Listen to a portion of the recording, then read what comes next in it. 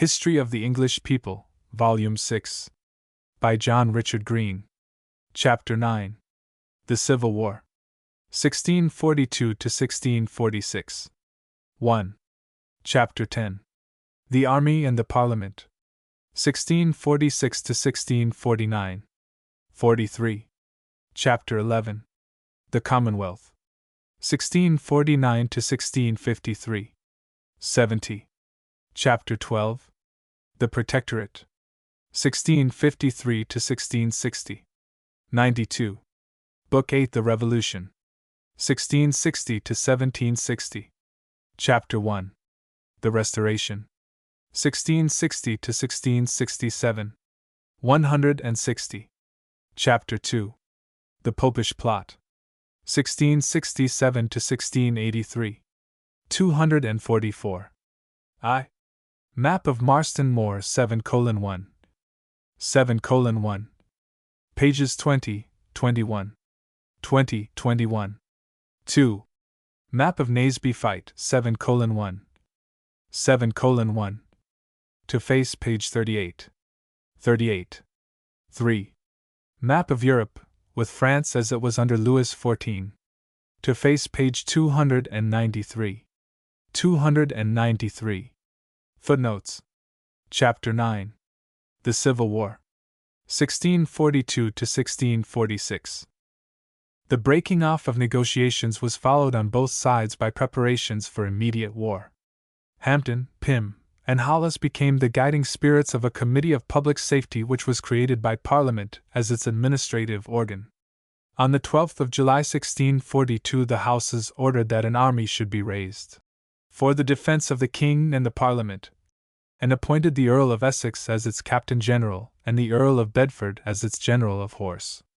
The force soon rose to 20,000 foot and 4,000 horse, and English and Scotch officers were drawn from the Low Countries. The confidence on the parliamentary side was great. "We all thought one battle would decide," Baxter confessed after the first encounter, for the king was almost destitute of money and arms, and in spite of his strenuous efforts to raise recruits he was embarrassed by the reluctance of his own adherents to begin the struggle. Resolved, however, to force on a contest, he raised the royal standard at Nottingham. On the evening of a very stormy and tempestuous day, the 22nd of August, but the country made no answer to his appeal. Meanwhile Lord Essex, who had quitted London amidst the shouts of a great multitude with orders from the Parliament to follow the king, and by battle or other way rescue him from his perfidious counsellors and restore him to Parliament, was mustering his army at Northampton. Charles had but a handful of men, and the dash of a few regiments of horse would have ended the war, but Essex shrank from a decisive stroke, and trusted to reduce the king peacefully to submission by a show of force. But while Essex lingered, Charles fell back at the close of September on Shrewsbury, and the whole face of affairs suddenly changed. Catholics and Royalists rallied fast to his standard, and the royal force became strong enough to take the field. With his usual boldness Charles resolved to march at once on the capital and force the Parliament to submit by dint of arms. But the news of his march roused Essex from his inactivity. He had advanced to Worcester to watch the king's proceedings, and he now hastened to protect London. On the 23rd of October 1642 the two armies fell in with one another on the field of Edgehill, near Banbury. The encounter was a surprise, and the battle which followed was little more than a confused combat of horse. At its outset the desertion of Sir Faithful Fortescue with a whole regiment threw the parliamentary forces into disorder, while the Royalist horse on either wing drove their opponents from the field. But the reserve of Lord Essex broke the foot, which formed the centre of the king's line, and though his nephew, Prince Rupert, brought back his squadrons in time to save Charles from capture or flight, the night fell on a drawn battle. The moral advantage, however, rested with the king. Essex had learned that his troopers were no match for the Cavaliers, and his withdrawal to Warwick left open the road to the capital. Rupert pressed for an instant march on London, where the approach of the king's forces had roused utter panic. But the proposal found stubborn opponents among the moderate Royalists, who dreaded the complete triumph of Charles as much as his defeat, and their pressure forced the king to pause for a time at Oxford, where he was received with uproarious welcome. when the cowardice of its garrison delivered Reading to Rupert's horse, and his daring capture of Brentford in November drew the royal army in his support almost to the walls of the capital, the panic of the Londoners was already over, and the junction of their train bands with the army of Essex forced Charles to fall back again on his old quarters. But though the Parliament rallied quickly from the blow of Edgehill, the war, as its area widened through the winter, went steadily for the king. The fortification of Oxford gave him a firm hold on the Midland counties, while the balance of the two parties in the north was overthrown by the march of the Earl of Newcastle, with a force he had raised in Northumberland, upon York. Lord Fairfax, the parliamentary leader in that county, was thrown back by Newcastle's attack on the manufacturing towns of the West Riding, where Puritanism found its stronghold, and the arrival of the Queen in February 1643 with arms from Holland encouraged the royal army to push its scouts across the Trent and threaten the eastern counties, which held firmly for the Parliament. The stress of the war was shown by the vigorous efforts of the Houses. Some negotiations which had gone on into the spring were broken off by the old demand that the king should return to his Parliament. London was fortified, and a tax of 2 millions a year was laid on the districts which adhered to the parliamentary cause. In the spring of 1643 Lord Essex, whose army had been freshly equipped, was ordered to advance upon Oxford. But though the king held himself ready to fall back on the west, the earl shrank from again risking his raw army in an encounter. He confined himself to the recapture of Reading, and to a month of idle encampment round Brill. But while disease thinned his ranks and the Royalists beat up his quarters, the war went more and more for the king. The inaction of Essex enabled Charles to send a part of his small force at Oxford to strengthen a Royalist rising in the west. Nowhere was the royal cause to take so brave or noble a form as among the Cornishmen. Cornwall stood apart from the general life of England, cut off from it not only by differences of blood and speech, but by the feudal tendencies of its people, who clung with a Celtic loyalty to their local chieftains, and suffered their fidelity to the crown to determine their own. They had as yet done little more than keep the war out of their own county, but the march of a small parliamentary force under Lord Stamford upon Launceston forced them into action. In May 1643 a little band of Cornish men gathered round the chivalrous Sir Bevil Greenville, so destitute of provisions that the best officers had but a biscuit a day, and with only a handful of powder for the whole force. But starving and outnumbered as they were, they scaled the steep rise of Stratton Hill, sword in hand, and drove Stamford back on Exeter with a loss of 2,000 men, his ordnance and baggage train. Sir Ralph Hopton, the best of the Royalist generals, took the command of their army as it advanced into Somerset, and drew the stress of the war into the west. Essex dispatched a picked force under Sir William Waller to check their advance. But Somerset was already lost ere he reached Bath, and the Cornish men stormed his strong position on Lansdowne Hill in the teeth of his guns. The stubborn fight robbed the victors of their leaders. Hopton was wounded, Greenville slain, and with them fell the two heroes of the little army, Sir Nicholas Slanning and Sir John Trevanion. Both young, either of them above 28, of entire friendship to one another, and to Sir Bevil Greenville. Waller, too, beaten as he was, hung on their weakened force as it moved for aid upon Oxford, and succeeded in cooping up the foot in Devizes. But in July the horse broke through his lines, and joining a force which Charles had sent to their relief, turned back, and dashed Waller's army to pieces in a fresh victory on Roundway Down. The Cornish rising seemed to decide the fortune of the war, and the succors which his queen was bringing him from the army of the north determined Charles to make a fresh advance upon London. He was preparing for this advance, when Rupert sallied from Oxford to beat up the quarters of the army under Essex, which still remained encamped about Thame. Foremost among this parliamentary force were the Greencoats, of John Hampden. From the first outbreak of warfare Hampden had shown the same energy in the field that he had shown in the Parliament. He had contributed £2,000 to the loan raised by the Houses for the equipment of an army. He had raised a regiment from among his own tenantry, with the parson of Great Hampton for their chaplain. The men wore his livery of green, as those of Hollis or Brooke or Mandeville wore their leaders' liveries of red, and purple, and blue, the only sign of their common soldiership being the orange scarf, the colour of Lord Essex, which all wore over their uniform. From the first the Greencoats had been foremost in the fray. While Essex lay idly watching the gathering of an army round the king, Hampden was already engaged with the royal outposts. It was the coming up of his men that turned the day at Edgehill, and that again saved Lord Brooke from destruction in the repulse of the royal forces at Brentford. It was Hampden's activity that saved Reading from a second capture. During the gloomy winter, when the fortunes of the houses seemed at their worst, his energy redoubled. His presence was as necessary in the Parliament as in the field, and he was continually on the road between London and Westminster. It was during these busy months that he brought into practical shape a league which was destined to be the mainstay of the parliamentary force. Nowhere was the Puritan feeling so strong as in the counties about London, in his own Buckinghamshire, in Hertfordshire, Bedfordshire, and the more easterly counties of Huntingdon, Cambridge, and Northampton. Hampden's influence, as well as that of his cousin, Oliver Cromwell, who was already active in the war, was bent to bind these shires together in an association for the aid of the Parliament, with a common force, a common fund for its support, and Lord Manchester for its head. The association was at last brought about, and Hampden turned his energies to reinforcing the army of Essex. The army was strengthened, but no efforts could spur its leader into activity. Essex had learned his trade in the 30 Years' War, and like most professional soldiers he undervalued the worth of untrained levies. As a great noble, too, he shrank from active hostilities against the king.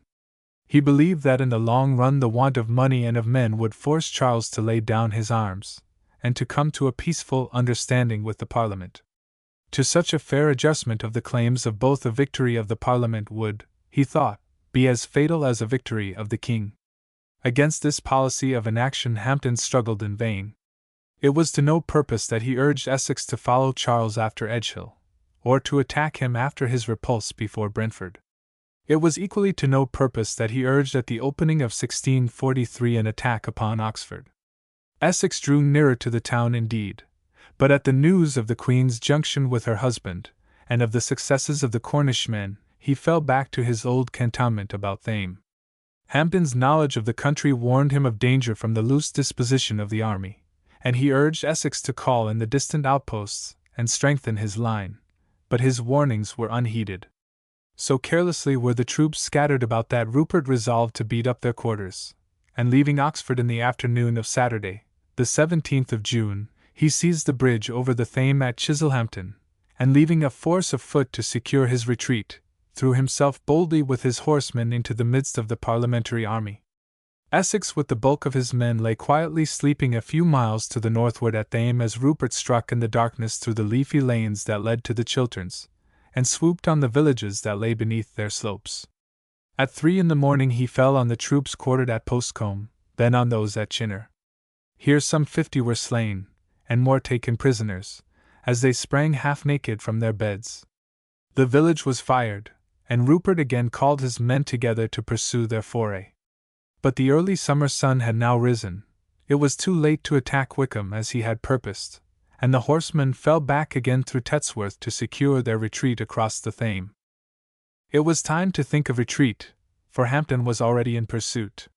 He had slept at Watlington, but the tidings of the foray in the village hard by roused him from slumber, and he at once dispatched a trooper to Essex to bid the Earl send foot and horse and cut off the Prince from Chiselhampton Bridge. Essex objected and delayed till Hampden's patience broke down. The thought of his own village blazing in that Sunday dawn, his own friends and tenants stretched dead in the village streets, carried him beyond all thought of prudence.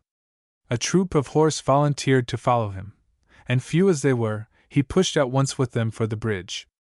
The morning was now far gone, and Rupert had reached Chalgrove Field, a broad space without enclosures, where he had left his foot drawn up amidst the standing corn to secure his retreat.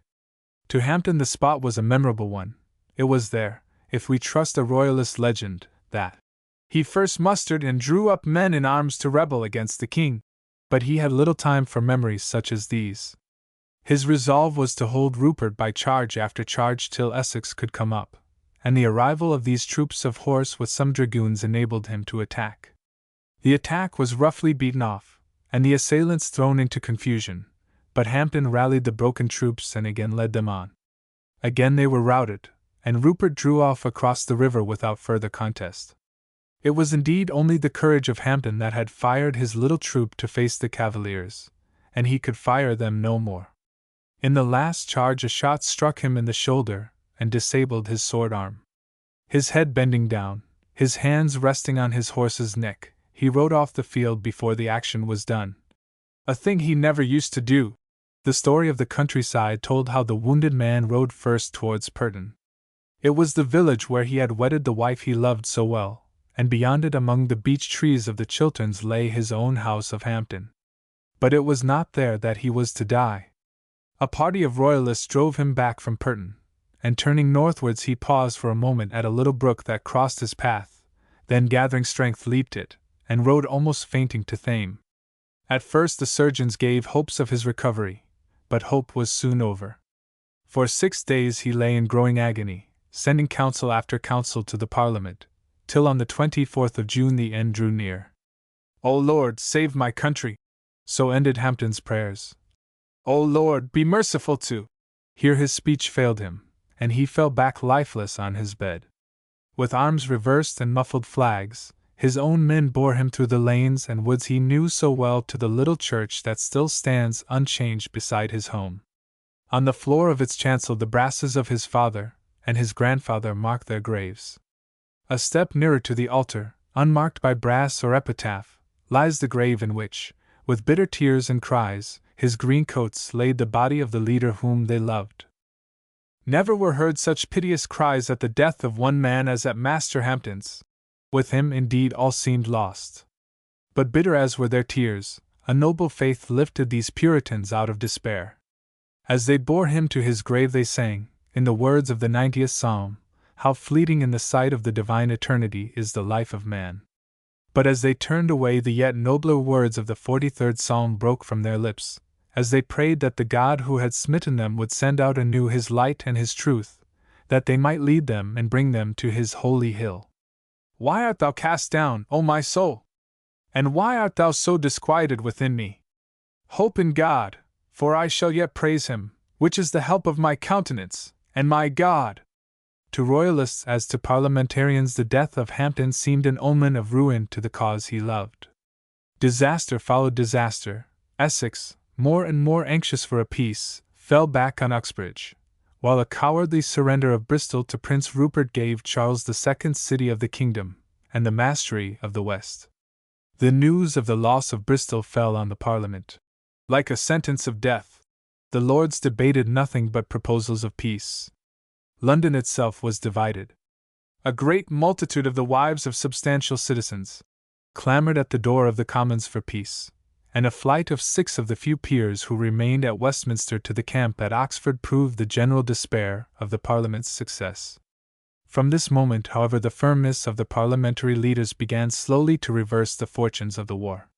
If Hampden was gone, Pym remained, and while weaker men despaired, Pym was toiling night and day to organize a future victory. The spirit of the Commons was worthy of their great leader, and Waller was received on his return from Roundway Hill as if he had brought the king prisoner with him. The Committee of Public Safety were lavish of men and money. Essex was again reinforced. The new army of the Associated Counties, which had been placed under the command of Lord Manchester, was ordered to check the progress of Newcastle in the north. But it was in the west that the danger was greatest.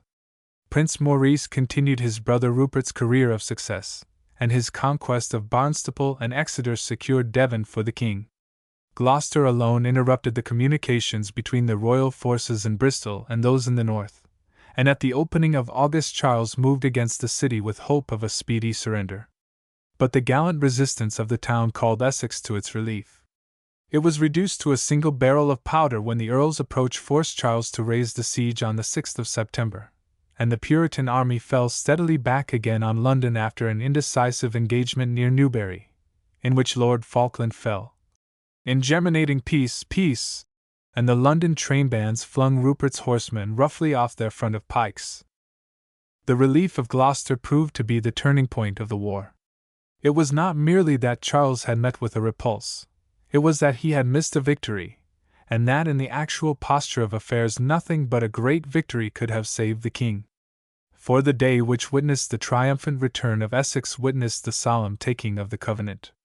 Pym had resolved at last to fling the Scotch sword into the wavering balance, and in the darkest hour of the Parliament's cause Sir Harry Vane had been dispatched to Edinburgh to arrange the terms on which the aid of Scotland would be given. First amongst these terms stood the demand of a unity in religion, an adoption, in other words, of the Presbyterian system by the Church of England. To such a change Pym had been steadily opposed. He had even withstood Hampden when, after the passing of the bill for the expulsion of bishops from the House of Peers, Hampden had pressed for the abolition of episcopacy. But events had moved so rapidly since the earlier debates on church government that some arrangement of this kind had become a necessity. The bishops to a man, and the bulk of the clergy whose bent was purely episcopal, had joined the royal cause, and were being expelled from their livings as delinquents. Some new system of church government was imperatively called for by the religious necessities of the country, and though Pym and the leading statesmen were still in opinion moderate Episcopalians, the growing force of Presbyterianism, and still more the absolute need of Scottish aid and the needs of the war, forced them to seek such a system in the adoption of the Scotch discipline. Scotland, for its part, saw that the triumph of the Parliament was necessary for its own security. Whatever difficulties stood in the way of Vane's wary and rapid negotiations were removed in fact by the policy of the King. While the Parliament looked for aid to the north, Charles had been seeking assistance from the Irish rebels. Wild tales of the supposed massacre had left them the objects of a vengeful hate unknown before in England, but with the King they were simply counters in his game of kingcraft. Their rising had now grown into an organized rebellion. In October 1642 an assembly of the Confederate Catholics gathered at Kilkenny. 11 Catholic bishops, 14 peers, and 226 commoners, of English and Irish blood alike, formed this body, which assumed every prerogative of sovereignty, communicated with foreign powers, and raised an army to vindicate Irish independence. In spite of this, Charles had throughout the year been intriguing with the Confederates through Lord Glamorgan, and though his efforts to secure their direct aid were for some time fruitless, he succeeded in September in bringing about an armistice between their forces and the army under the Earl of Ormond which had as yet held them in check. The truce left this army at the King's disposal for service in England, while it secured him as the price of this armistice a pledge from the Catholics that they would support his cause. With their aid Charles thought himself strong enough to strike a blow at the government in Edinburgh, and the Irish Catholics promised to support by their landing in Argyllshire a rising of the Highlanders under Montrose. None of the King's schemes proved so fatal to his cause as these. On their discovery officer after officer in his own army flung down their commissions, the peers who had fled to Oxford fled back again to London, and the Royalist reaction in the Parliament itself came utterly to an end. Scotland, anxious for its own safety, hastened to sign the covenant, and on the 25th of September 1643 the Commons, with uplifted hands, swore in St. Margaret's Church to observe it. They pledged themselves to bring the churches of God in the three kingdoms to the nearest conjunction and uniformity in religion, confession of faith, form of church government, direction for worship, and catechizing, that we, and our posterity after us, may as brethren live in faith and love, and the Lord may delight to live in the midst of us. To extirpate popery, prelacy, superstition, schism, and profaneness, to preserve the rights and privileges of the Parliament, and the liberties of the kingdom, to punish malignants and opponents of reformation in church and state, to unite the two kingdoms in a firm peace and union to all posterity. The covenant ended with a solemn acknowledgment of national sin and a vow of reformation. Our true, unfeigned purpose, desire, and endeavor for ourselves and all others under our power and charge, both in public and private, in all duties we owe to God and man, is to amend our lives, and each to go before another in the example of a real reformation. The conclusion of the covenant had been the last work of Pym. He died on December 6, 1643, and a Committee of the Two Kingdoms, which was entrusted after his death with the conduct of the war and of foreign affairs, did their best to carry out the plans he had formed for the coming year. The vast scope of these plans bears witness to his amazing ability. 3 strong armies, comprising a force of 50,000 men, appeared in the field in the spring of 1644, ready to cooperate with the Scots in the coming campaign. The presence of the Scottish army indeed changed the whole face of the war. With Lord Leven at its head, it crossed the border in January, in a great frost and snow, and Newcastle, who was hoping to be reinforced by detachments from Ormond's army, was forced to hurry northward single-handed to arrest its march. He succeeded in checking Leven at Sunderland, but his departure freed the hands of Fairfax, who in spite of defeat still clung to the West Riding. With the activity of a true soldier, Fairfax threw himself on the forces from Ormond's army who had landed at Chester, and after cutting them to pieces at Nantwich on the 25th of January, marched as rapidly back upon York. Here he was joined by the army of the Associated Counties, a force of 14,000 men under the command of Lord Manchester, but in which Cromwell's name was becoming famous as a leader.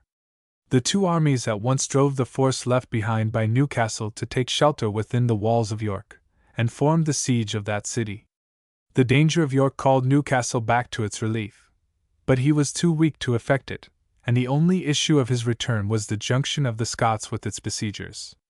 The plans of Pym were now rapidly developed.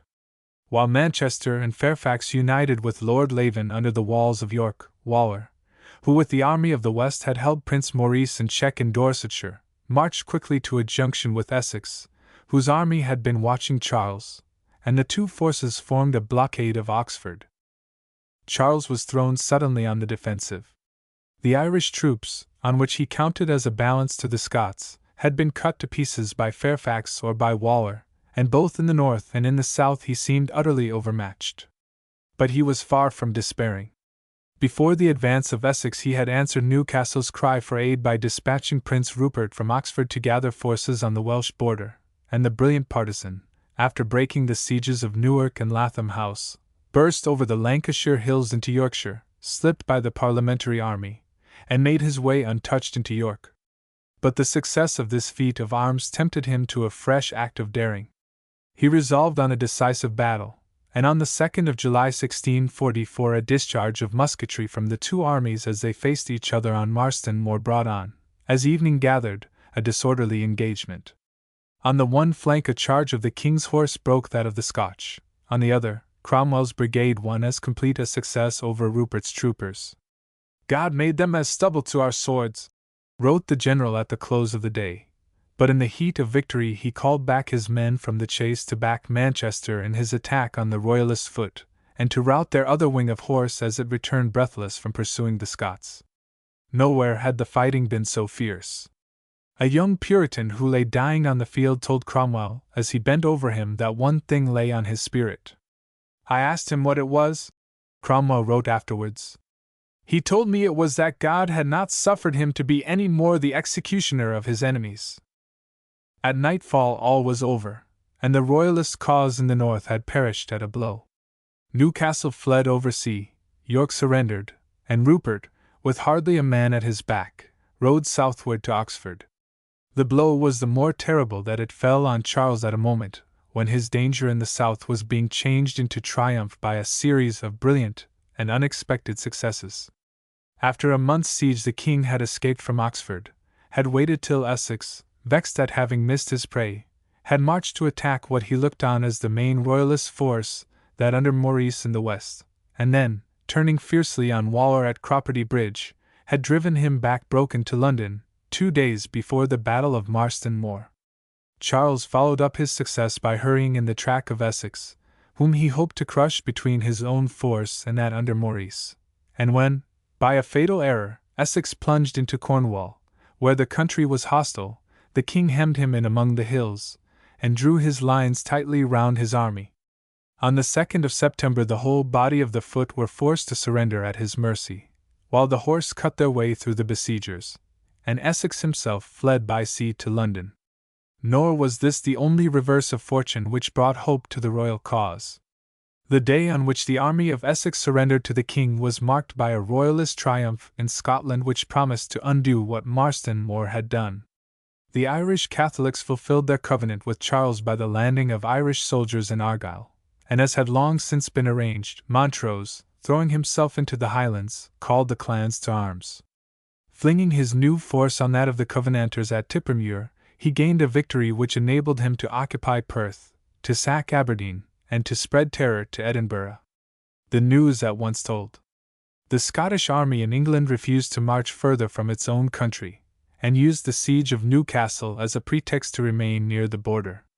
With the army of Essex annihilated and the Scots at a safe distance, no obstacle seemed to lie between the king and London, and as he came up from the west Charles again marched on the capital. But if the Scots were detained at Newcastle, the rest of the victors at Marston Moor lay in his path at Newbury, and their force was strengthened by the soldiers who had surrendered in Cornwall, but whom the energy of the Parliament had again brought into the field. On the 27th of October Charles fell on this army under Lord Manchester's command, but the charges of the Royalists failed to break the parliamentary squadrons, and the soldiers of Essex wiped away the shame of their defeat by flinging themselves on the cannon they had lost, and bringing them back in triumph to their lines. Cromwell seized the moment of victory, and begged hard to be suffered to charge with his single brigade. But Manchester shrank like Essex from a crowning victory over the king. Charles was allowed to withdraw his army to Oxford, and even to reappear unchecked in the field of his defeat. The quarrel of Cromwell with Lord Manchester at Newbury was destined to give a new colour to the war. Pym, in fact, had hardly been borne to his grave in Westminster Abbey before England instinctively recognized a successor of yet greater genius in the victor of Marston Moor. Born in the closing years of Elizabeth's reign, the child of a cadet of the great house of the Cromwells of Hinchinbrook, and of kin, through their marriages, with Hampden and St. John, Oliver had been recalled by his father's death from a short stay at Cambridge to the little family estate at Huntingdon, which he quitted for a farm at St. Ives. We have seen his mood during the years of personal rule, as he dwelt in prolonging and blackness, amidst fancies of coming death, the melancholy which formed the ground of his nature feeding itself on the inaction of the time. But his energy made itself felt the moment the tyranny was over. His father had sat, with 3 of his uncles, in the later parliaments of Elizabeth. Oliver had himself been returned to that of 1628. And the town of Cambridge sent him as its representative to the short Parliament as to the long. It is in the latter that a courtier, Sir Philip Warwick, gives us our first glimpse of his actual appearance. I came into the house one morning, well clad, and perceived a gentleman speaking whom I knew not, very ordinarily apparelled, for it was a plain cloth suit, which seemed to have been made by an ill country tailor. His linen was plain, and not very clean, and I remember a speck or 2 of blood upon his little band, which was not much larger than his collar. His hat was without a hatband. His stature was of a good size, his sword stuck close to his side, his countenance swollen and reddish, his voice sharp and untunable, and his eloquence full of fervor. He was already much hearkened unto, but his power was to assert itself in deeds rather than in words. He appeared at the head of a troop of his own raising at Edgehill, but with the eye of a born soldier he at once saw the blot in the army of Essex. A set of poor tapsters and town apprentices, he warned Hampden, would never fight against men of honor, and he pointed to religious enthusiasm as the one weapon which could meet and turn the chivalry of the Cavalier. Even to Hampden the plan seemed impracticable, but the regiment of 1,000 men which Cromwell raised for the Association of the Eastern Counties, and which in later times were known as his Ironsides, was formed strictly of men of religion. He spent his fortune freely on the task he set himself. The business hath had of me in money between 11 and 1,200 pounds, therefore my private estate can do little to help the public. I have little money of my own left to help my soldiers. But they were a lovely company, he tells his friends with soldierly pride. No blasphemy, drinking, disorder, or impiety were suffered in their ranks. Not a man swears but he pays his 12 pence, nor was his choice of men of religion the only innovation Cromwell introduced into his new regiment. The social traditions which restricted command to men of birth were disregarded. It may be, he wrote, in answer to complaints from the committee of the association, it provokes your spirit to see such plain men made captains of horse. It had been well that men of honor and birth had entered into their employments, but why do they not appear? But seeing it is necessary the work must go on, better plain men than none, but best to have men patient of wants, faithful and conscientious in their employment, and such, I hope, These will approve themselves. The words paint Cromwell's temper accurately enough. He is far more of the practical soldier than of the reformer, though his genius already breaks in upon his aristocratic and conservative sympathies, and catches glimpses of the social revolution to which the war was drifting.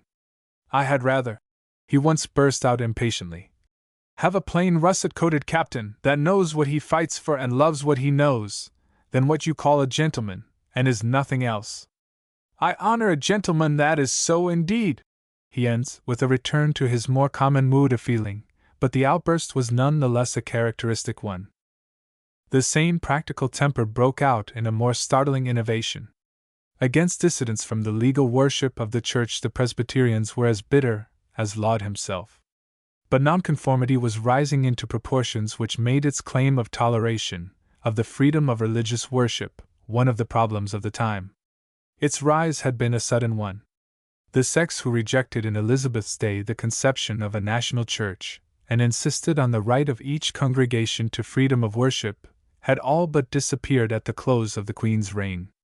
Some of the dissidents, as in the notable instance of the congregation that produced the Pilgrim Fathers, had found a refuge in Holland, but the bulk had been driven by persecution to a fresh conformity with the established church. As soon, however, as Abbott's primacy promised a milder rule, the separatist refugees began to venture timidly back again to England.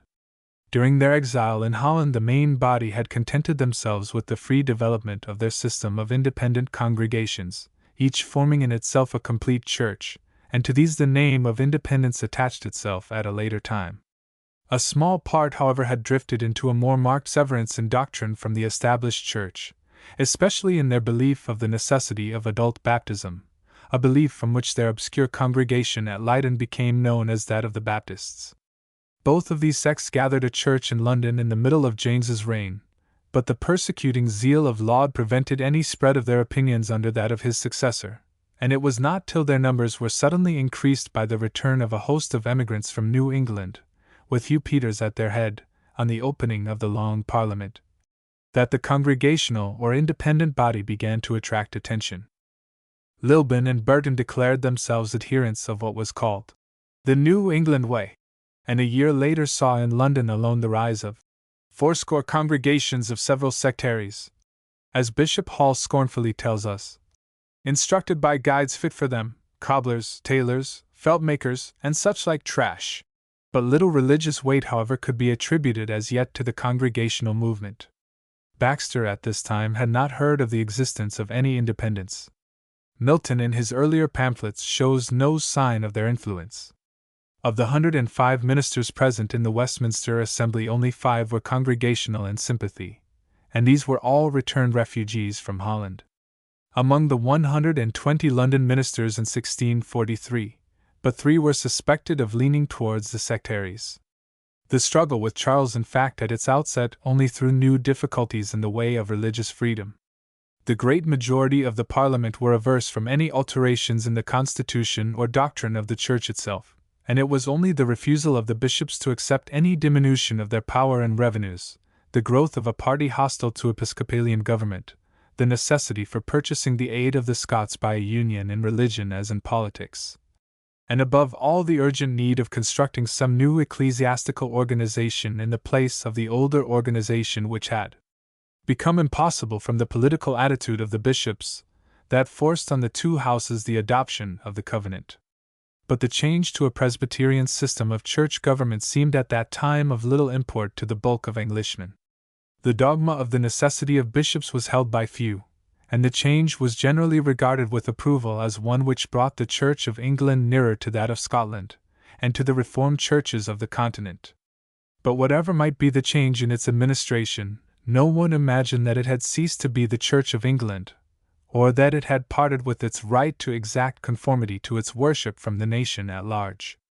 The Tudor theory of its relation to the state, of its right to embrace all Englishmen within its pale, and to dictate what should be their faith and form of worship, remained utterly unquestioned by any man of note.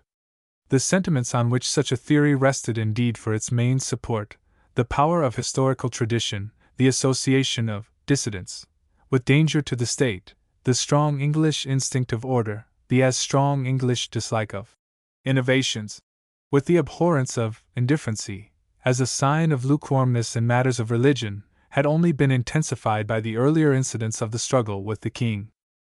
The Parliament therefore was steadily pressing on the new system of ecclesiastical government in the midst of the troubles of the war. An assembly of divines, which was called together in 1643 at Westminster, and which sat in the Jerusalem chamber during the 5 years which followed, was directed to revise the Articles, to draw up a confession of faith, and a directory of public worship, and these with a scheme of church government. A scheme only distinguished from that of Scotland by the significant addition of a lay court of superior appeals set by Parliament over the whole system of church courts and assemblies, were accepted by the Houses and embodied in a series of ordinances. But while the divines were drawing up their platform of uniform belief and worship, dissidence was growing fast into a religious power. In the terrible agony of the struggle against Charles, individual conviction became a stronger force than religious tradition. Theological speculation took an unprecedented boldness from the temper of the times. The shock of war had broken the bonds of custom, and given a violent impulse to the freest thought. "Behold now this vast city," cried Milton from London, "a city of refuge, the mansion house of liberty, encompassed with God's protection. The shop of war hath not there more anvils and hammers working to fashion out the plates and instruments of armed justice in defense of beleaguered truth than there be pens and heads there, sitting by their studious lamps, musing, searching, revolving new notions and ideas wherewith to present us, as with their homage and fealty, the approaching Reformation, others as fast reading, trying all things, according to the force of reason and convincement." The poet himself had drifted from his Presbyterian standpoint and saw that new presbyter is but old priest writ large. The same change was going on widely about him.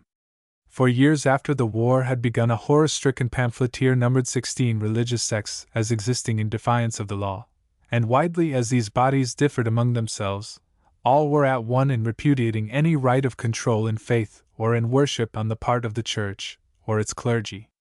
Above all, the class which became specially infected with the spirit of religious freedom was the class to whose zeal and vigor the Parliament was forced to look for success in the struggle.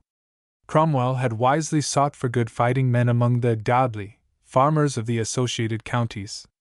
But where he found such men he found dissidents, men who were resolved to seek God after their own fashion, and who were as hostile to the despotism of the national church as to the despotism of the king. The problem was a new and a difficult one, but Cromwell met it in the same practical temper which showed itself in his dealings with the social difficulties that stood in the way of military organization.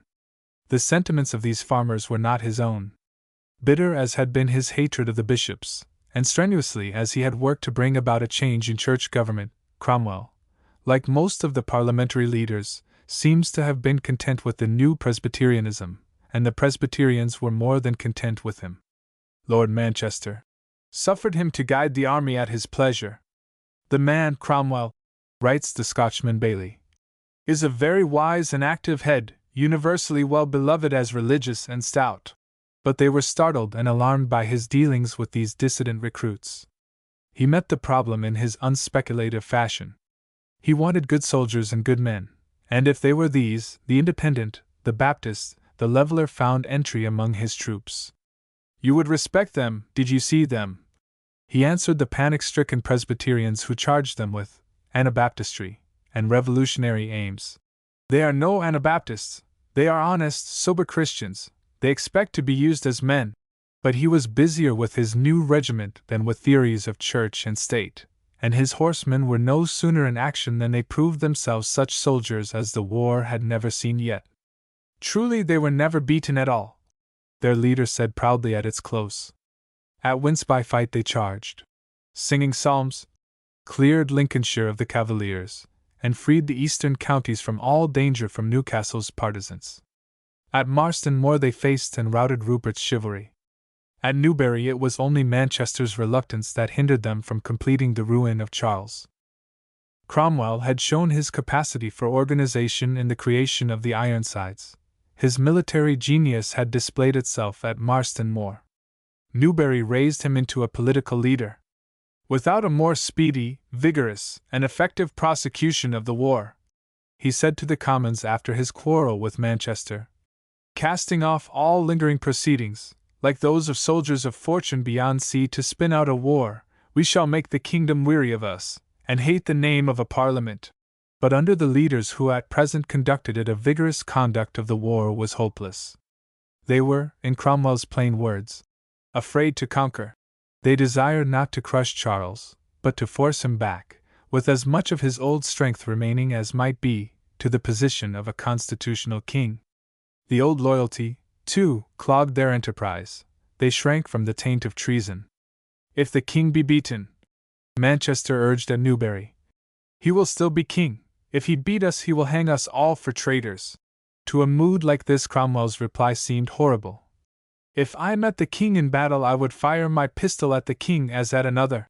The army, too, as he long ago urged at Edgehill, was not an army to conquer with.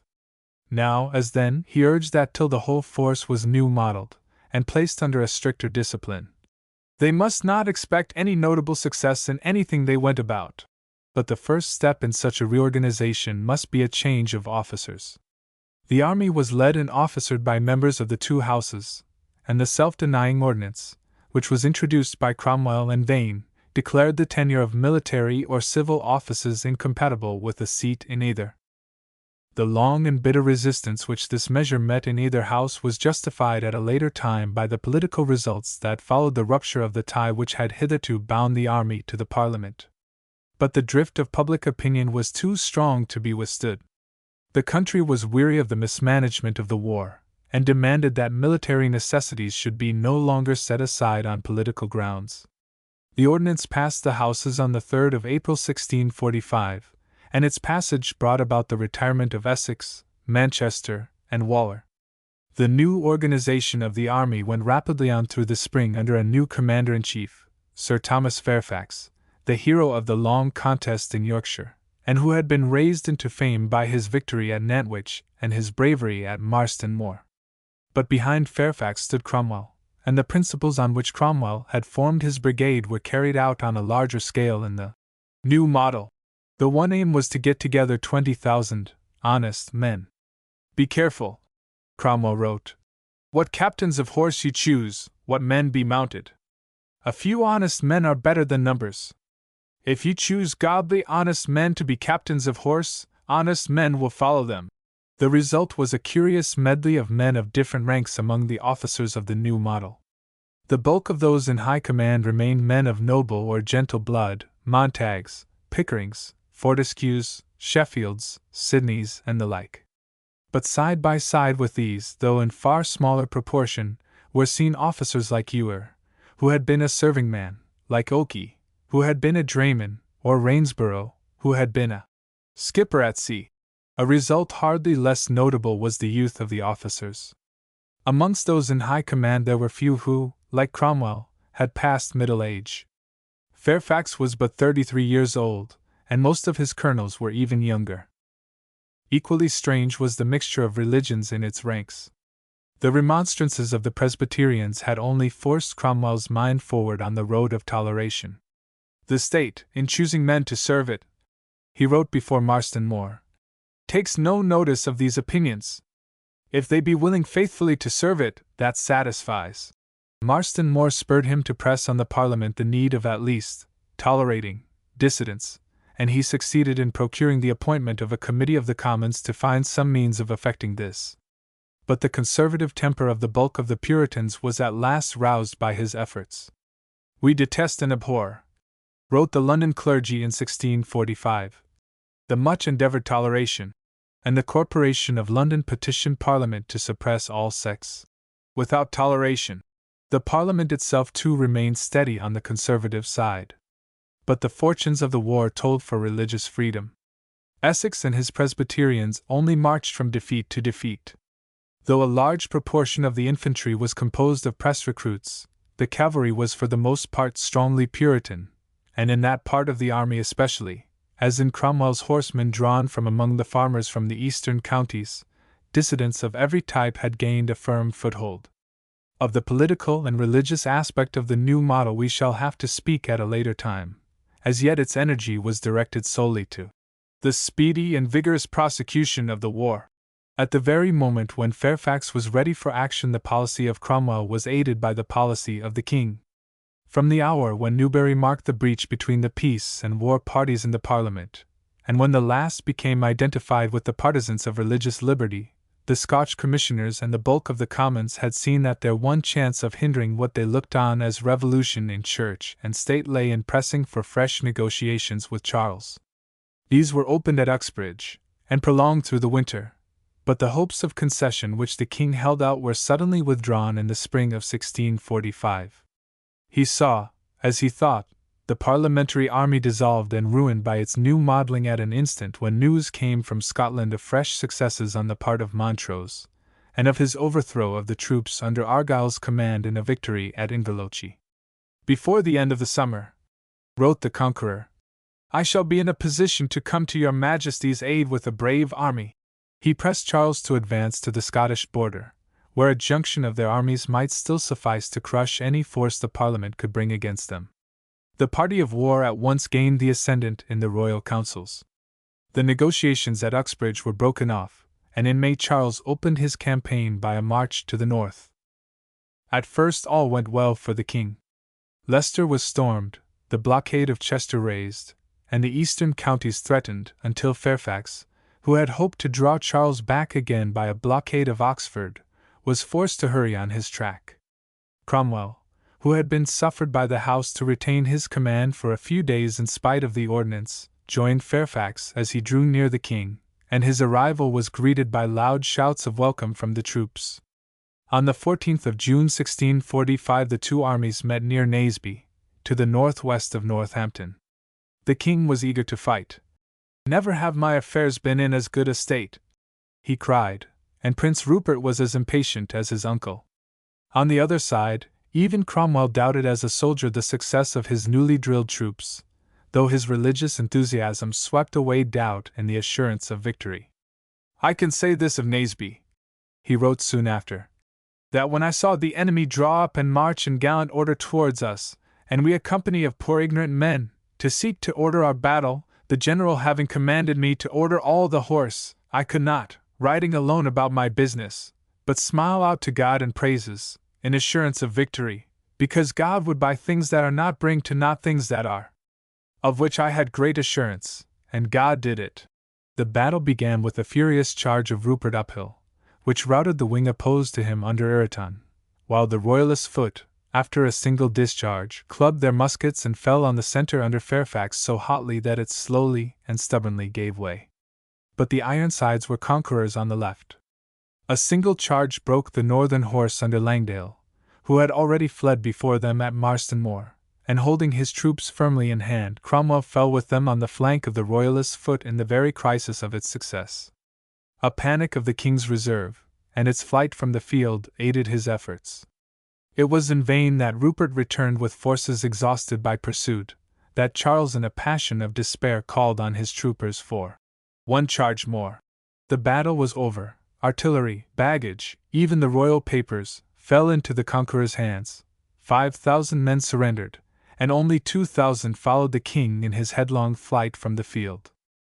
The war was ended at a blow. While Charles wandered helplessly along the Welsh border in search of fresh forces, Fairfax marched rapidly on the southwest, where an organized royal force alone existed, routed Goring's force at Langport, in Somersetshire, broke up the Royalist army, and in 3 weeks was master to the Land's End. A victory at Kilsyth, which gave Scotland for the moment to Montrose, threw a transient gleam over the darkening fortunes of his master's cause, but the surrender of Bristol to the parliamentary army, and the dispersion of the last force Charles could gather from Wales in an attempt to relieve Chester, were followed in September by news of the crushing and irretrievable defeat of the great Marquis at Philiphaugh. In the wreck of the royal cause we may pause for a moment over an incident which brings out in relief the best temper of both sides. Cromwell, who was sweeping over the southern counties to trample out the last trace of resistance, spent much time with God and prayer before the storm of Basinghouse, where the Marquis of Winchester had held stoutly out through the war for the king. The storm ended its resistance, and the brave old royalist was brought in a prisoner with his house flaming around him. He broke out, reports a Puritan bystander, and said that if the king had no more ground in England but Basing House, he would adventure it as he did, and so maintain it to the uttermost, comforting himself in this matter that Basing House was called loyalty. Of loyalty such as this Charles was utterly unworthy. The seizure of his papers at Naseby had hardly disclosed his earlier intrigues with the Irish Catholics when the Parliament was able to reveal to England a fresh treaty with them, which purchased no longer their neutrality, but their aid, by the simple concession of every demand they had made. The shame was without profit, for whatever aid Ireland might have given came too late to be of service. The spring of 1646 saw the few troops who still clung to Charles surrounded and routed at Stow. "You have done your work now," their leader, Sir Jacob Astley, said bitterly to his conquerors, "and may go to play, unless you fall out among yourselves." Chapter 10. The Army and the Parliament. 1646 to 1649. With the close of the Civil War we enter on a time of confused struggles, a time tedious and uninteresting in its outer details, but of higher interest than even the war itself in its bearing on our after history. Modern England, the England among whose thoughts and sentiments we actually live, began, however dimly and darkly, with the triumph of Naseby. Old things passed silently away. When Astley gave up his sword, the work of the generations which had struggled for Protestantism against Catholicism, for public liberty against absolute rule, in his own emphatic phrase, was done. So far as these contests were concerned, however the later Stuarts might strive to revive them, England could safely go to play. English religion was never to be more in danger.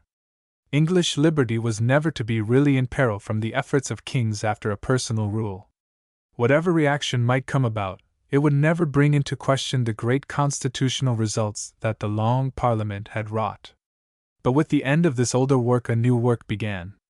The constitutional and ecclesiastical problems which still in one shape or another beset us started to the front as subjects of national debate in the years between the close of the Civil War and the death of the king. The great parties which have ever since divided the social, the political, and the religious life of England, whether as Independents and Presbyterians, as Whigs and Tories, as Conservatives and Liberals, sprang into organized existence in the contest between the army and the Parliament. Then for the first time began a struggle which is far from having ended yet, the struggle between political tradition and political progress, between the principle of religious conformity and the principle of religious freedom. It was the religious struggle which drew the political in its train. The victory of Naseby raised a wider question than that of mere toleration. "Honest men served you faithfully in this action," Cromwell wrote to the Speaker of the House of Commons from the field. "Sir, they are trusty. I beseech you in the name of God not to discourage them. He that ventures his life for the liberty of his country, I wish he trust God for the liberty of his conscience." The storm of Bristol encouraged him to proclaim the new principle yet more distinctly. Presbyterians, Independents, all here have the same spirit of faith and prayer, the same presence and answer. They agree here, have no names of difference, pity it is it should be otherwise anywhere. All that believe have the real unity, which is the most glorious, being the inward and spiritual, in the body and in the head. For being united in forms, commonly called uniformity, every Christian will for peace sake study and do as far as conscience will permit. And from brethren in things of the mind we look for no compulsion but that of light and reason. The increasing firmness of Cromwell's language was due to the growing irritation of his opponents. The two parties became every day more clearly defined. The Presbyterian ministers complained bitterly of the increase of the sectaries, and denounced the toleration which had come into practical existence without sanction from the law. Scotland, whose army was still before Newark, pressed for the execution of the Covenant and the universal enforcement of a religious uniformity. Sir Harry Vane, on the other hand, who now headed the party which advocated religious freedom in the Commons, strove to bring the Parliament round to less rigid courses by the introduction of 230 new members, who filled the seats left vacant by the withdrawal of Royalist members, and the more eminent of whom, such as Ireton and Algernon Sidney, were inclined to support the Independents. But the majority in both houses still clung to the Tudor tradition of religious uniformity, and it was only the pressure of the new model, and the remonstrances of Cromwell as its mouthpiece, that hindered any effective movement towards persecution. Amidst the wreck of his fortunes, Charles seized on the growing discord among his opponents as a means of retrieving all. He trusted that the dread of revolution would at last rally the whole body of conservative Englishmen round the royal standard, and it is likely enough that had he frankly flung himself on the side of the Parliament at this juncture he might have regained much of his older power. But beaten and hunted as he was from place to place, he was determined to regain not much but all. The terms which the Houses offered were still severe, and Charles believed that a little kingcraft would free him from the need of accepting any terms whatever. He intrigued therefore busily with both parties, and promised liberty of worship to Vane and the independence at the moment when he was negotiating with the Parliament and with the Scots. His negotiations were quickened by the march of Fairfax upon Oxford. Driven from his last refuge at the close of April 1646, the king had to choose between a flight from the realm or a surrender to one of the armies about him. Charles had no mind to forsake England when all seemed working for his success, and after some aimless wanderings he made his appearance in May in the camp of the Scots. The choice was dexterous enough. The Parliament and the army were still left face to face. On the other hand, the Scots were indignant at what they regarded as a breach of faith in the toleration which existed in England, and Charles believed that his presence would at once rekindle their loyalty to a king of Scottish blood. But the results of his surrender were other than he had hoped. To the world at large his action seemed simply the prelude to an accommodation with his opponents on the ground of religious uniformity. This new aspect of affairs threatened the party of religious freedom with ruin. Hated as they were by the Scots, by the Lords, by the City of London, the apparent junction of Charles with their enemies destroyed their growing hopes in the Commons, where the prospects of a speedy peace on Presbyterian terms at once swelled the majority of their opponents. The two houses laid their conditions of peace before the king without a dream of resistance from one who seemed to have placed himself at their mercy. They required for the Parliament the command of the army and fleet for 20 years, the exclusion of all malignants or royalists who had taken part in the war, from civil and military office, the abolition of episcopacy, and the establishment of a Presbyterian church. Of toleration or liberty of conscience they said not a word. The Scots, whose army had fallen back with its royal prize to Newcastle, pressed these terms on the king. With tears, his friends, and even the Queen, urged their acceptance. But the aim of Charles was simply delay. His surrender had not brought about the results he had hoped for, but he believed that time and the dissensions of his enemies were fighting for him.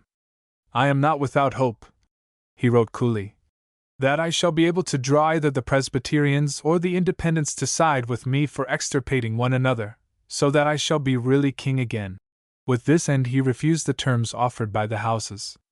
His refusal was a crushing defeat for the Presbyterians. "What will become of us?" asked one of them. "Now that the king has rejected our proposals?" "What would have become of us?" retorted an Independent. "Had he accepted them?" The vigor of Hollis and the conservative leaders in the Parliament rallied, however, to a bolder effort. It was plain that the king's game lay in balancing the army against the Parliament, and that the Houses could hope for no submission to these terms so long as the new model was on foot. Nor could they venture in its presence to enforce religious uniformity, or to deal as they would have wished to deal with the theories of religious freedom which were every day becoming more popular. But while the Scotch army lay at Newcastle, and while it held the king in its hands, they could not insist on dismissing their own soldiers.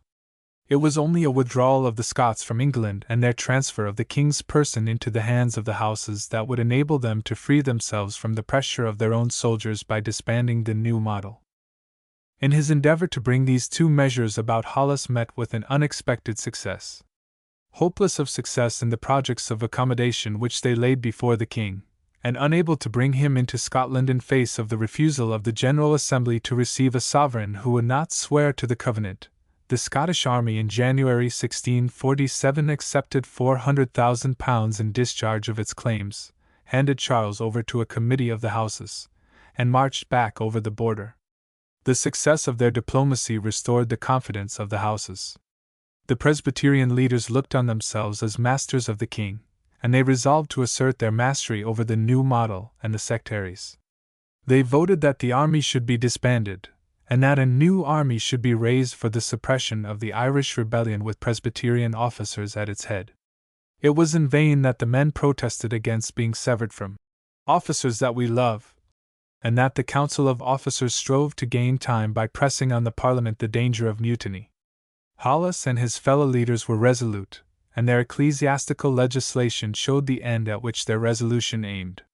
Direct enforcement of conformity was impossible till the new model was disbanded, but the Parliament pressed on in the work of providing the machinery for enforcing it as soon as the army was gone. Vote after vote ordered the setting up of presbyteries throughout the country, and the first fruits of these efforts were seen in the Presbyterian organization of London, and in the first meeting of its synod at St. Paul's.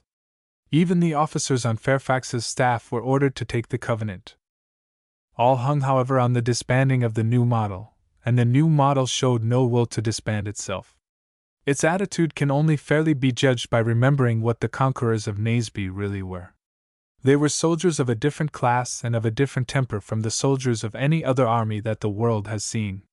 Their ranks were filled for the most part with young farmers and tradesmen of the lower sort, maintaining themselves, for their pay was 12 months in arrear, mainly at their own cost. They had been specially picked as honest or religious men, and whatever enthusiasm or fanaticism they may have shown, their very enemies acknowledged the order and piety of their camp. They looked on themselves not as swordsmen, to be caught up and flung away at the will of a paymaster, but as men who had left farm and merchandise at a direct call from God. A great work had been given them to do, and the call bound them till it was done. Kingcraft, as Charles was hoping, might yet restore tyranny to the throne. A more immediate danger threatened that liberty of conscience which was to them the ground of the quarrel, and for which so many of their friends' lives had been lost, and so much of their own blood had been spilt. They would wait before disbanding till these liberties were secured, and if need came they would again act to secure them. But their resolve sprang from no pride in the brute force of the sword they wielded. On the contrary, as they pleaded passionately at the bar of the Commons, "On becoming soldiers we have not ceased to be citizens," their aims and proposals throughout were purely those of citizens, and of citizens who were ready the moment their aim was won to return peacefully to their homes. Thought and discussion had turned the army into a vast parliament, a parliament which regarded itself as a representative of godly men in as high a degree as the Parliament at Westminster, and which must have become every day more conscious of its superiority in political capacity to its rival. Puritan, the moving spirit of the new model, had no equal as a statesman in St. Stephen's, nor is it possible to compare the large and far-sighted proposals of the army with the blind and narrow policy of the two houses. Whatever we may think of the means by which the new model sought its aims, we must in justice remember that, so far as those aims went, the new model was in the right. For the last 200 years England has been doing little more than carrying out in a slow and tentative way the scheme of political and religious reform which the army propounded at the close of the Civil War. It was not till the rejection of the officers' proposals had left little hope of conciliation that the army acted, but its action was quick and decisive.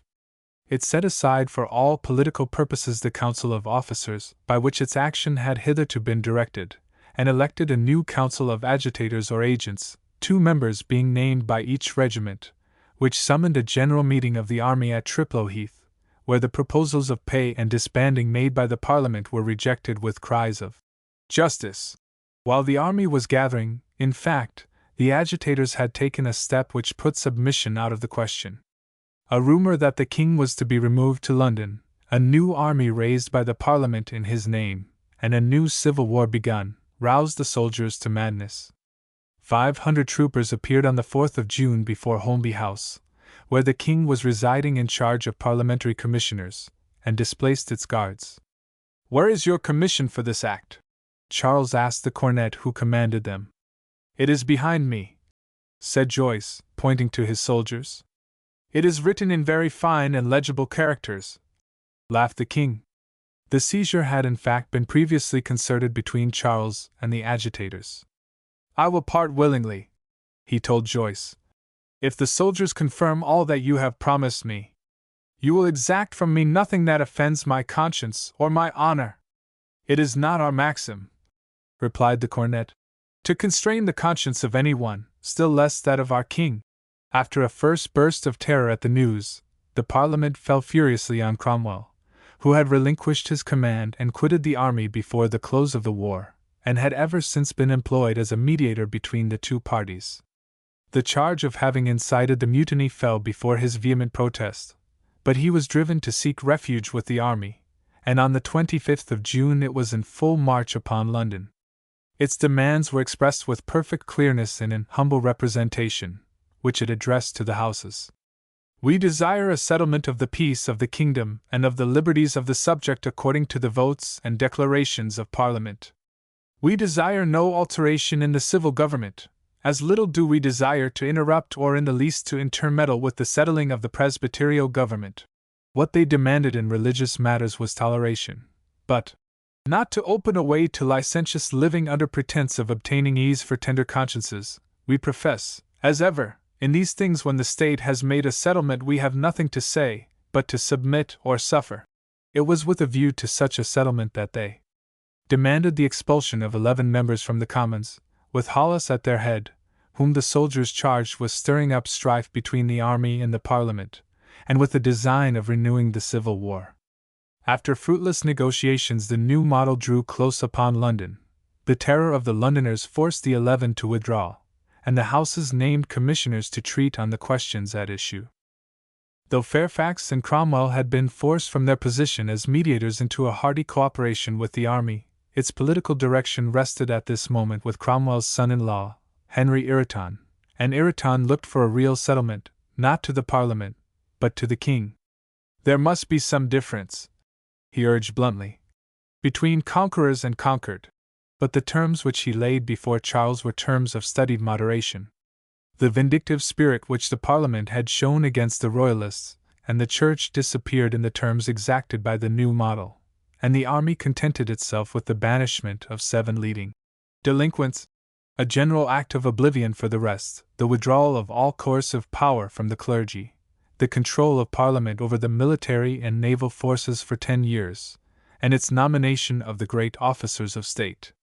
Behind these demands, however, came a masterly and comprehensive plan of political reform which had already been sketched by the army in the humble representation with which it had begun its march on London. Belief and worship were to be free to all. Acts enforcing the use of the prayer book, or attendance at church, or the enforcement of the covenant were to be repealed. Even Catholics, whatever other restraints might be imposed, were to be freed from the bondage of compulsory worship. Parliaments were to be triennial, and the House of Commons to be reformed by a fairer distribution of seats and of electoral rights. Taxation was to be readjusted, legal procedure simplified, a crowd of political, commercial, and judicial privileges abolished. Ireton believed that Charles could be so managed, says Mrs. Hutchinson, as to comply with the public good of his people after he could no longer uphold his violent will. But Charles was equally dead to the moderation and to the wisdom of this great act of settlement. He saw in the crisis nothing but an opportunity of balancing one party against another, and believed that the army had more need of his aid than he of the army's. "You cannot do without me, you are lost if I do not support you," he said to Ireton as he pressed his proposals. "You have an intention to be the arbitrator between us and the Parliament," Ireton quietly replied, "and we mean to be so between the Parliament and your Majesty."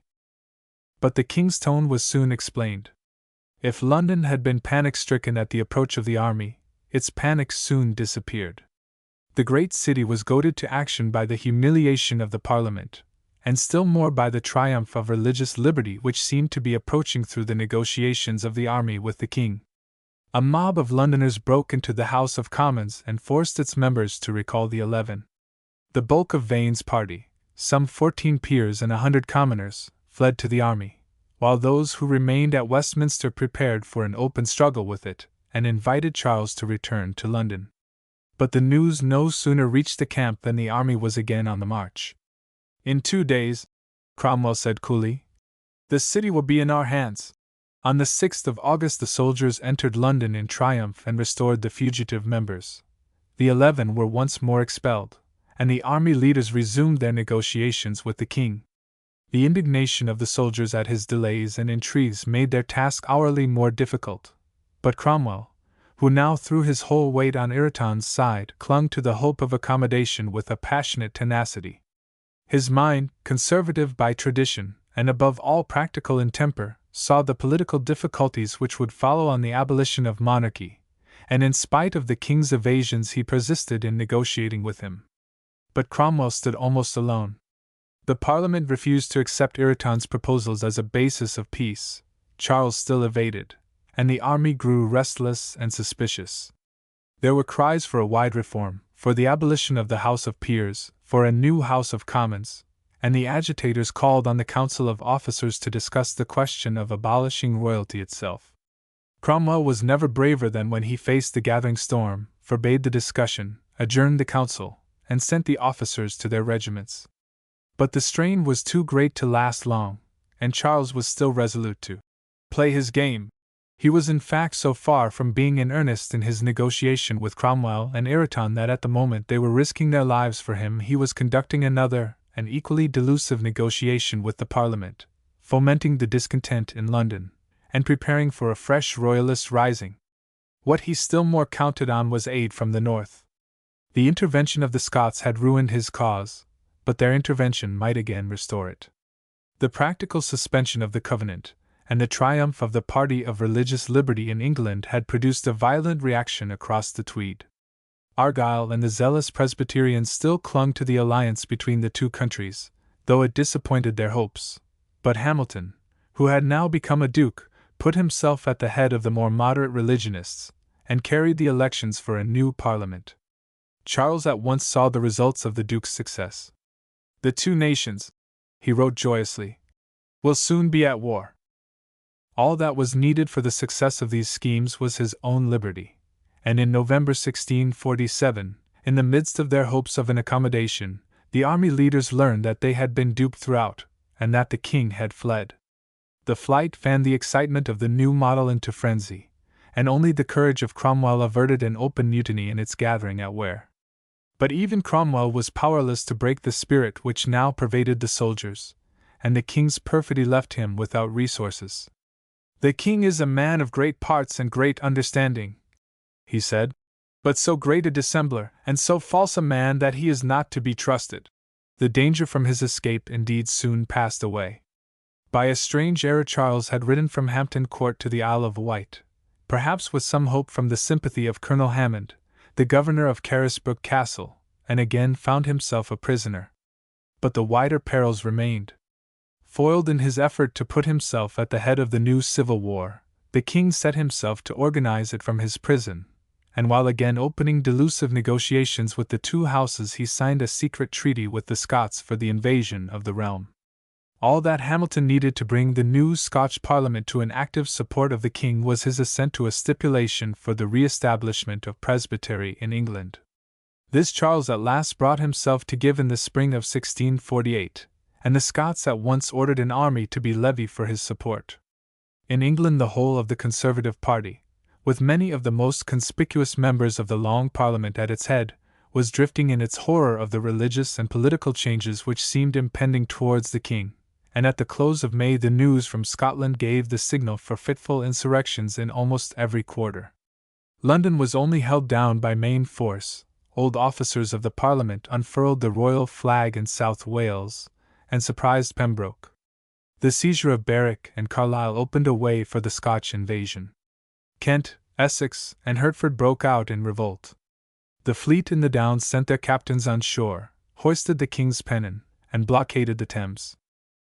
"The hour is come," cried Cromwell, "for the Parliament to save the kingdom and to govern alone." But the Parliament showed no will to govern alone. It looked on the rising and the intervention of the Scots as means of freeing it from the control under which it had been writhing since the expulsion of the 11.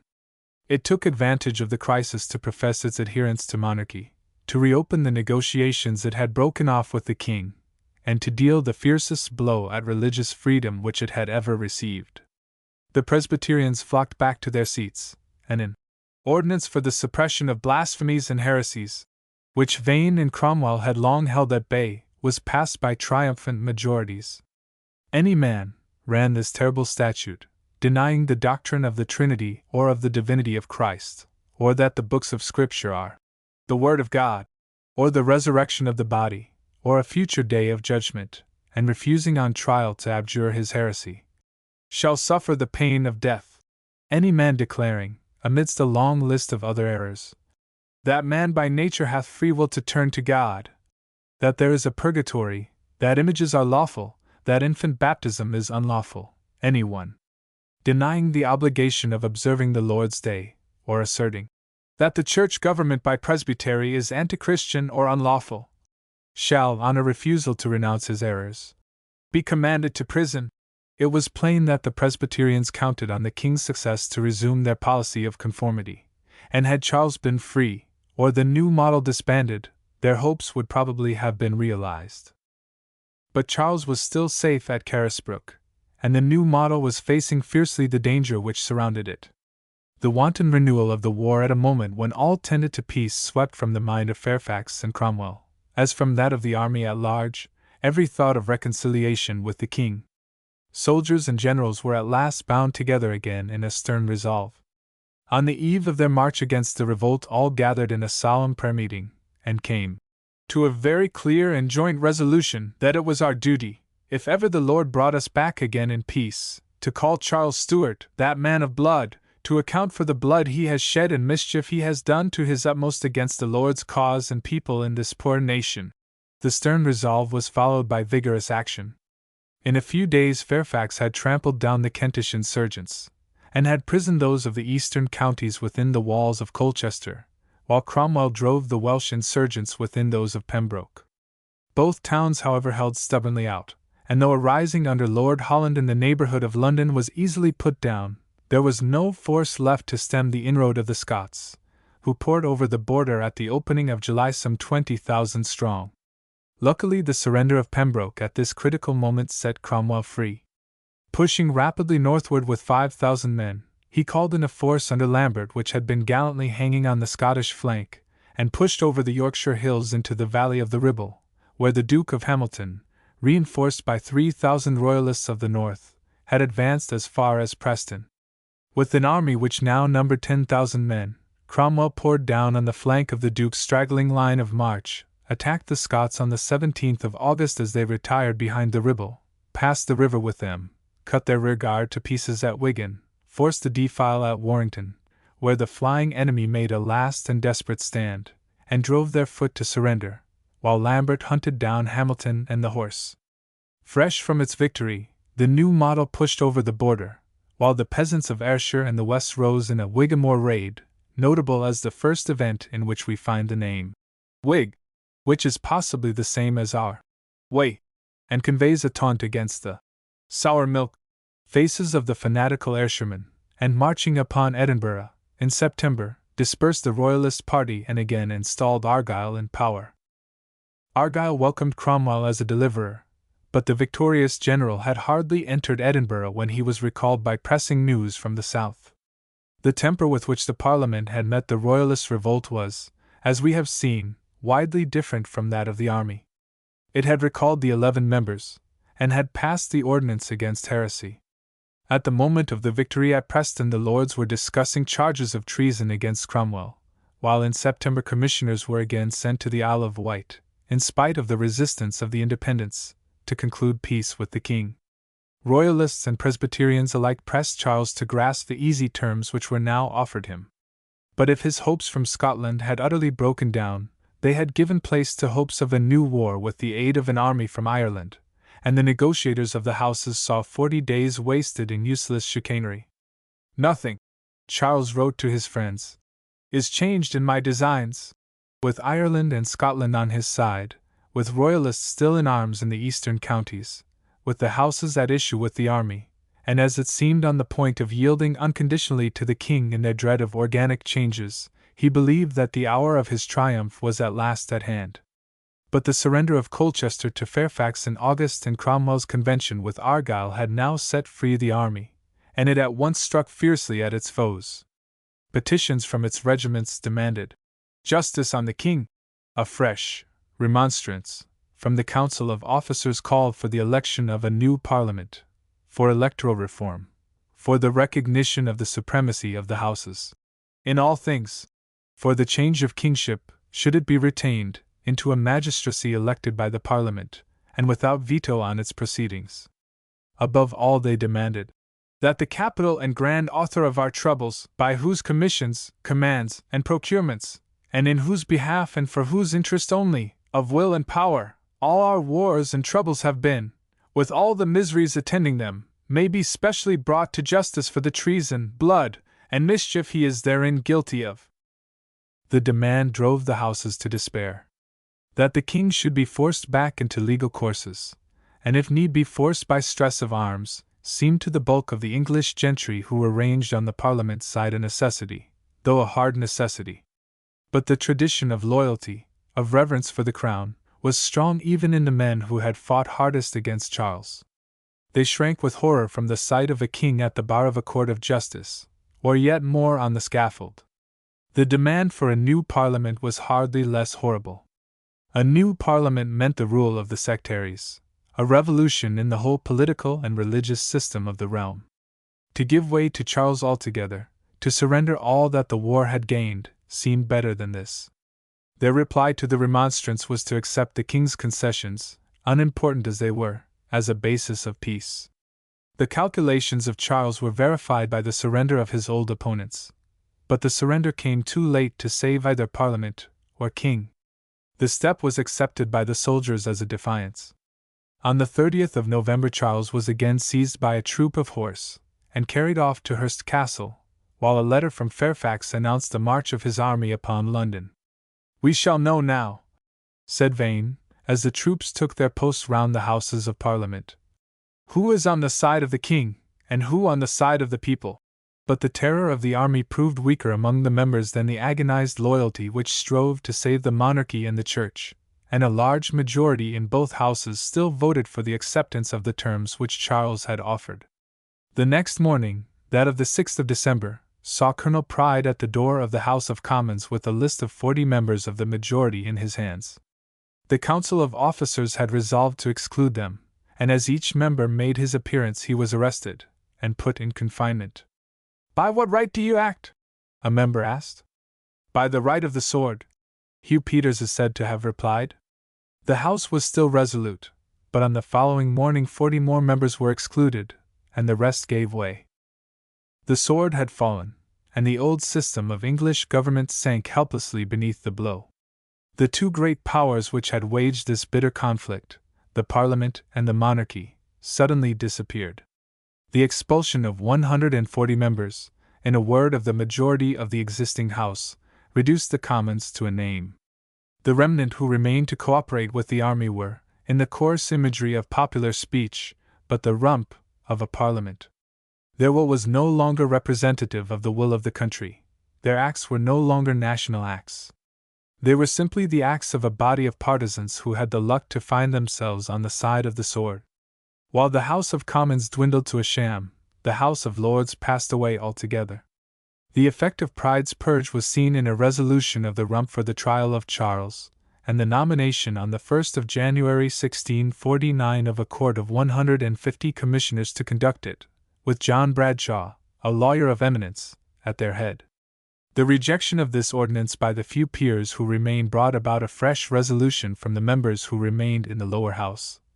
That the people are, under God, the original of all just power, that the Commons of England in Parliament assembled, being chosen by, and representing the people, have the supreme power in this nation, and that whatsoever is enacted and declared for law by the Commons in Parliament assembled hath the force of a law, and all the people of this nation are concluded thereby, although the consent and concurrence of the King or House of Peers be not had hereunto.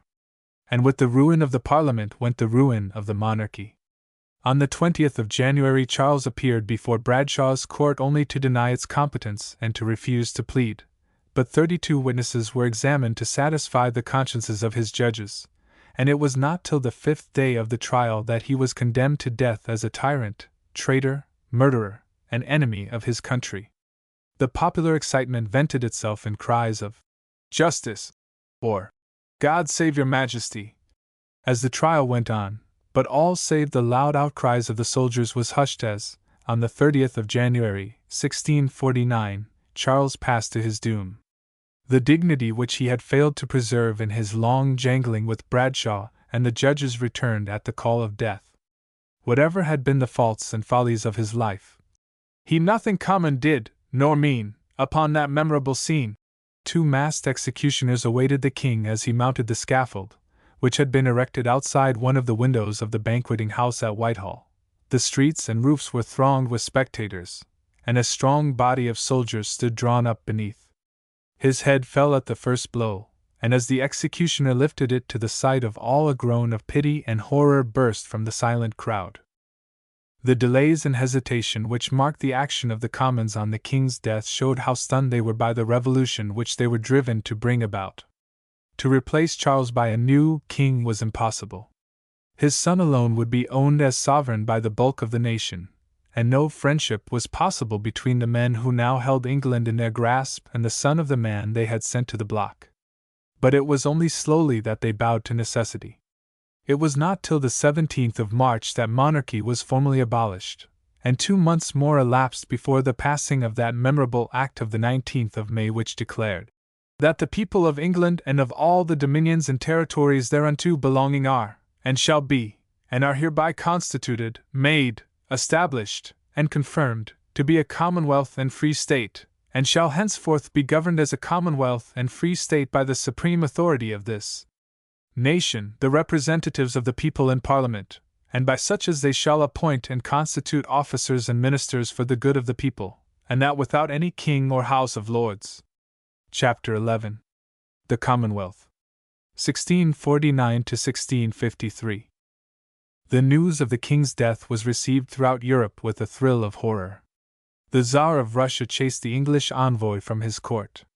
The ambassador of France was withdrawn on the proclamation of the Republic. The Protestant powers of the continent seemed more anxious than any to disavow all connection with the Protestant people who had brought their king to the block. Holland took the lead in acts of open hostility to the new power as soon as the news of the execution reached The Hague. The States General waited solemnly on the Prince of Wales, who took the title of Charles II, and recognized him as Majesty, while they refused an audience to the English envoys.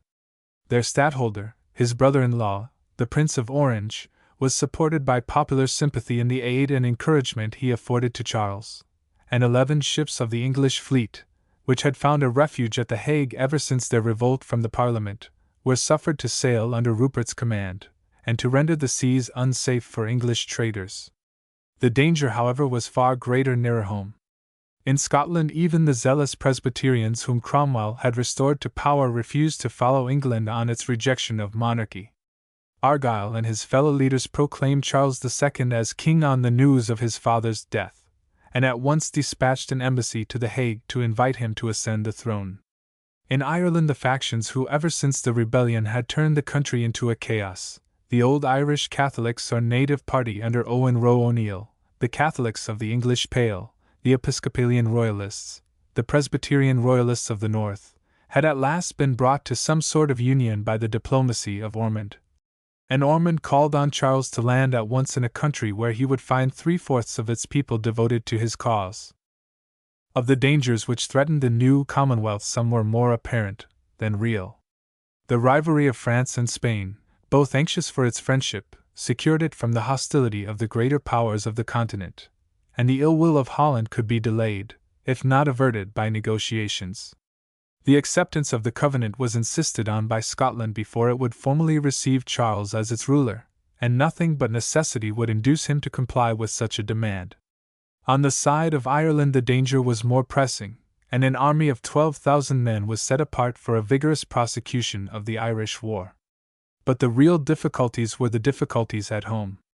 The death of Charles gave fresh vigor to the Royalist cause, and the loyalty which it revived was stirred to enthusiasm by the publication of the Icon Basilique, a work really due to the ingenuity of Dr. Gaudin, a Presbyterian minister, but which was believed to have been composed by the king himself in his later hours of captivity, and which reflected with admirable skill the hopes, the suffering, and the piety of the royal martyr. For a moment there were dreams of a rising, which had to be roughly checked by the execution of the Duke of Hamilton and Lords Holland and Capel, who had till now been confined in the Tower. But the popular disaffection was a far more serious matter than these royalist intrigues. It was soon plain that the revolution which had struck down Parliament and monarchy alike was without sanction from the nation at large. The government of the country had been provided for by the creation of a Council of State, consisting of 41 members selected from what was left of the Commons, and who were entrusted with full executive power at home and abroad. But if the rump consented to profit by the work of the soldiers, it showed no will to signify its approval of it. A majority of the members of the council declined the oath offered to them at their earliest meeting, pledging them to an approval of the king's death and the establishment of the Commonwealth. In the nation at large, the repudiation of the army's work was universal. Half the judges retired from the bench. Thousands of refusals met the demand of an engagement to be faithful to the Republic, which was made from all beneficed clergymen and public functionaries. It was not till May, and even then in spite of the ill will of the citizens, that the Council ventured to proclaim the Commonwealth in London. It was plain that England had no mind to see her old parliamentary liberties set aside for a military rule. But in truth the army itself never dreamed of establishing such a rule. Still less did it dream of leaving the conduct of affairs in the hands of the small body of members who still called themselves the House of Commons, a body which numbered hardly 100, and whose average attendance was little more than 50. In reducing it by Pride's purge to the mere shadow of a house, the army had never contemplated its continuance as a permanent assembly. It had, in fact, insisted as a condition of even its temporary continuance that it should prepare a bill for the summoning of a fresh parliament. The plan, put forward by the Council of Officers, is still interesting as the basis of many later efforts towards parliamentary reform. It advised the dissolution in the spring, the assembling every 2 years of a new parliament consisting of 400 members, elected by all householders rateable to the poor, and a redistribution of seats which would have given the privilege of representation to every place of importance. Paid military officers and civil officials were excluded from election. The plan was apparently accepted by the Commons, and a bill based on it was again and again discussed. But it was soon whispered about that the House had no mind to dissolve itself. Whatever might be the hopes of the soldiers or their leaders, the shrewder statesmen who sate at Westminster knew that the country was eager to undo the work that had been done, and that the first effort of a fairly chosen Parliament would be to put an end to the Commonwealth and to religious liberty. Their aim, therefore, was to gain time, to continue their rule till what they looked on as a passing phase of national feeling had disappeared, and till the great results which they looked for from their policy both at home and abroad had reconciled the nation to the new system of government. In a witty paraphrase of the story of Moses, Henry Martyn was soon to picture the Commonwealth as a newborn and delicate babe, and hint that no one is so proper to bring it up as the mother who has brought it into the world. Secret as this purpose was kept, suspicions of it no sooner stole abroad than the popular discontent found a mouthpiece in John Lilburne, a brave, hot-headed soldier, and the excitement of the army appeared in a formidable mutiny in May. But the leaders of the army set all suspicion aside. "You must cut these people in pieces," Cromwell broke out in the Council of State, "or they will cut you in pieces," and a forced march of 50 miles to Burford enabled him to burst with Fairfax on the mutinous regiments at midnight, and to stamp out the revolt. But resolute as he was against disorder, Cromwell went honestly with the army in its demand of a new Parliament. He believed, and in his harangue to the mutineers he pledged himself to the assertion, that the House purposed to dissolve itself. In spite of the delays thrown in the way of the bill for a new representative body, Cromwell entertained no serious suspicion of the Parliament's design when he was summoned to Ireland by a series of royalist successes which left only Dublin in the hands of the parliamentary forces. With Scotland threatening war, and a naval struggle impending with Holland, it was necessary that the work of the army in Ireland should be done quickly.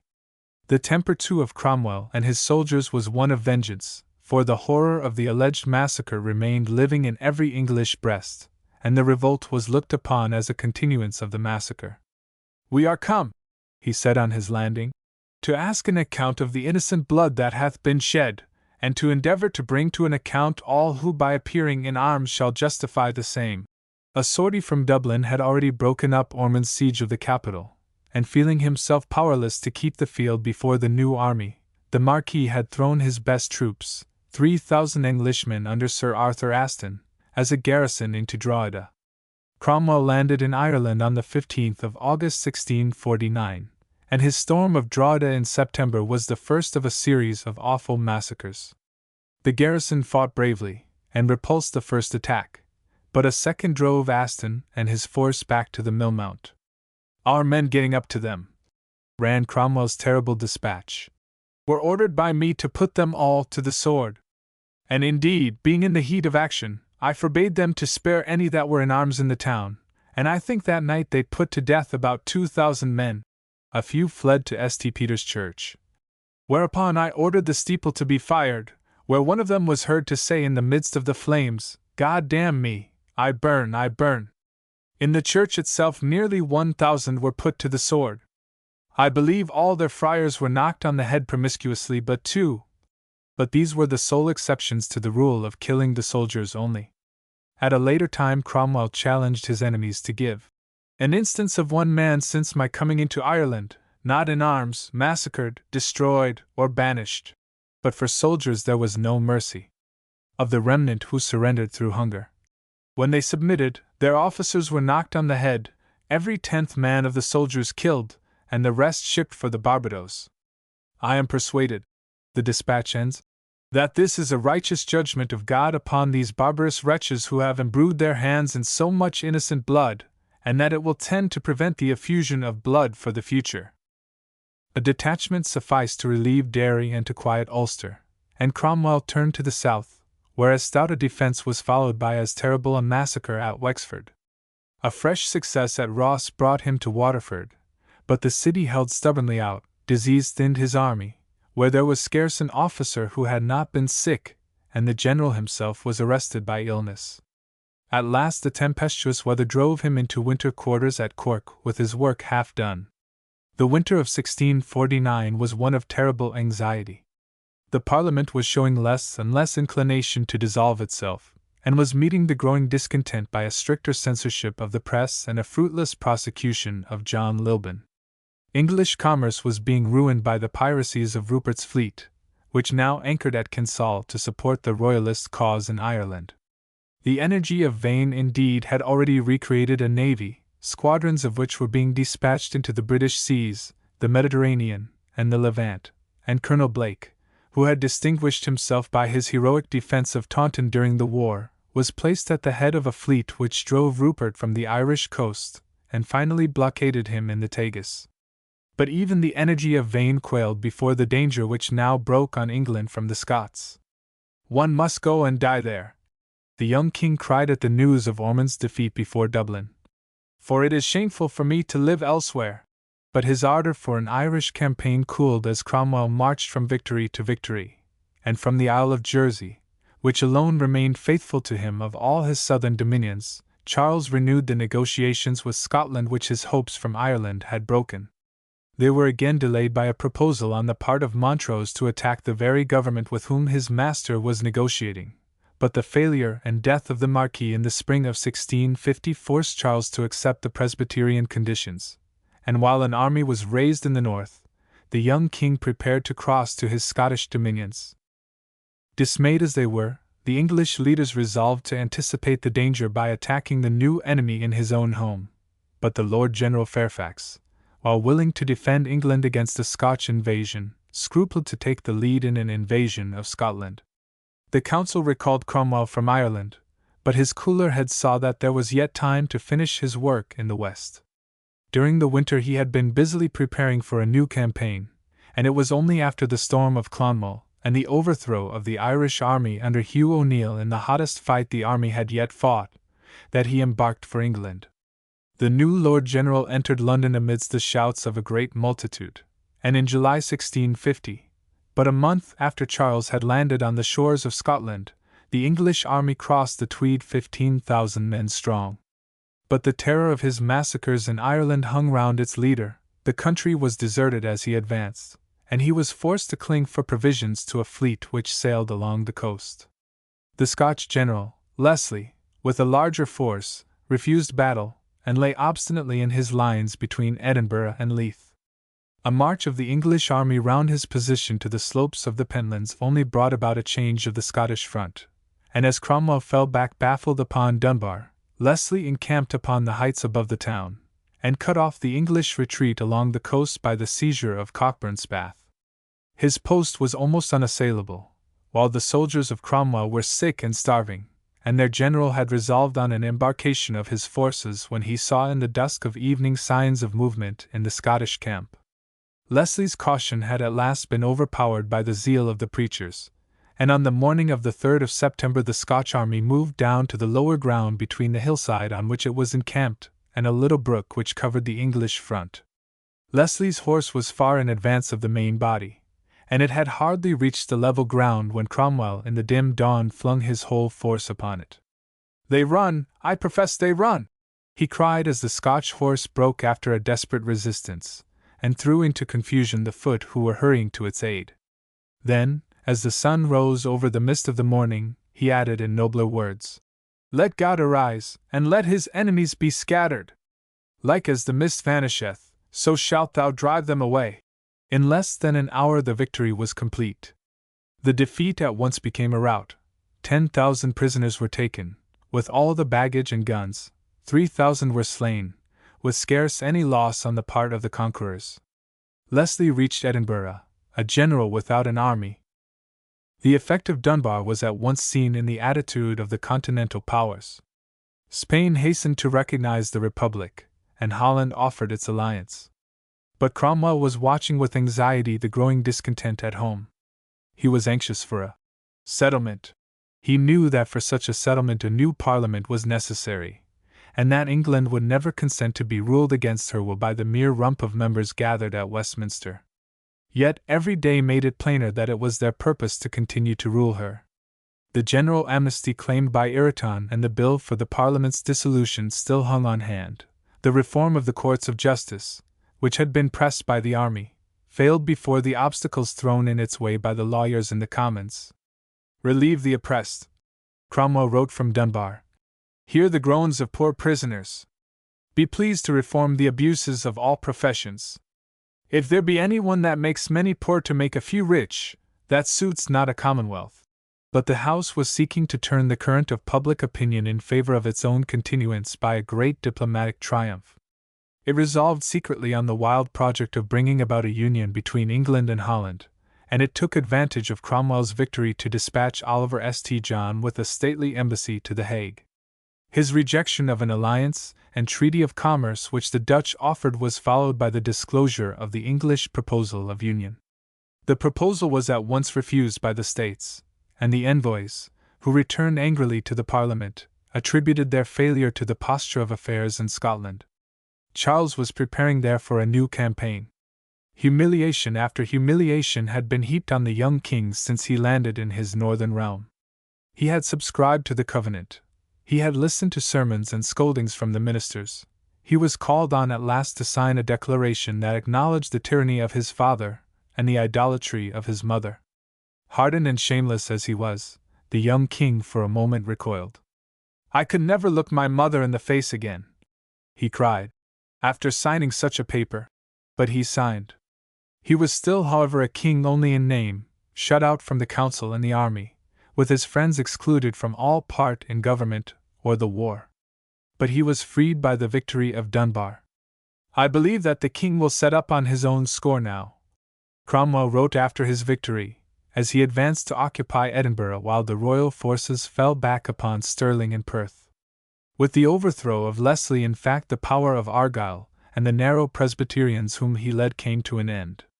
Hamilton, the brother and successor of the Duke who had been captured at Preston, brought back the Royalists to the camp, and Charles insisted on taking part in the council and on being crowned at Scone.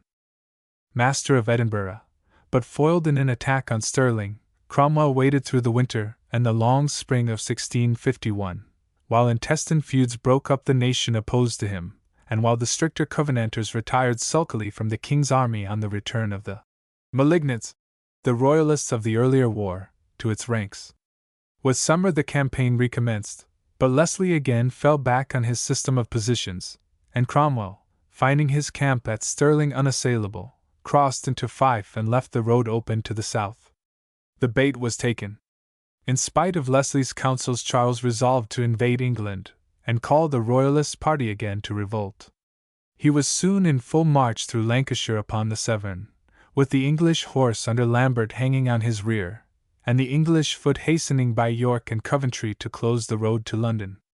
"We have done to the best of our judgment," Cromwell replied to the angry alarm of the Parliament, "knowing that if some issue were not put to this business it would occasion another winter's war." At Coventry he learned Charles's position, and swept round by Evesham upon Worcester, where the Scotch king was encamped. Throwing half his force across the river, Cromwell attacked the town on both sides on the 3rd of September, the anniversary of his victory at Dunbar. He led the van in person, and was the first to set foot on the enemy's ground. When Charles descended from the cathedral tower to fling himself on the division which remained eastward of the Severn, Cromwell hurried back across the river, and was soon riding in the midst of the fire. For 4 or 5 hours, he told the Parliament, "It was as stiff a contest as ever I have seen." For though the Scots were outnumbered and beaten into the city, they gave no answer but shot to offers of quarter. And it was not till nightfall that all was over. The loss of the victors was as usual inconsiderable. The conquered lost 6,000 men, and all their baggage and artillery. Leslie was among the prisoners, Hamilton among the dead. Charles himself fled from the field, and after months of strange wanderings and adventures made his escape to France. "Now that the king is dead and his son defeated," Cromwell said gravely to the Parliament, "I think it necessary to come to a settlement." But the settlement which had been promised after Naseby was still as distant as ever after Worcester. The bill for dissolving the present Parliament, though Cromwell pressed it in person, was only passed, after bitter opposition, by a majority of 2, and even this success had to be purchased by a compromise which permitted the House to sit for 3 years more. Internal affairs were almost at a deadlock. The Parliament appointed committees to prepare plans for legal reforms or for ecclesiastical reforms, but it did nothing to carry them into effect. It was overpowered by the crowd of affairs which the confusion of the war had thrown into its hands, by confiscations, sequestrations, appointments to civil and military offices, in fact the whole administration of the state, and there were times when it was driven to a resolve not to take any private affairs for weeks together in order that it might make some progress with public business. To add to this confusion and muddle there were the inevitable scandals which arose from it. Charges of malversation and corruption were hurled at the members of the House, and some, like Hazelrig, were accused with justice of using their power to further their own interests. The one remedy for all this was, as the army saw, the assembly of a new and complete Parliament in place of the mere rump of the old, but this was the one measure which the House was resolute to avert. Vane spurred it to a new activity. In February 1652 the Amnesty Bill was forced through after 15 divisions. A Grand Committee, with Sir Matthew Hale at its head, was appointed to consider the reform of the law. A union with Scotland was pushed resolutely forward. 8 English commissioners convoked a convention of delegates from its counties and boroughs at Edinburgh, and, in spite of dogged opposition, procured a vote in favour of the proposal. A bill was introduced which gave legal form to the union, and admitted representatives from Scotland into the next Parliament. A similar plan was proposed for a union with Ireland. But it was necessary for Vane's purposes not only to show the energy of the Parliament, but to free it from the control of the army. His aim was to raise in the navy a force devoted to the House, and to eclipse the glories of Dunbar and Worcester by yet greater triumphs at sea. With this view the quarrel with Holland had been carefully nursed. A Navigation Act, prohibiting the importation in foreign vessels of any but the products of the countries to which they belonged, struck a fatal blow at the carrying trade from which the Dutch drew their wealth, and fresh debates arose from the English claim to salutes from all vessels in the Channel. In May 1652 the 2 fleets met before Dover, and a summons from Blake to lower the Dutch flag was met by the Dutch admiral, Tromp, with a broadside. The States General attributed the collision to accident, and offered to recall Tromp, but the English demands rose at each step in the negotiations till war became inevitable.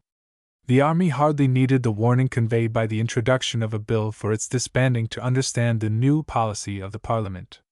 It was significant that while accepting the bill for its own dissolution, the House had as yet prepared no plan for the Assembly which was to follow it, and the Dutch war had hardly been declared when, abandoning the attitude of inaction which it had observed since the beginning of the Commonwealth, the army petitioned, not only for reform in church and state, but for an explicit declaration that the House would bring its proceedings to a close. The petition forced the House to discuss a bill for a new representative, but the discussion soon brought out the resolve of the sitting members to continue as a part of the coming Parliament without re-election. The officers, irritated by such a claim, demanded in conference after conference an immediate dissolution, and the House as resolutely refused. In ominous words, Cromwell supported the demand of the army. As for the members of this Parliament, the army begins to take them in disgust. I would it did so with less reason. There was just ground, he urged, for discontent in their selfish greed of houses and lands, the scandalous lives of many, their partiality as judges, their interference with the ordinary course of law in matters of private interest, their delay of law reform, above all in their manifest design of perpetuating their own power. There is little to hope for from such men. He ended with a return to his predominant thought. For a settlement of the nation. For the moment the crisis was averted by the events of the war. A terrible storm had separated the two fleets when on the point of engaging in the Orkneys, but Ruyter and Blake met again in the Channel, and after a fierce struggle the Dutch were forced to retire under cover of night. Since the downfall of Spain, Holland had been the first naval power in the world, and the spirit of the nation rose gallantly with its earliest defeat. Immense efforts were made to strengthen the fleet, and the veteran, Tromp, who was replaced at its head, appeared in the Channel with 73 ships of war. Blake had but half the number, but he at once accepted the challenge, and throughout the 28th of November the unequal fight went on doggedly till nightfall, when the English fleet withdrew shattered into the Thames. Tromp swept the Channel in triumph, with a broom at his masthead, and the tone of the Commons lowered with the defeat of their favourite force. A compromise seems to have been arranged between the two parties, for the bill providing a new representative was again pushed on, and the Parliament agreed to retire in the coming November, while Cromwell offered no opposition to a reduction of the army. But the courage of the House rose afresh with a turn of fortune. The strenuous efforts of Blake enabled him again to put to sea in a few months after his defeat, and in February 1653 a running fight through 4 days ended at last in an English victory, though Tromp's fine seamanship enabled him to save the convoy he was guarding. The House at once insisted on the retention of its power. Not only were the existing members to continue as members of the new Parliament, thus depriving the places they represented of their right of choosing representatives, but they were to constitute a committee of revision, and in this capacity to determine the validity of each election and the fitness of the members returned. A conference took place between the leaders of the Commons and the officers of the army, who resolutely demanded not only the omission of these clauses, but that the Parliament should at once dissolve itself, and commit the new elections to a Council of State. Our charge, retorted Hazelrig, cannot be transferred to any one. The conference was adjourned till the next morning, on an understanding that no decisive step should be taken, but it had no sooner reassembled on the 20th of April than the absence of the leading members confirmed the news that Vane was fast pressing the bill for a new representative through the House. It is contrary to common honesty, Cromwell angrily broke out, and quitting Whitehall, he summoned a company of musketeers to follow him as far as the door of the Commons. He sate down quietly in his place, clad in plain grey clothes and grey worsted stockings, and listened to Vane's passionate arguments. I am come to do what grieves me to the heart, he said to his neighbour, St. John, but he still remained quiet, till Vane pressed the House to waive its usual forms and pass the bill at once. The time has come, he said to Harrison. Think well, replied Harrison. It is a dangerous work. And Cromwell listened for another quarter of an hour. At the question, that this bill do pass, he at length rose, and his tone grew higher as he repeated his former charges of injustice, self-interest, and delay. Your hour is come, he ended. The Lord hath done with you. A crowd of members started to their feet in angry protest. "Come, come," replied Cromwell. "We have had enough of this." And striding into the midst of the chamber, he clapped his hat on his head, and exclaimed, "I will put an end to your prating." In the din that followed, his voice was heard in broken sentences. "It is not fit that you should sit here any longer. You should give place to better men. You are no Parliament." 30 musketeers entered at a sign from their general, and the 50 members present crowded to the door. "Drunkard!" Cromwell broke out as Wentworth passed him, and Martin was taunted with a yet coarser name. Vane, fearless to the last, told him his act was against all right and all honor. "Ah, Sir Harry Vane, Sir Harry Vane!" Cromwell retorted in bitter indignation at the trick he had been played. "You might have prevented all this, but you are a juggler, and have no common honesty. The Lord deliver me from Sir Harry Vane!" The speaker refused to quit his seat, till Harrison offered to lend him a hand to come down. Cromwell lifted the mace from the table. "What shall we do with this bauble?" he said. "Take it away!" The door of the House was locked at last, and the dispersion of the Commons was followed a few hours after by that of their Executive Committee, the Council of State. Cromwell himself summoned them to withdraw. "We have heard," replied the President, John Bradshaw, "what you have done this morning at the House, and in some hours all England will hear it. But you mistake, sir, if you think the Parliament dissolved. No power on earth can dissolve the Parliament but itself, be sure of that." Chapter 12. The Protectorate. 1653 to 1660. The thin screen which the continuance of a little knot of representatives had thrown over the rule of the sword was at last torn away. So long as an assembly which called itself a House of Commons met at Westminster, men might still cling to a belief in the existence of a legal government. But now that even this was gone, such a belief was no longer possible. The army itself had to recognize its own position. The dispersion of the Parliament and of the Council of State left England without a government, for the authority of every official ended with that of the body from which his power was derived, and Cromwell, as Captain General, was forced to recognize his responsibility for the maintenance of public order. The one power left in England was the power of the sword. But, as in the Revolution of 1648, so in the Revolution of 1653, no thought of military despotism can be fairly traced in the acts of the general or the army. They were in fact far from regarding their position as a revolutionary one. Though incapable of justification on any formal ground, their proceedings since the establishment of the Commonwealth had as yet been substantially in vindication of the rights of the country to representation and self-government, and public opinion had gone fairly with the army in its demand for a full and efficient body of representatives, as well as in its resistance to the project by which the Rump would have deprived half England of its right of election. It was only when no other means existed of preventing such a wrong that the soldiers had driven out the wrongdoers. "It is you that have forced me to this," Cromwell exclaimed, as he drove the members from the House. "I have sought the Lord night and day that he would rather slay me than put me upon the doing of this work." If the act was one of violence to the little group who claimed to be a House of Commons, the act which it aimed at preventing was one of violence on their part to the constitutional rights of the whole nation. The people had in fact been dissatisfied in every corner of the realm at the state of public affairs, and the expulsion of the members was ratified by a general assent. "We did not hear a dog bark at their going," the Protector said years afterwards. Whatever anxiety may have been felt at the use which was like to be made of the power of the sword, was in great part dispelled by a proclamation of the officers. They professed that their one anxiety was not to grasp the power ourselves nor to keep it in military hands, no, not for a day, and their promise to call to the government men of approved fidelity and honesty was to some extent redeemed by the nomination of a provisional Council of State, consisting of 8 officers of high rank and 4 civilians, with Cromwell as their head, and a seat in which was offered, though fruitlessly, to Vane. The first business of such a body was clearly to summon a new Parliament, and to resign its trust into its hands. But the bill for parliamentary reform had dropped with the expulsion of the Rump, and reluctant as the Council was to summon a new Parliament on the old basis of election, it shrank from the responsibility of effecting so fundamental a change as the creation of a new basis by its own authority.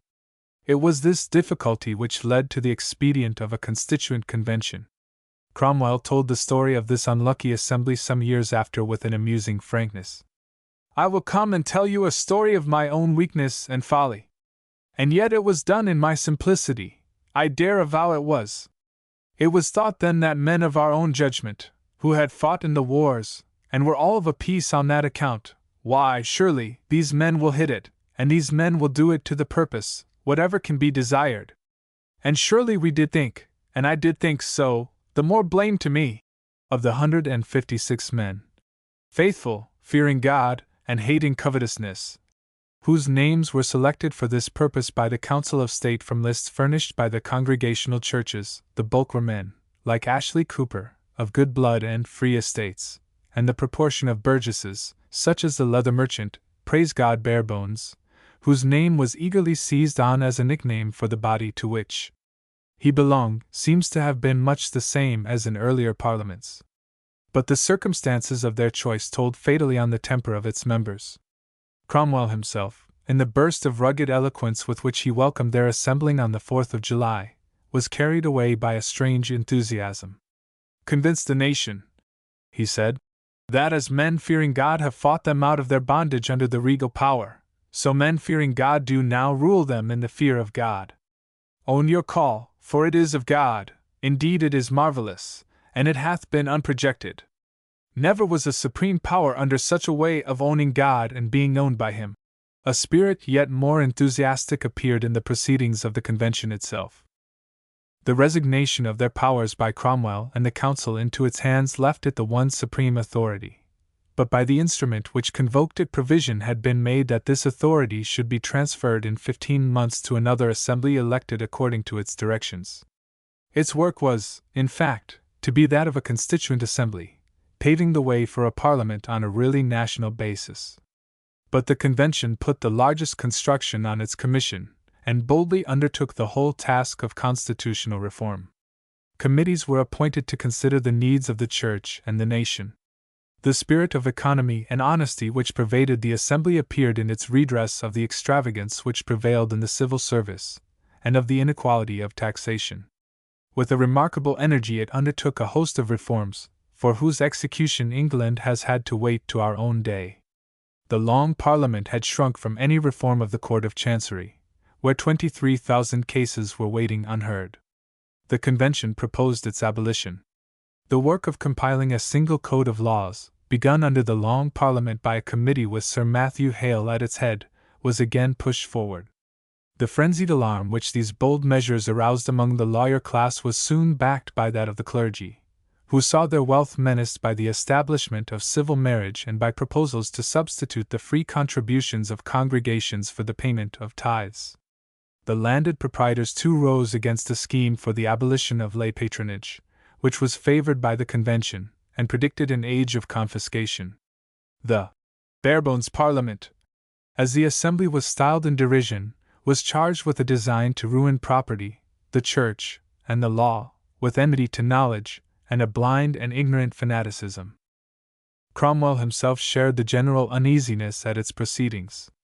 His mind was that of an administrator rather than that of a statesman, unspeculative, deficient in foresight, conservative, and eminently practical.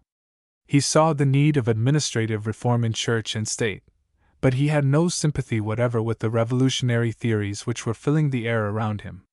His desire was for a settlement, which should be accompanied with as little disturbance of the old state of things as possible. If monarchy had vanished in the turmoil of war, his experience of the Long Parliament only confirmed him in his belief of the need of establishing an executive power of a similar kind, apart from the power of the legislature, as a condition of civil liberty. His sword had won liberty of conscience, but passionately as he clung to it, he was still for an established church, for a parochial system, and a ministry maintained by tithes.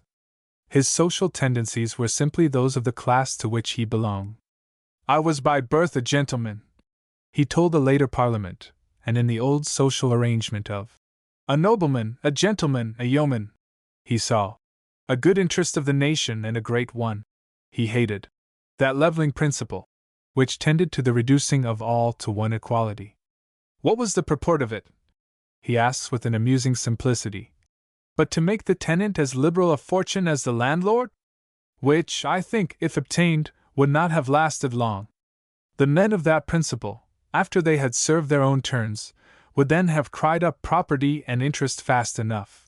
To a practical temper such as this, the speculative reforms of the Convention were as distasteful as to the lawyers and clergy whom they attacked. Nothing, said Cromwell, was in the hearts of these men but overturn. In December, however, he was delivered from his embarrassment by the internal dissensions of the Assembly itself. The day after the decision against tithes, the more conservative members snatched a vote by surprise. That the sitting of this Parliament any longer, as now constituted, will not be for the good of the Commonwealth, and that it is requisite to deliver up unto the Lord General the powers we received from him. The Speaker placed their abdication in Cromwell's hands, and the act was confirmed by the subsequent adhesion of a majority of the members.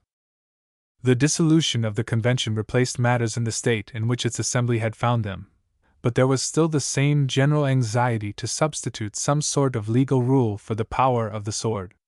The Convention had named during its session a fresh Council of State, and this body at once drew up, under the name of the instrument of government, a remarkable constitution which was adopted by the Council of Officers.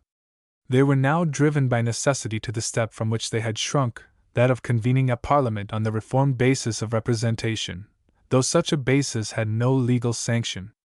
The House was to consist of 400 members from England, 30 from Scotland, and 30 from Ireland. The seats hitherto assigned to small and rotten boroughs were transferred to larger constituencies, and for the most part to counties. All special rights of voting in the election of members were abolished, and replaced by a general right of suffrage, based on the possession of real or personal property to the value of £200. Catholics and malignants, as those who had fought for the king were called, were excluded for the while from the franchise. Constitutionally, all further organization of the form of government should have been left to this assembly, but the dread of disorder during the interval of its election, as well as a longing for settlement, drove the council to complete their work by pressing the office of Protector upon Cromwell. They told me, he pleaded afterwards, that except I would undertake the government they thought things would hardly come to a composure or settlement, but blood and confusion would break in as before. If we follow, however, his own statement, it was when they urged that the acceptance of such a protectorate actually limited his power as Lord General, and bound his hands to act nothing without the consent of a council until the Parliament, that the post was accepted. The powers of the new protector indeed were strictly limited. Though the members of the council were originally named by him, each member was irremovable save by consent of the rest. Their advice was necessary in all foreign affairs, their consent in matters of peace and war, their approval in nominations to the great offices of state, or the disposal of the military or civil power. With this body too lay the choice of all future protectors. To the administrative check of the council was added the political check of the Parliament. 3 years at the most were to elapse between the assembling of one Parliament and another, and once met, it could not be prorogued or dissolved for 5 months. Laws could not be made nor taxes imposed but by its authority, and after the lapse of 20 days the statutes it passed became laws, even though the Protector's assent was refused to them. The new constitution was undoubtedly popular, and the promise of a real Parliament in a few months covered the want of any legal character in the new rule. The government was generally accepted as a provisional one, which could only acquire legal authority from the ratification of its acts in the coming session, and the desire to settle it on such a parliamentary basis was universal among the members of the new assembly which met in September 1654 at Westminster. Few parliaments have ever been more memorable, or more truly representative of the English people, than the Parliament of 1654. It was the first Parliament in our history where members from Scotland and Ireland sat side by side with those from England, as they sit in the Parliament of today. The members for rotten boroughs and pocket boroughs had disappeared. In spite of the exclusion of Royalists and Catholics from the polling booths, and the arbitrary erasure of the names of a few ultra-republican members by the Council, the House had a better title to the name of a free Parliament, than any which had sat before. The freedom with which the electors had exercised their right of voting was seen indeed in the large number of Presbyterian members who were returned, and in the reappearance of Hazelrig and Bradshaw, with many members of the Long Parliament, side by side with Lord Herbert and the older Sir Harry Vane. The first business of the House was clearly to consider the question of government, and Hazelrig, with the fiercer Republicans, at once denied the legal existence of either council or protector, on the ground that the Long Parliament had never been dissolved. Such an argument, however, told as much against the Parliament in which they sate as against the administration itself, and the bulk of the Assembly contented themselves with declining to recognize the Constitution or Protectorate as of more than provisional validity. They proceeded at once to settle the government on a parliamentary basis. The instrument was taken as the groundwork of the new Constitution, and carried clause by clause. That Cromwell should retain his rule as Protector was unanimously agreed. That he should possess the right of veto or a coordinate legislative power with the Parliament was hotly debated, though the violent language of Hazelrig did little to disturb the general tone of moderation. Suddenly, however, Cromwell interposed. If he had undertaken the duties of Protector with reluctance, he looked on all legal defects in his title as more than supplied by the general acceptance of the nation. I called not myself to this place, he urged. God and the people of these kingdoms have borne testimony to it. His rule had been accepted by London, by the army, by the solemn decision of the judges, by addresses from every shire, by the very appearance of the members of the Parliament in answer to his writ. Why may I not balance this providence? He asked. With any hereditary interest? In this national approval he saw a call from God, a divine right of a higher order than that of the kings who had gone before. But there was another ground for the anxiety with which Cromwell watched the proceedings of the Commons. His passion for administration had far overstepped the bounds of a merely provisional rule in the interval before the assembling of the Parliament.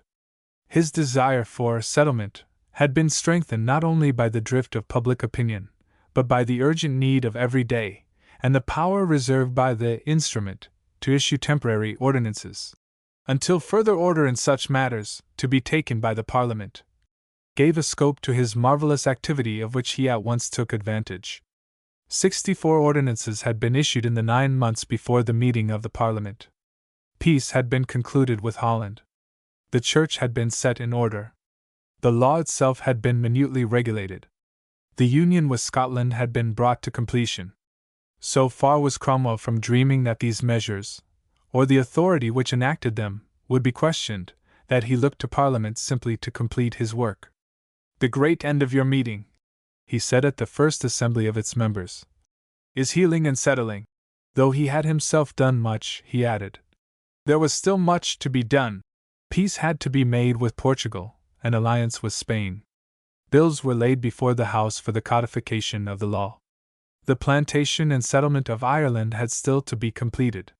He resented the setting these projects aside for constitutional questions which, as he held, a divine call had decided, and he resented yet more the renewed claim advanced by Parliament to the sole power of legislation.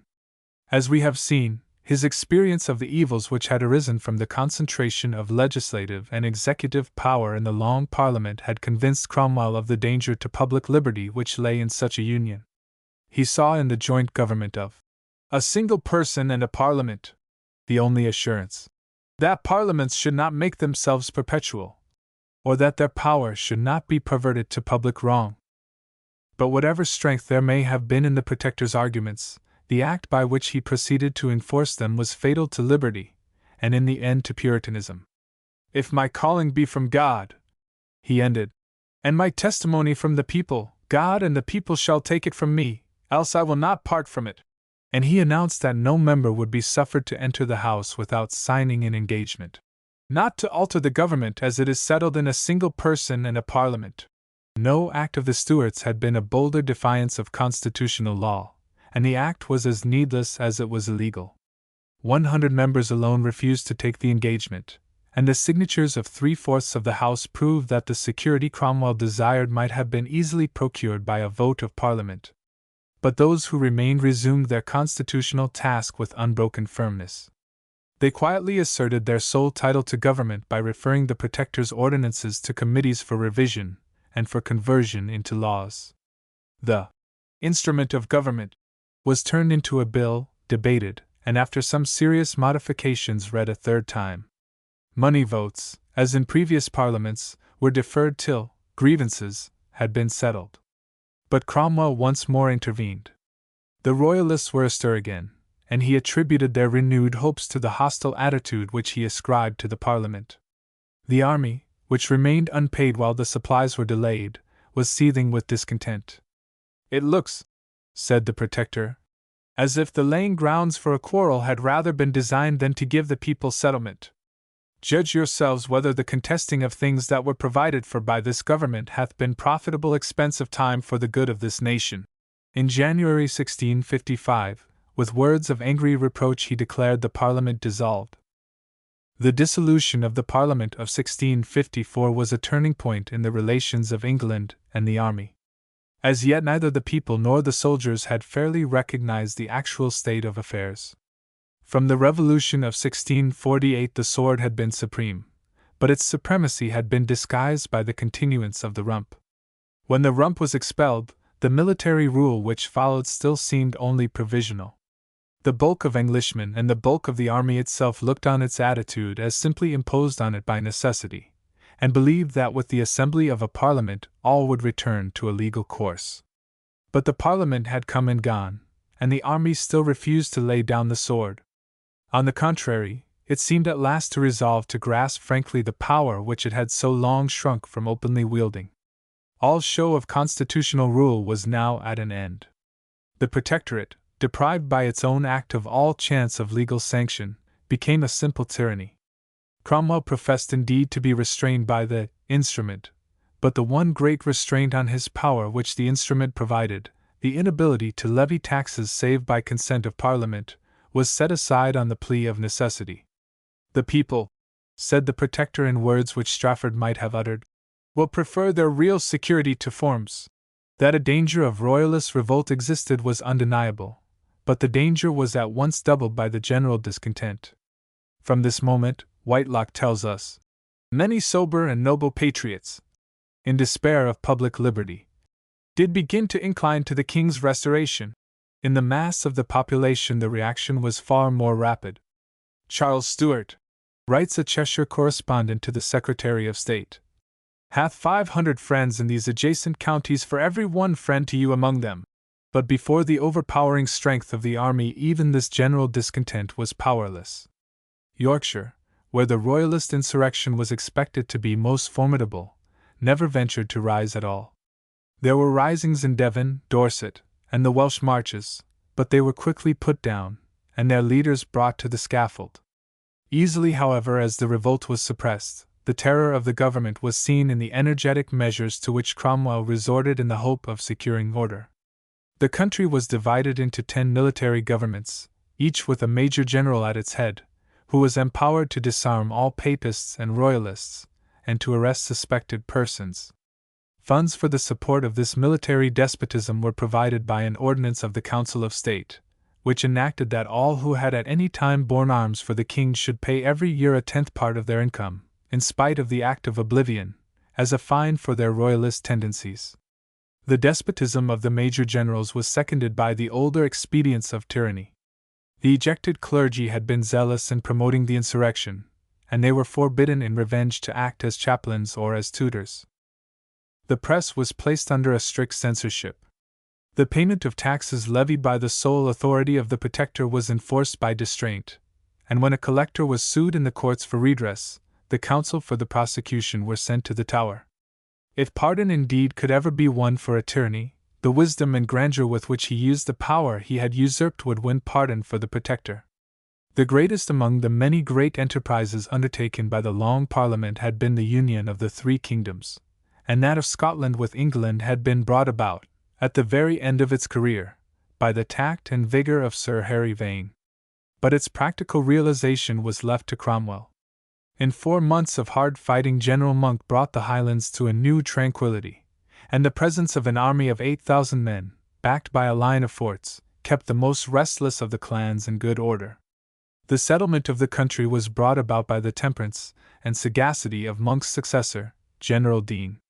No further interference with the Presbyterian system was attempted beyond the suppression of the General Assembly.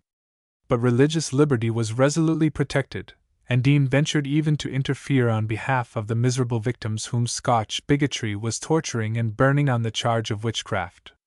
Even steady Royalists acknowledged the justice of the government and the wonderful discipline of its troops.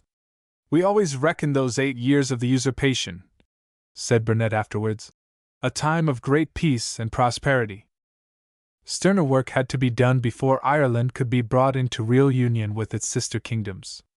The work of conquest had been continued by Puritan, and completed after his death by General Ludlow, as mercilessly as it had begun.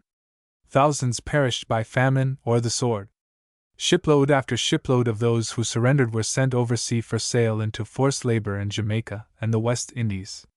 More than 40,000 of the beaten Catholics were permitted to enlist for foreign service, and found a refuge in exile under the banners of France and Spain.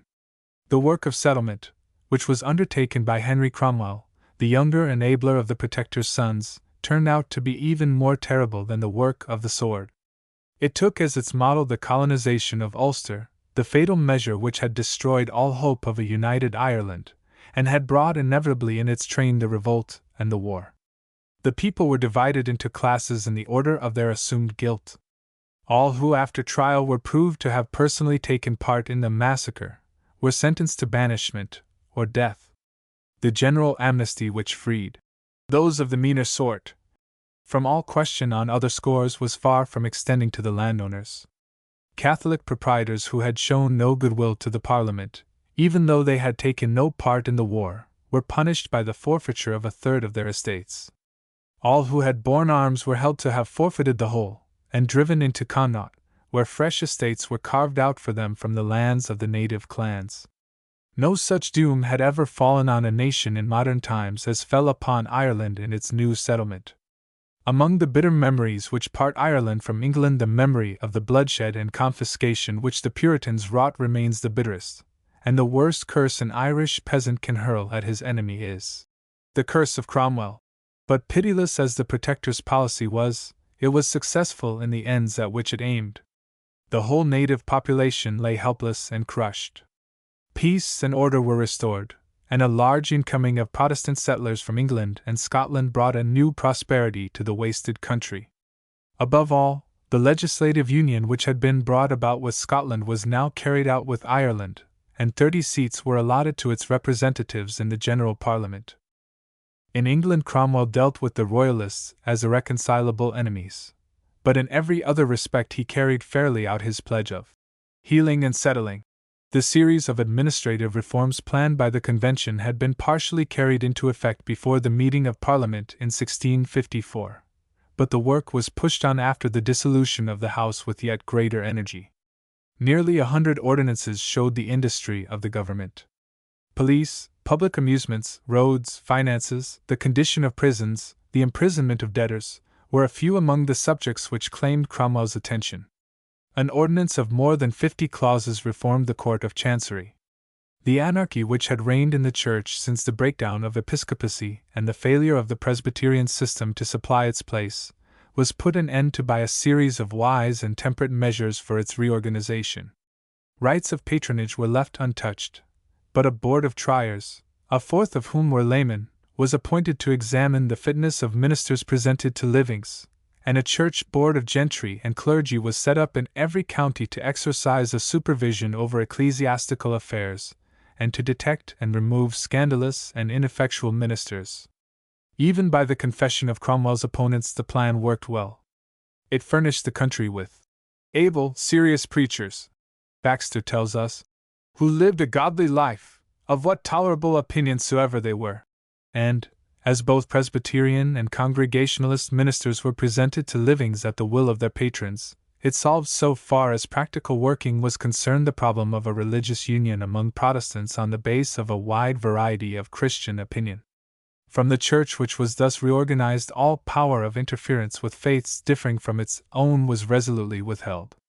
Save in his dealings with the Episcopalians, whom he looked on as a political danger, Cromwell remained true throughout to the cause of religious liberty. Even the Quaker, rejected by all other Christian bodies as an anarchist and blasphemer, found sympathy and protection in the Protector.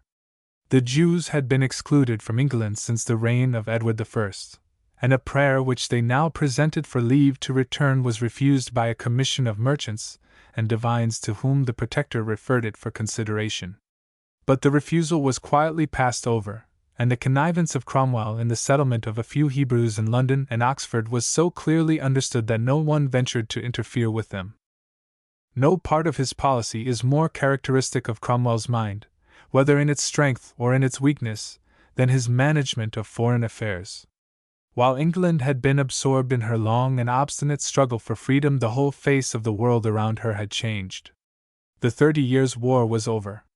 The victories of Gustavus, and of the Swedish generals who followed him, had been seconded by the policy of Richelieu and the intervention of France. Protestantism in Germany was no longer in peril from the bigotry or ambition of the House of Austria, and the Treaty of Westphalia had drawn a permanent line between the territories belonging to the adherents of the old religion and the new. There was little danger indeed now to Europe from the great Catholic house which had threatened its freedom ever since Charles V. Its Austrian branch was called away from dreams of aggression in the west to a desperate struggle with the Turk for the possession of Hungary and the security of Austria itself. Spain, from causes which it is no part of our present story to detail, was falling into a state of strange decrepitude. So far from aiming to be mistress of Europe, she was rapidly sinking into the almost helpless prey of France. It was France which had now become the dominant power in Christendom, though her position was far from being as commanding as it was to become under Louis XIV. The peace and order which prevailed after the cessation of the religious troubles throughout her compact and fertile territory gave scope at last to the quick and industrious temper of the French people, while her wealth and energy were placed by the centralizing administration of Henry IV, of Richelieu, and of Mazarin, almost absolutely in the hands of the crown. Under the three great rulers who have just been named, her ambition was steadily directed to the same purpose of territorial aggrandizement, and though limited as yet to the annexation of the Spanish and imperial territories which still parted her frontier from the Pyrenees, the Alps, and the Rhine, a statesman of wise political genius would have discerned the beginning of that great struggle for supremacy over Europe at large which was only foiled by the genius of Marlborough and the victories of the Grand Alliance. But in his view of European politics, Cromwell was misled by the conservative and unspeculative temper of his mind as well as by the strength of his religious enthusiasm. Of the change in the world around him he seems to have discerned nothing. He brought to the Europe of Mazarin the hopes and ideas with which all England was thrilling in his youth at the outbreak of the 30 Years' War. Spain was still to him the head of the papal interest, whether at home or abroad. The Papists in England, he said to the Parliament of 1656, have been accounted, ever since I was born, Spanielized. They never regarded France, or any other Papist state, but Spain only. The old English hatred of Spain, the old English resentment at the shameful part which the nation had been forced to play in the great German struggle by the policy of James and of Charles, lived on in Cromwell, and was only strengthened by the religious enthusiasm which the success of Puritanism had kindled within him. The Lord himself, he wrote to his admirals as they sailed to the West Indies, hath a controversy with your enemies, even with that Romish Babylon of which the Spaniard is the great underproper. In that respect we fight the Lord's battles. What Sweden had been under Gustavus, England, Cromwell dreamed, might be now the head of a great Protestant league in the struggle against Catholic aggression. You have on your shoulders, he said to the Parliament of 1654, the interest of all the Christian people of the world. I wish it may be written on our hearts to be zealous for that interest. The first step in such a struggle would necessarily be to league the Protestant powers together, and Cromwell's earliest efforts were directed to bring the ruinous and indecisive quarrel with Holland to an end. The fierceness of the strife had grown with each engagement, but the hopes of Holland fell with her admiral, Tromp, who received a mortal wound at a moment when he had succeeded in forcing the English line, and the skill and energy of his successor, de Ruyter, struggled in vain to restore her waning fortunes. She was saved by the expulsion of the Long Parliament, which had persisted in its demand for a political union of the two countries, and the new policy of Cromwell was seen in the conclusion of peace. The peace indeed was dearly bought. Not only did the United Provinces recognize the supremacy of the English flag in the British seas, and submit to the Navigation Act, but Holland pledged itself to shut out the House of Orange from power, and thus relieved England from the risk of seeing a Stuart restoration supported by Dutch forces. The peace which was concluded with the Dutch in 1654 was followed by the conclusion of like treaties with Sweden and with Denmark, and on the arrival of a Swedish envoy with offers of a league of friendship, Cromwell endeavored to bring the Dutch, the Brandenburgers, and the Danes into a confederation of the Protestant powers. His efforts in this direction, however, though they never wholly ceased, remained fruitless, but the Protector was resolute to carry out his plans single-handed. The defeat of the Dutch had left England the chief sea power of the world, and in the first days of 1655, before the dissolution of the Parliament, 2 fleets put to sea with secret instructions. The first, under Blake, appeared in the Mediterranean, exacted reparation from Tuscany for wrongs done to English commerce, bombarded Algiers, and destroyed the fleet with which its pirates had ventured through the reign of Charles to insult the English coast. The thunder of Blake's guns, every Puritan believed, would be heard in the castle of St. Angelo, and Rome itself would have to bow to the greatness of Cromwell. But though no declaration of war had been issued against Spain, the true aim of both expeditions was an attack on that power, and the attack proved singularly unsuccessful. Though Blake sailed to the Spanish coast, he failed to intercept the treasure fleet from America, and the second expedition, which made its way to the West Indies, was foiled in a descent on St. Domingo. It conquered Jamaica in May, but the conquest of this lesser island, important as it really was in breaking through the monopoly of the New World in the South which Spain had till now enjoyed, seemed at the time but a poor result for the vast expenditure of money and blood. The leaders of the expedition, Blake and Venables, were committed to the Tower on their return in September, but Cromwell found himself at war with Spain, and thrown whether he would or no into the hands of Mazarin. In October 1655 he was forced to sign a treaty of alliance with France, while the cost of his abortive expeditions drove him again to face a parliament. But Cromwell no longer trusted, as in his earlier parliament, to freedom of election.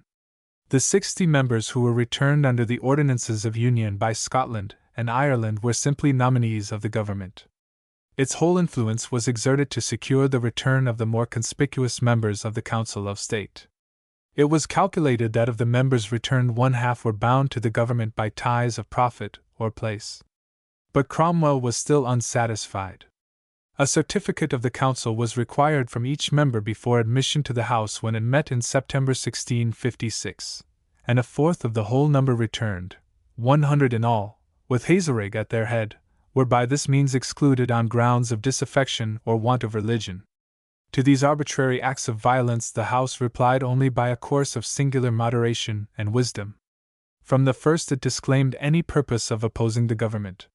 One of its earliest acts provided securities for Cromwell's person, which was threatened by constant plots of assassination. It supported him in his war policy, and voted supplies of unprecedented extent for the maintenance of the struggle. It was this attitude of loyalty which gave force to its steady refusal to sanction the system of tyranny which had practically placed England under martial law. In his opening address Cromwell boldly took his stand in support of the military despotism wielded by the major generals. "It hath been more effectual towards the discountenancing of vice and settling religion than anything done these 50 years. I will abide by it," he said, with singular vehemence. "Notwithstanding the envy and slander of foolish men, I could as soon venture my life with it as with anything I ever undertook. If it were to be done again, I would do it." But no sooner had a bill been introduced into Parliament to confirm the proceedings of the major generals than a long debate showed the temper of the Commons. They had resolved to acquiesce in the Protectorate, but they were equally resolved to bring it again to a legal mode of government. This indeed was the aim of even Cromwell's wiser adherents. "What makes me fear the passing of this act," one of them wrote to his son Henry, "is that thereby his Highness' government will be more founded in force, and more removed from that natural foundation which the people in Parliament are desirous to give him, supposing that he will become more theirs than now he is. The bill was rejected, and Cromwell bowed to the feeling of the nation by withdrawing the powers of the major generals. But the defeat of the tyranny of the sword was only a step towards a far bolder effort for the restoration of the power of the law. It was no mere pedantry, still less was it vulgar flattery, which influenced the Parliament in their offer to Cromwell of the title of king. The experience of the last few years had taught the nation the value of the traditional forms under which its liberties had grown up. A king was limited by constitutional precedents. The king's prerogative, it was well urged, is under the courts of justice, and is bounded as well as any acre of land, or anything a man hath. A protector, on the other hand, was new in our history, and there were no traditional means of limiting his power. The one office being lawful in its nature, said Glynn, known to the nation, certain in itself, and confined and regulated by the law, and the other not so, that was the great ground why the Parliament did so much insist on this office and title. Under the name of monarchy, indeed, the question really at issue between the party headed by the officers and the party led by the lawyers in the Commons was that of the restoration of constitutional and legal rule. In March 1657 the proposal was carried by an overwhelming majority, but a month passed in endless consultations between the Parliament and the Protector. His good sense, his knowledge of the general feeling of the nation, his real desire to obtain a settlement which should secure the ends for which Puritanism fought, political and religious liberty, broke, in conference after conference, through a mist of words. But his real concern throughout was with the temper of the army. Under whatever spurious disguises he cloaked the true nature of his government from the world, Cromwell knew well that it was a sheer government of the sword, that he was without hold upon the nation, and that the discontent of his soldiery would at once shake the fabric of his power. He vibrated to and fro between his sense of the political advantages of such a settlement, and his sense of its impossibility in face of the mood of the army. His soldiers, he said, were no common swordsmen. They were godly men, men that will not be beaten down by a worldly and carnal spirit while they keep their integrity. Men in whose general voice he recognized the voice of God. They are honest and faithful men, he urged, true to the great things of the government. And though it really is no part of their goodness to be unwilling to submit to what a Parliament shall settle over them, yet it is my duty and conscience to beg of you that there may be no hard things put upon them which they cannot swallow. I cannot think God would bless an undertaking of anything which would justly and with cause grieve them. The temper of the army was soon shown. Its leaders, with Lambert, Fleetwood, and Desborough at their head, placed their commands in Cromwell's hands. A petition from the officers to Parliament demanded the withdrawal of the proposal to restore the monarchy, in the name of the old cause for which they had bled, and on the 8th of May Cromwell anticipated the coming debate on this petition, a debate which might have led to an open breach between the army and the Commons, by a refusal of the Crown. I cannot undertake this government, he said, with that title of king, and that is my answer to this great and weighty business. Disappointed as it was, the Parliament with singular self-restraint turned to other modes of bringing about its purpose. The offer of the Crown had been coupled with the condition of accepting a constitution, which was a modification of the instrument of government adopted by the Parliament of 1654, and this constitution Cromwell emphatically approved. The things provided by this act of government, he owned, do secure the liberties of the people of God as they never before have had them. With the change of the title of king into that of protector, the act of government now became law, and the solemn inauguration of the protector by the Parliament on the 26th of June was a practical acknowledgment on the part of Cromwell of the illegality of his former rule. In the name of the Commons the Speaker invested him with a mantle of state, placed the sceptre in his hand, and girt the sword of justice by his side. By the new act of government Cromwell was allowed to name his own successor, but in all after cases the office was to be an elective one. In every other respect the forms of the older constitution were carefully restored. Parliament was again to consist of two houses, the 70 members of the other house being named by the Protector. The Commons regained their old right of exclusively deciding on the qualification of their members. Parliamentary restrictions were imposed on the choice of members of the Council, and officers of state, or of the army.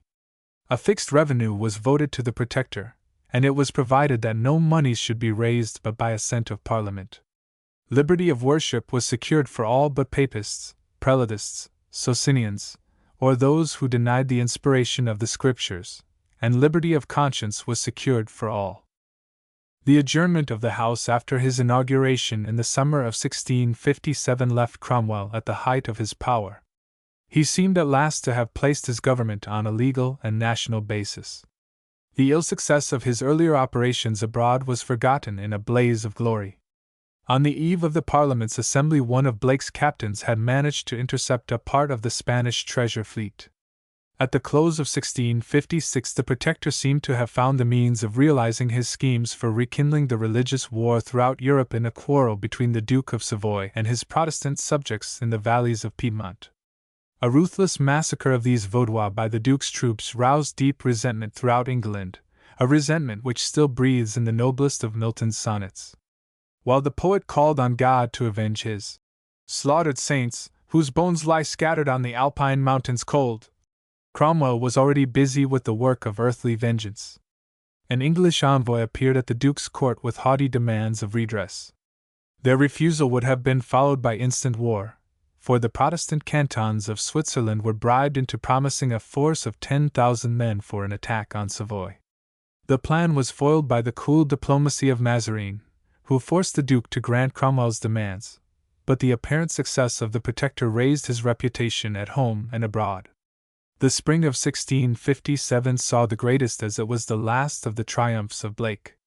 He found the Spanish fleet guarded by galleons in the strongly armed harbor of Santa Cruz, and on the 20th of April he forced an entrance into the harbor, and burnt or sank every ship within it. Triumphs at sea were followed by a triumph on land. Cromwell's demand of Dunkirk, which had long stood in the way of any acceptance of his offers of aid, was at last conceded, and in May 1657 a detachment of the Puritan army joined the French troops who were attacking Flanders under the command of Turenne. Their valor and discipline were shown by the part they took in the capture of Mardyke in the summer of that year, and still more in the June of 1658 by the victory of the Dunes, a victory which forced the Flemish towns to open their gates to the French, and gave Dunkirk to Cromwell. Never had the fame of an English ruler stood higher, but in the midst of his glory the hand of death was falling on the Protector. He had long been weary of his task. God knows, he had burst out to the Parliament a year before. God knows I would have been glad to have lived under my woodside, and to have kept a flock of sheep, rather than to have undertaken this government. Amidst the glory of his aims, Cromwell's heart was heavy with this sense of failure. Whatever dreams of personal ambition had mingled with his aim had in the main been a high and unselfish one. In the course that seems to modern eyes so strange and complex he had seen the leading of a divine hand that drew him from the sheepfolds to mold England into a people of God. What convinced him that the nation was called by a divine calling was the wonder which men felt at every step in its advance.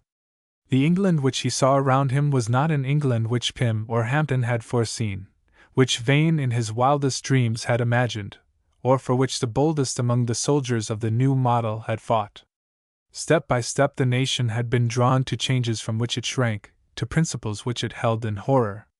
When the struggle began, the temper of the men who waged it was a strictly conservative temper. They held themselves to be withstanding the revolutionary changes of the king, to be vindicating the existing constitution both of church and state. But the strife had hardly opened when they were drawn by very need to a revolutionary platform. What men found themselves fighting for at Edgehill and Marston Moor was the substitution of government by the will of the nation for government by the will of the king, and a setting aside of the religious compromise embodied in the Church of the Tudors for a church which was the mere embodiment of the Puritan section of the people at large. Defeat drove England to the new model, and again it found itself drawn to a new advance. No sooner was the sword in the hand of the godly than the conception of religious purity widened into that of religious liberty, and the thought of a nation self-governed into the dream of a kingdom of God. Dunbar and Worcester, the strife with the houses, the final strife with the king, turned the dream into a practical policy. Every obstacle fell before it. Episcopal Church and Presbyterian Church alike passed away. The loyalty of the nation, the stubborn efforts of Cromwell and Puritan failed to uphold the monarchy. Lords and Commons fell in the very moment of their victory over the king. Desperately as men clung to the last shadow of a parliament, the victories of Blake, the statesmanship of Vane, failed to preserve the life of the rump. In the crash of every political and religious institution, the army found itself the one power in the land, and the dream of its soldiers grew into a will to set up on earth a commonwealth of the saints. In this resolve Cromwell was at one with the new model. Like every soldier in his army, he held that by the victories God had given them he had so called them to look after the government of the land, and so entrusted them with the welfare of all his people, that they were responsible for it, and might not in conscience stand still while anything was done which they thought was against the interest of the people of God. But he never doubted that the nation would own its calling as zealously as his soldiers did. He had no wish to change the outer form of its political or its social life. He would maintain social distinctions as he would maintain parliaments. But the old institutions must be penetrated with a new spirit. Conscience and worship must be free. Holiness must be the law of England's life. Its rulers must be found among godly men, and their rule must be widened beyond the common sphere of temporal government. The old distinctions of the secular and the spiritual world must be done away. In public and in private life, the new government must enforce obedience to the will of God. Socially, such a theory seemed realized at last in the administration of the major generals. Never had Cromwell been so satisfied. The malignants, who had so long trodden pious men under foot, lay helpless at the feet of the godly.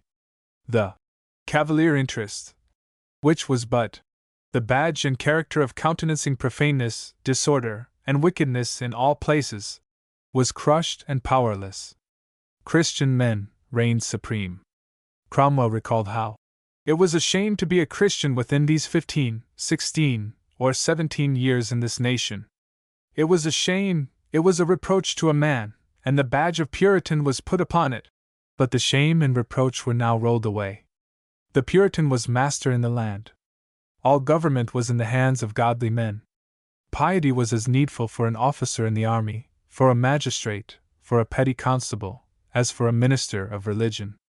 The aim of the Protector was that England should be ruled and administered by the best, by men ruling and administering in the fear of God.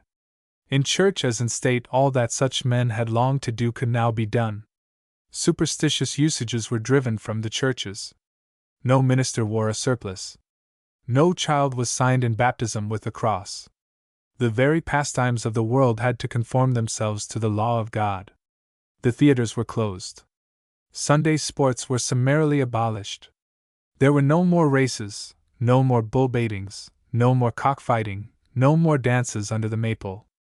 Christmas had to pass without its junketings, or mummers, or mince pies. To the eyes of mere zealots the work of Puritanism seemed done. But Cromwell was no mere zealot. Strangely mingled with the enthusiasm of his temper was a cool, passionless faculty of seeing things as they actually were about him, and he saw that in its very hour of triumph the cause he loved was losing ground. From this effort to turn England into a kingdom of God, England itself stood aloof. Its traditional instincts were outraged by the wreck of its institutions, its good sense by the effort to enforce godliness by civil penalties, its self-respect by the rule of the sword. Never had England shown a truer nobleness than when it refused to be tempted from the path of freedom even by the genius of Cromwell, never a truer wisdom than when it refused to be lured from its tradition of practical politics by the dazzling seductions of the Puritan ideal. And not only did the nation stand aloof from Cromwell's work, but its opposition grew hourly stronger. The very forces which seemed to have been annihilated by the Civil War drew a fresh life from the national ill-will to their conquerors. Men forgot the despotism of the monarchy when the monarchy and the Parliament lay wrecked in a common ruin. They forgot the tyranny of Laud when the Church was trampled underfoot by men who trampled underfoot the Constitution. By a strange turn of fortune, the restoration of the Church and of the Crown became identified with the restoration of legal government, and with the overthrow of a rule of brute force. And for such a restoration the vast majority of the nation were longing more and more. The old enmities of party and sect were forgotten in the common enmity of every party and every sect to the tyranny of the sword. A new national unity was revealing itself, as one jarring element after another came in to swell the mass of the national opposition to the system of the Protectorate. The moderate royalist joined hands with the Cavalier, the steady Presbyterian came to join the moderate royalist, and their ranks were swelled at last by the very founders of the Commonwealth. Nothing marked more vividly the strength of the reaction against the Protector's system than the union in a common enmity of Vane and Hazelrig with the partisans of the Stuart Pretender. It was the steady rise of this tide of opposition in which Cromwell saw the doom of his cause. That it could permanently be upheld by the sword he knew to be impossible. What he had hoped for was the gradual winning of England to a sense of its worth.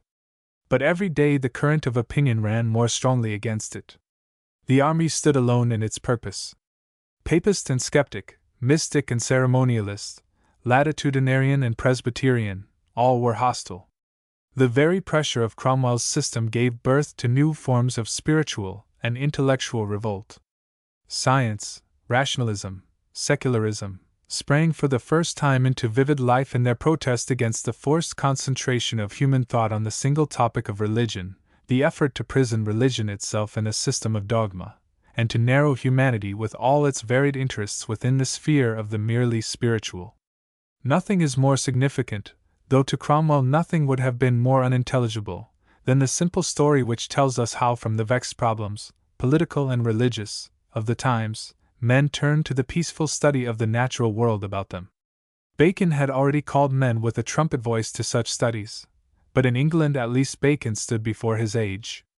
The beginnings of physical science were more slow and timid there than in any country of Europe. Only 2 discoveries of any real value came from English research before the Restoration. The first, Gilbert's discovery of terrestrial magnetism in the close of Elizabeth's reign. The next, the great discovery of the circulation of the blood, which was taught by Harvey in the reign of James. Apart from these illustrious names, England took little share in the scientific movement of the continent, and her whole energies seemed to be whirled into the vortex of theology and politics by the Civil War. But the war had not reached its end when, in 1645, a little group of students were to be seen in London, men, inquisitive, says one of them, into natural philosophy and other parts of human learning, and particularly of what had been called the New Philosophy, which from the times of Galileo at Florence, and Sir Francis Bacon, Lord Verulam, in England, hath been much cultivated in Italy, France, Germany, and other parts abroad, as well as with us in England. The strife of the time, indeed, aided in directing the minds of men to natural inquiries. To have been always tossing about some theological question, says the first historian of the Royal Society, Bishop Spratt, would have been to have made that their private diversion, the excess of which they disliked in the public. To have been eternally musing on civil business and the distresses of the country was too melancholy a reflection. It was nature alone which could pleasantly entertain them in that estate. Foremost in the group stood Doctors Wallace and Wilkins, whose removal to Oxford, which had just been reorganized by the Puritan visitors, divided the little company in 1648 into 2 societies, one at the university, the other remaining at the capital. The Oxford Society, which was the more important of the 2, held its meetings at the lodgings of Dr. Wilkins, who had become warden of Wadham College, and added to the names of its members that of the eminent mathematician Dr. Ward, and that of the first of English economists, Sir William Petty. Our business, Wallace tells us, was, precluding matters of theology and state affairs, to discourse and consider of philosophical inquiries and such as related thereunto, as physique, anatomy, geometry, astronomy, navigation, statics, magnetics, chymics, mechanics, and natural experiments, with the state of these studies, as then cultivated at home and abroad. We then discoursed of the circulation of the blood, the valves in the venae lactae, the lymphatic vessels, the Copernican hypothesis, the nature of comets and new stars, the satellites of Jupiter, the oval shape of Saturn, the spots in the sun and its turning on its own axis, the inequalities and selenography of the moon, the several phases of Venus and Mercury, the improvement of telescopes, the grinding of glasses for that purpose, the weight of air, the possibility or impossibility of vacuities, and nature's abhorrence thereof, the Torricellian experiment in quicksilver, the descent of heavy bodies and the degree of acceleration therein, and divers other things of like nature. To what great results this protest against the Puritan concentration of all human thought on spiritual issues was to lead none could foresee. But results almost as great were to spring from the protest against the Puritan dogmatism which gave birth to the latitudinarians. Whatever verdict history may pronounce on Falkland's political career, his name must remain memorable in the history of religious thought. A new era in English theology began with the speculations of the men he gathered round him in his country house at Great Two in the years that preceded the meeting of the Long Parliament. Their work was above all to deny the authority of tradition in matters of faith, as Bacon had denied it in matters of physical research, and to assert in the one field as in the other the supremacy of reason as a test of truth. Of the authority of the Church, its fathers, and its councils, John Hales, a canon of Windsor, and a friend of Laud, said briefly, "It is none." He dismissed with contempt the accepted test of universality. Universality is such a proof of truth as truth itself is ashamed of. The most singular and strongest part of human authority is properly in the wisest and the most virtuous, and these, I trow, are not the most universal. William Chillingworth, a man of larger if not keener mind, had been taught by an early conversion to Catholicism, and by a speedy return, the insecurity of any basis for belief but that of private judgment. In his Religion of Protestants, he set aside ecclesiastical tradition or church authority as grounds of faith in favor of the Bible, but only of the Bible as interpreted by the common reason of men. Jeremy Taylor, the most brilliant of English preachers, a sufferer like Chillingworth on the Royalist side during the Troubles, and who was rewarded at the Restoration with the bishopric of Down, limited even the authority of the Scriptures themselves. Reason was the one means which Taylor approved of in interpreting the Bible, but the certainty of the conclusions which reason drew from the Bible varied, as he held, with the conditions of reason itself. In all but the simplest truths of natural religion, we are not sure not to be deceived. The deduction of points of belief from the words of the Scriptures was attended with all the uncertainty and liability to error which sprang from the infinite variety of human understandings, the difficulties which hinder the discovery of truth, and the influences which divert the mind from accepting or rightly estimating it.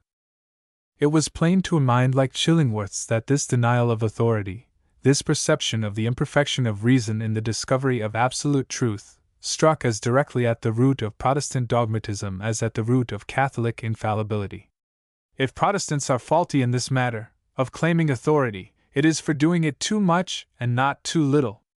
This presumptuous imposing of the senses of man upon the words of God, of the special senses of man upon the general words of God, and laying them upon men's consciences together under the equal penalty of death and damnation, this vain conceit that we can speak of the things of God better than in the words of God, this deifying our own interpretations and tyrannous enforcing them upon others, this restraining of the word of God from that latitude and generality, and the understandings of men, from that liberty wherein Christ and his apostles left them, is and hath been the only foundation of all the schisms of the Church, and that which makes them immortal.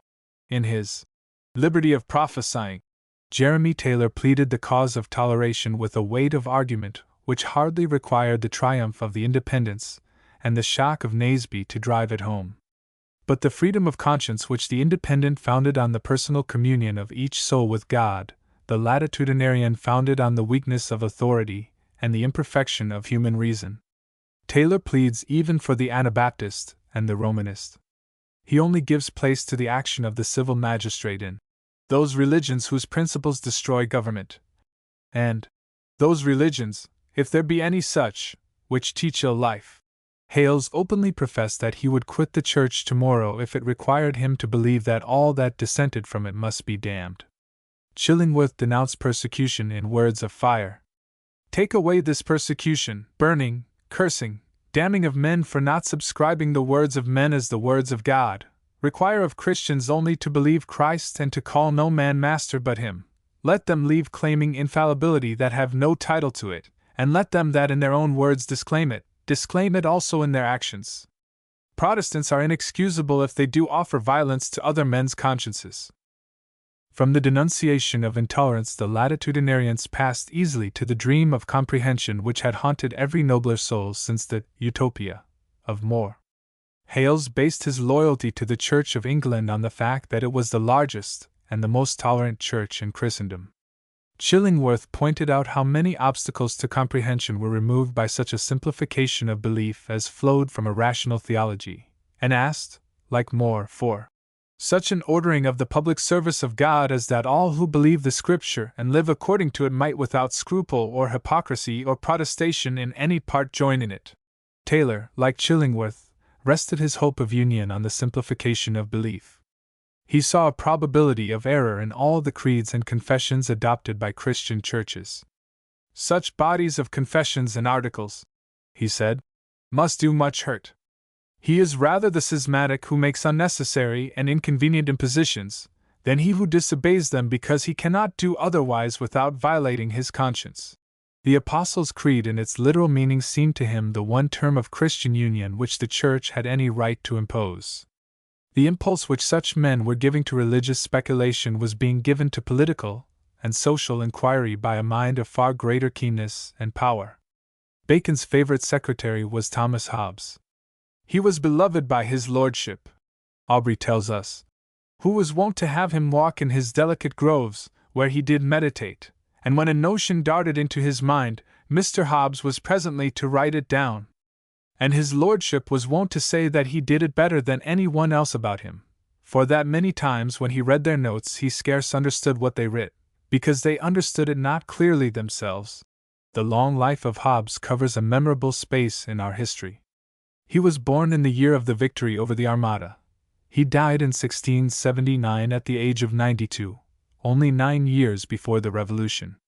His ability soon made itself felt, and in his earlier days he was the secretary of Bacon, and the friend of Ben Jonson and Lord Herbert of Cherbury. But it was not till the age of 54, when he withdrew to France on the eve of the Great Rebellion in 1642, that his speculations were made known to the world in his treatise De Civ.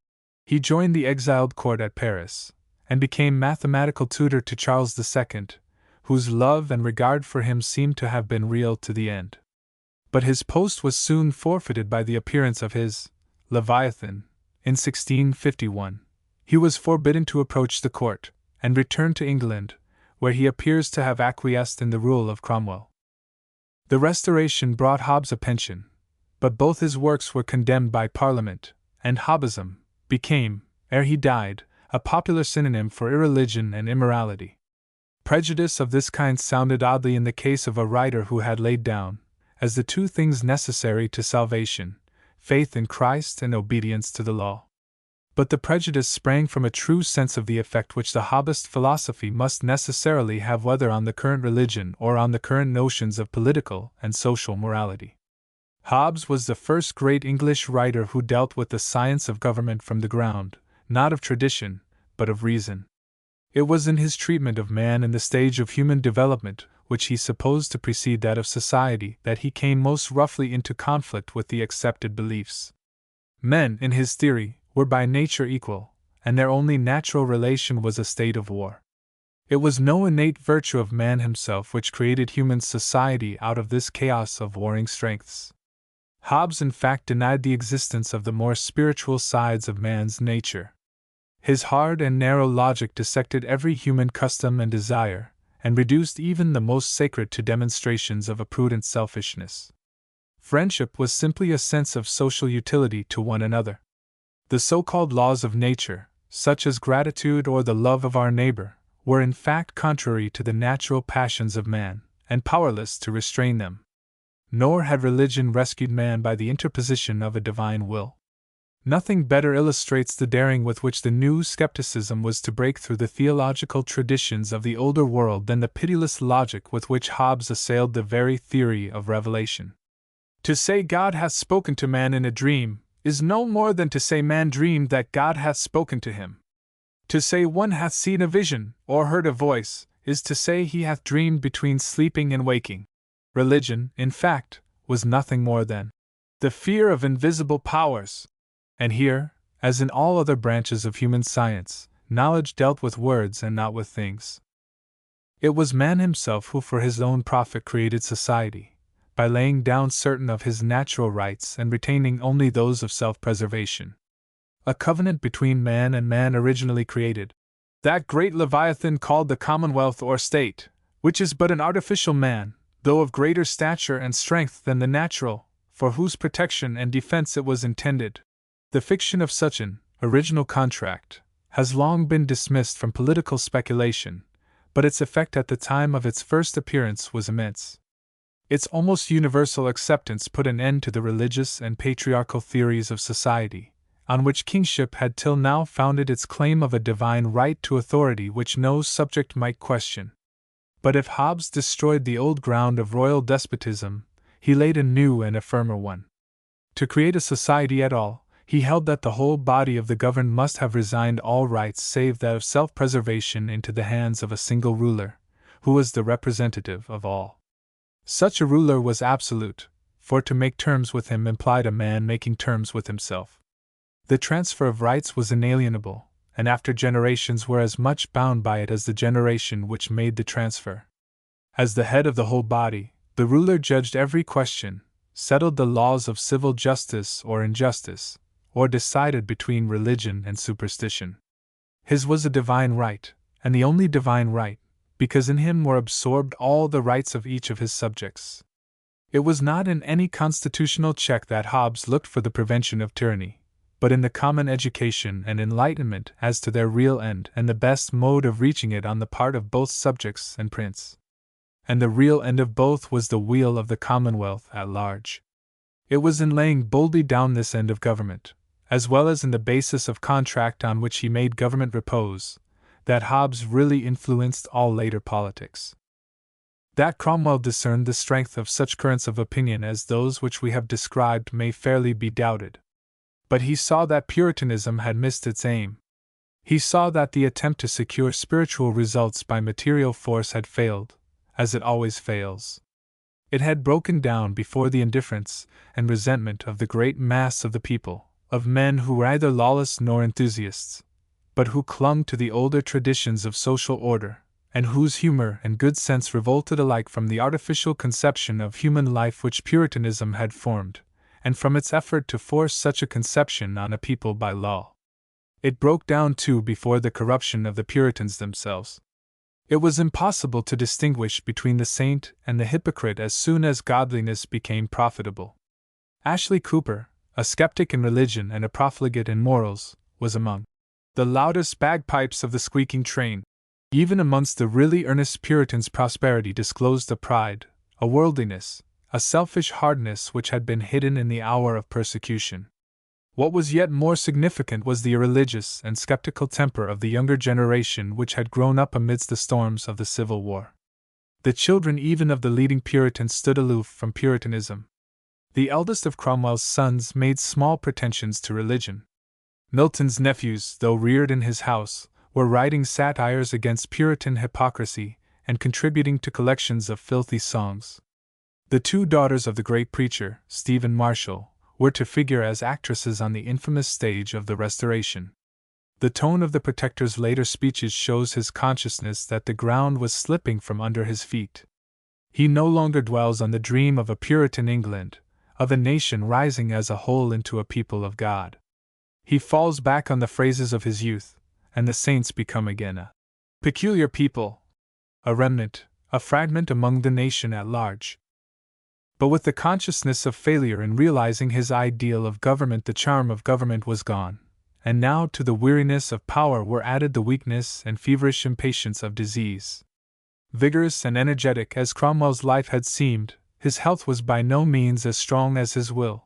He had been struck down by intermittent fever in the midst of his triumphs both in Scotland and in Ireland, and during the past year he had suffered from repeated attacks of it. "I have some infirmities upon me," he owned twice over in his speech at the reopening of the Parliament in January 1658, after an adjournment of 6 months, and his feverish irritability was quickened by the public danger.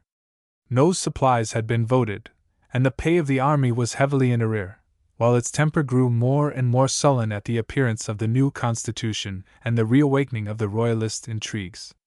Cromwell had believed that his military successes would secure compliance with his demands, but the temper of the Commons was even more irritable than his own. Under the terms of the new constitution, the members excluded in the preceding year took their places again in the House, and it was soon clear that the Parliament reflected the general mood of the nation. The tone of the Commons became captious and quarrelsome. They still delayed the grant of supplies. Meanwhile, a hasty act of the Protector in giving to his nominees in the other House, as the new second chamber he had devised was called, the title of Lords, kindled a strife between the two houses which was busily fanned by Hazelrig and other opponents of the government. It was contended that the other House had under the new constitution simply judicial and not legislative powers. Such a contention struck at once at Cromwell's work of restoring the old political forms of English life, and the reappearance of parliamentary strife threw him at last, says an observer at his court, into a rage and passion like unto madness. What gave weight to it was the growing strength of the Royalist party, and its hopes of a coming rising. Such a rising had in fact been carefully prepared, and Charles with a large body of Spanish troops drew to the coast of Flanders to take advantage of it. His hopes were above all encouraged by the strife in the Commons, and their manifest dislike of the system of the Protectorate. It was this that drove Cromwell to action. Summoning his coach, by a sudden impulse, the Protector drove on the 4th of February with a few guards to Westminster, and setting aside the remonstrances of Fleetwood, summoned the two houses to his presence. "I do dissolve this Parliament," he ended a speech of angry rebuke, "and let God be judge between you and me." Fatal as was the error, for the moment all went well. The army was reconciled by the blow levelled at its opponents, and a few murmurers who appeared in its ranks were weeded out by careful remodeling. The triumphant officers vowed to stand or fall with His Highness. The danger of a royalist rising vanished before a host of addresses from the counties. Great news too came from abroad, where victory in Flanders, and the cession of Dunkirk in June, set the seal on Cromwell's glory. But the fever crept steadily on, and his looks told the tale of death to the Quaker, Fox, who met him riding in Hampton Court Park. "Before I came to him," he says, "as he rode at the head of his Life Guards, I saw and felt a waft of death go forth against him, and when I came to him he looked like a dead man." In the midst of his triumph, Cromwell's heart was heavy in fact with the sense of failure. He had no desire to play the tyrant, nor had he any belief in the permanence of a mere tyranny. He clung desperately to the hope of bringing over the country to his side. He had hardly dissolved the Parliament before he was planning the summons of another, and angry at the opposition which his council offered to the project. "I will take my own resolutions," he said gloomily to his household. "I can no longer satisfy myself to sit still, and make myself guilty of the loss of all the honest party and of the nation itself." But before his plans could be realized, the overtaxed strength of the Protector suddenly gave way. Early in August 1658 his sickness took a more serious form. He saw too clearly the chaos into which his death would plunge England to be willing to die. "Do not think I shall die," he burst out with feverish energy to the physicians who gathered round him. "Say not I have lost my reason. I tell you the truth. I know it from better authority than any you can have from Galen or Hippocrates. It is the answer of God Himself to our prayers." Prayer indeed rose from every side for his recovery, but death drew steadily nearer, till even Cromwell felt that his hour was come. "I would be willing to live," the dying man murmured, "to be further serviceable to God and His people, but my work is done. Yet God will be with His people." A storm which tore roofs from houses, and leveled huge trees in every forest, seemed a fitting prelude to the passing away of his mighty spirit. 3 days later, on the 3rd of September, the day which had witnessed his victories of Worcester and Dunbar, Cromwell quietly breathed his last. So absolute even in death was his sway over the minds of men that, to the wonder of the excited Royalists, even a doubtful nomination on his deathbed was enough to secure the peaceful succession of his son, Richard Cromwell. Many, in fact, who had rejected the authority of his father submitted peaceably to the new Protector. Their motives were explained by Baxter, the most eminent among the Presbyterian ministers, in an address to Richard which announced his adhesion. "I observe," he says, That the nation generally rejoice in your peaceable entrance upon the government. Many are persuaded that you have been strangely kept from participating in any of our late bloody contentions, that God might make you the healer of our breaches, and employ you in that temple work which David himself might not be honored with, though it was in his mind, because he shed blood abundantly and made great wars. The new protector was a weak and worthless man, but the bulk of the nation were content to be ruled by one who was at any rate no soldier, no Puritan, and no innovator. Richard was known to be lax and worldly in his conduct, and he was believed to be conservative, and even royalist in heart. The tide of reaction was felt even in his council. Their first act was to throw aside one of the greatest of Cromwell's reforms, and to fall back in the summons which they issued for a new parliament on the old system of election. It was felt far more keenly in the tone of the new House of Commons when it met in January 1659. The Republicans under Vane, backed adroitly by the members who were secretly royalists, fell hotly on Cromwell's system. The fiercest attack of all came from Sir Ashley Cooper, a Dorsetshire gentleman who had changed sides in the Civil War, had fought for the king and then for the Parliament, had been a member of Cromwell's council, and had of late ceased to be a member of it. His virulent invective on His Highness of deplorable memory, who with fraud and force deprived you of your liberty when living and entailed slavery on you at his death, was followed by an equally virulent invective against the army. They have not only subdued their enemies, said Cooper, but the masters who raised and maintained them. They have not only conquered Scotland and Ireland, but rebellious England too, and there suppressed a malignant party of magistrates and laws. The army was quick with its reply. Already in the preceding November it had shown its suspicion of the new government by demanding the appointment of a soldier as general in the place of the new protector, who had assumed the command. The tone of the Council of Officers now became so menacing that the Commons ordered the dismissal of all officers who refused to engage. Not to disturb or interrupt the free meetings of Parliament, Richard ordered the Council of Officers to dissolve. Their reply was a demand for the dissolution of the Parliament, and with this demand, on the 22nd of April, Richard was forced to comply. The purpose of the army, however, was still to secure a settled government, and setting aside the new protector, whose weakness was now evident, they resolved to come to a reconciliation with the Republican party, and to recall the fragment of the Commons whom they had expelled from St. Stephen's in 1653. The arrangement was quickly brought about, and in May, of the 160 members who had continued to sit after the King's death, about 90 returned to their seats and resumed the administration of affairs. The continued exclusion of the members who had been purged from the House in 1648 proved that no real intention existed of restoring a legal rule, and the soldiers trusted that the rump whom they had restored to power would be bound to them by the growing danger both to republicanism and to religious liberty. But not even their passion for these causes could make men endure the rule of the sword. The House was soon at strife with the soldiers.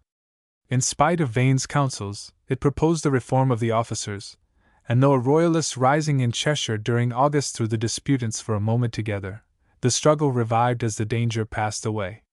A new hope indeed filled men's minds. Not only was the nation sick of military rule, but the army, unconquerable so long as it held together, at last showed signs of division.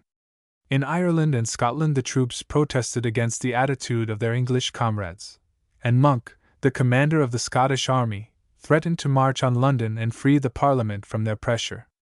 The knowledge of these divisions encouraged Hazelrig and his coadjutors in the Commons to demand the dismissal of Fleetwood and Lambert from their commands. They answered in October by driving the Parliament again from Westminster, and by marching under Lambert to the north to meet the army under Monk. Lambert, however, suffered himself to be lured into inaction by negotiations, while Monk gathered a convention at Edinburgh, and strengthened himself with money and recruits. His attitude was enough to rouse England to action. Portsmouth closed its gates against the delegates of the soldiers. The fleet declared against them. So rapidly did the tide of feeling rise throughout the country that the army at the close of December was driven to undo their work by recalling the rump. But the concession only aided the force of resistance by showing the weakness of the tyranny which England was resolute to throw off.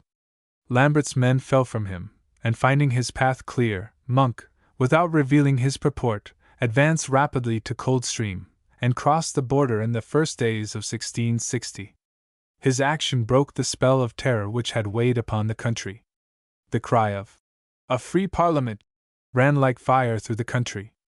Not only Fairfax, who appeared in arms in Yorkshire, but the ships on the Thames and the mob which thronged the streets of London caught up the cry. Still steadily advancing, but lavishing protestations of loyalty to the Rump while he accepted petitions for a free Parliament, Monk on the 3rd of February entered unopposed. From the moment of his entry the restoration of the Stuarts became inevitable. The army, resolute as it still remained for the maintenance of the cause, was deceived by Monk's declarations of loyalty to it, and rendered powerless by his adroit dispersion of the troops over the country. At the instigation of Ashley Cooper, those who remained of the members who had been excluded from the House of Commons in 1648 again forced their way into Parliament, and at once resolved on a dissolution and the election of a new House of Commons. The dissolution in March was followed by a last struggle of the army for its old supremacy. Lambert escaped from the Tower and called his fellow soldiers to arms, but he was hotly pursued, overtaken, and routed near Daventry, and on the 25th of April the new House, which bears the name of the Convention, assembled at Westminster. It had hardly taken the solemn league and covenant which showed its Presbyterian temper, and its leaders had only begun to draw up terms on which the King's restoration might be assented to, when they found that Monk was in negotiation with the exiled court. All exaction of terms was now impossible. A declaration from Breda, in which Charles promised a general pardon, religious toleration, and satisfaction to the army, was received with a burst of national enthusiasm, and the old constitution was restored by a solemn vote of the Convention. That according to the ancient and fundamental laws of this kingdom, the government is, and ought to be, by King, Lords, and Commons. The King was at once invited to hasten to his realm, and on the 25th of May Charles landed at Dover, and made his way amidst the shouts of a great multitude to Whitehall. "It is my own fault," laughed the new King with characteristic irony, "that I had not come back sooner, for I find nobody who does not tell me he has always longed for my return." In his progress to the capital Charles passed in review the soldiers assembled on Blackheath. Betrayed by their general, abandoned by their leaders, surrounded as they were by a nation in arms, the gloomy silence of their ranks awed even the careless King with a sense of danger. But none of the victories of the new model were so glorious as the victory which it won over itself.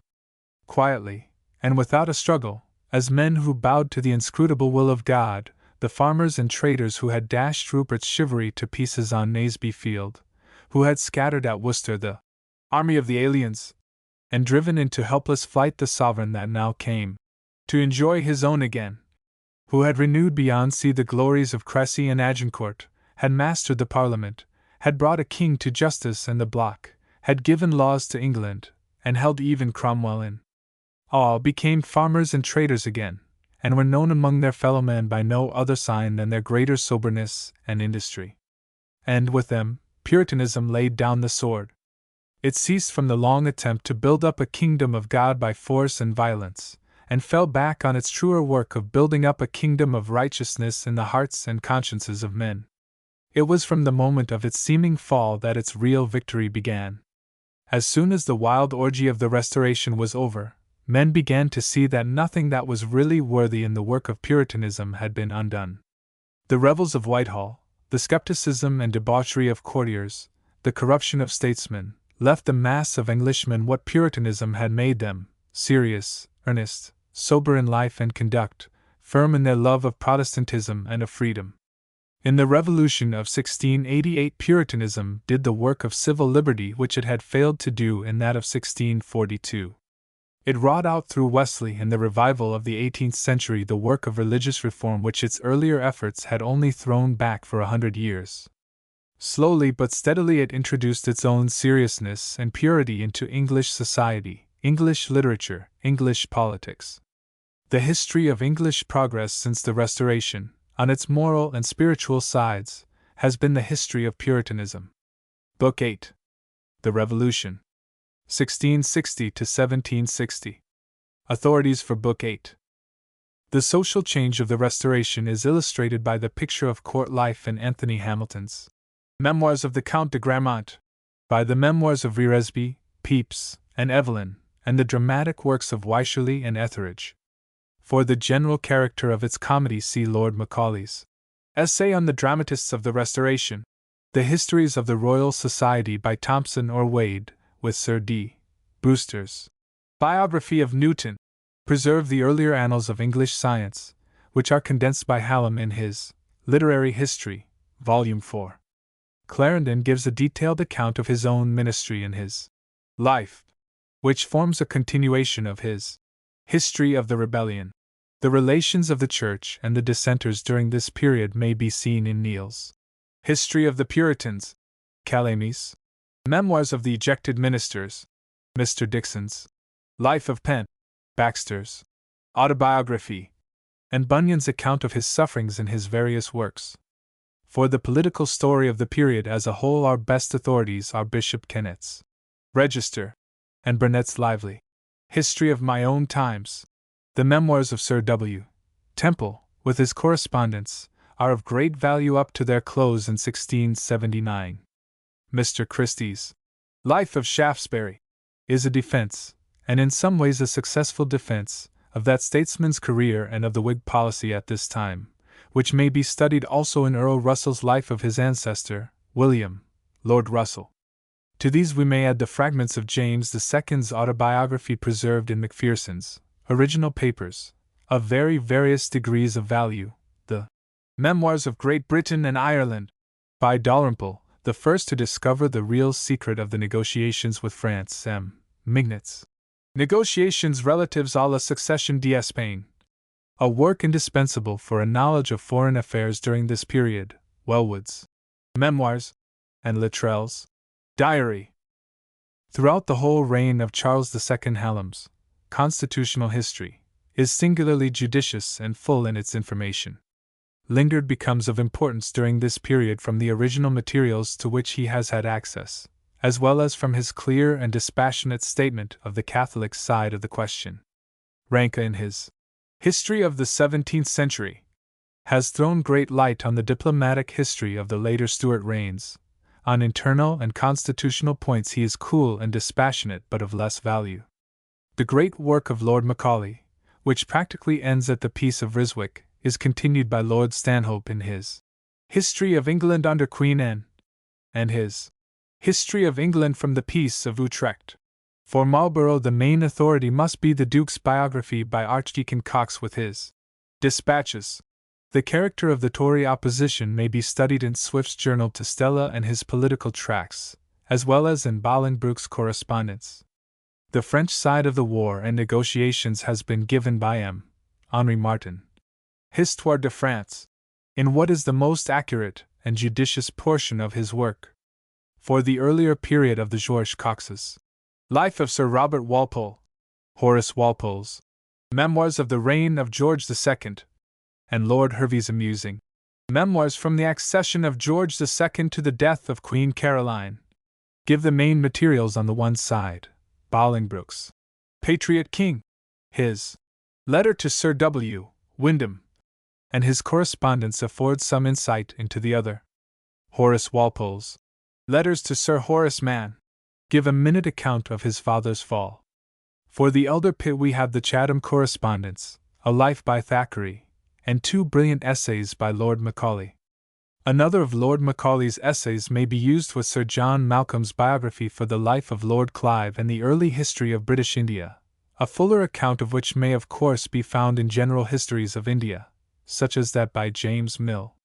Carlyle's Frederick the Great contains a picturesque recital of the 7 Years' War, and of England's share in it, while the earlier relations of England and Frederick may be studied more coolly and thoroughly in Ranke's 9 books of Prussian history, published in an English version under the name of his History of Prussia. The earlier part of the Annual Register, which begins in 1758, has been attributed to Burke. Southey's biography, or the more elaborate Life by Tyerman, gives an account of Wesley and the movement he headed. Chapter 1. The Restoration, 1660 to 1667. The entry of Charles II into Whitehall marked a deep and lasting change in the temper of the English people. With it, modern England began. The influences which had up to this time molded our history, the theological influence of the Reformation, the monarchical influence of the new kingship, the feudal influence of the Middle Ages, the yet earlier influence of tradition and custom, suddenly lost power over the minds of men. From the moment of the Restoration, we find ourselves all at once among the great currents of thought and activity which have gone on widening and deepening from that time to this. The England around us becomes our own England, an England whose chief forces are industry and science, the love of popular freedom and of law, an England which presses steadily forward to a larger social justice and equality, and which tends more and more to bring every custom and tradition, religious, intellectual, and political, to the test of pure reason. Between modern thought, on some at least of its more important sides, and the thought of men before the Restoration, there is a great gulf fixed. A political thinker in the present day would find it equally hard to discuss any point of statesmanship with Lord Burleigh or with Oliver Cromwell. He would find no point of contact between their ideas of national life or national welfare, their conception of government, or the ends of government, their mode of regarding economical and social questions, and his own. But no gulf of this sort parts us from the men who followed the Restoration.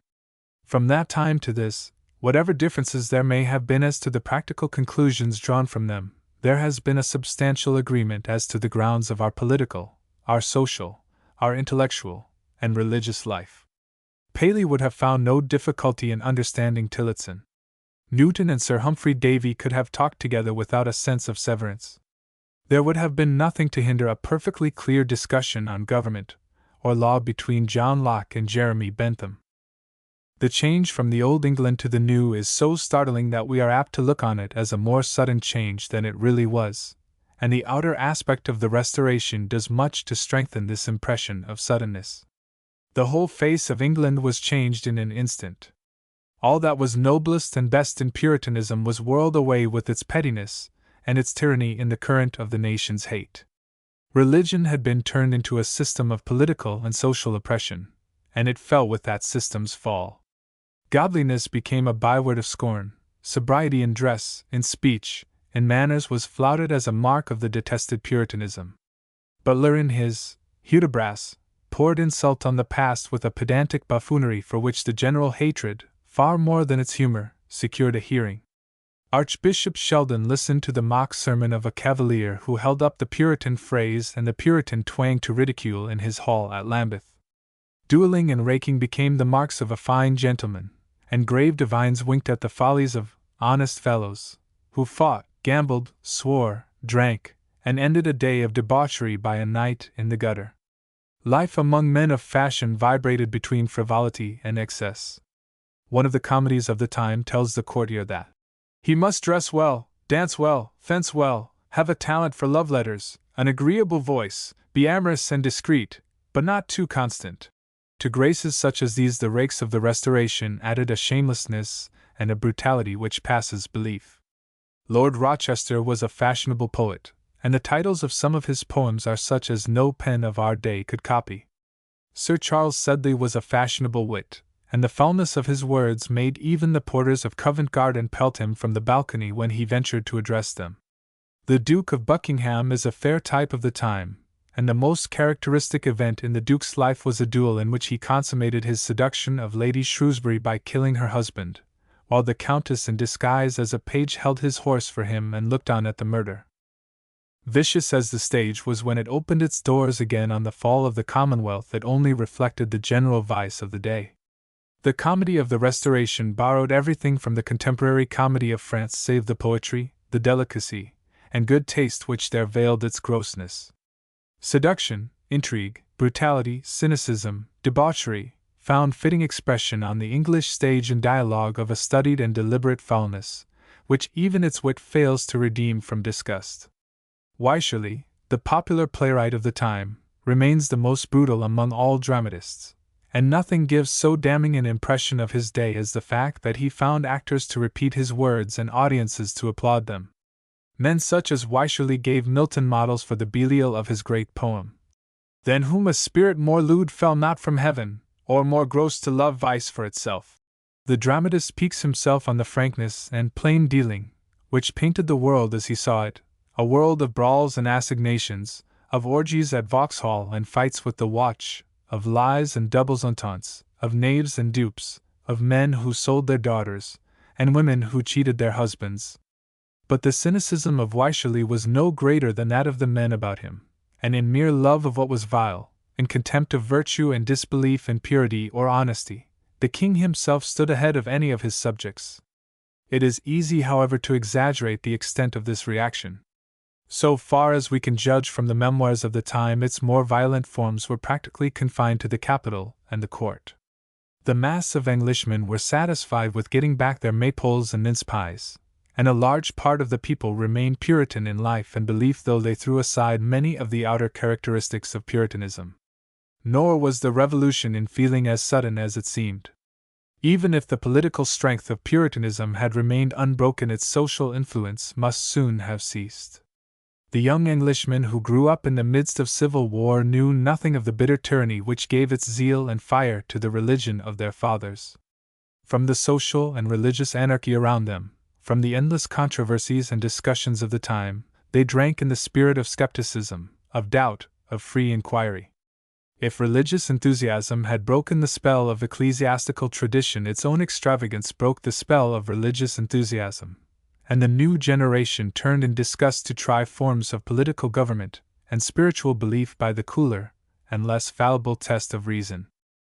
It is this rationalizing tendency of the popular mind, this indifference to the traditions and ideals of the past, this practical and experimental temper, which found its highest expression in the sudden popularity of the pursuit of physical science.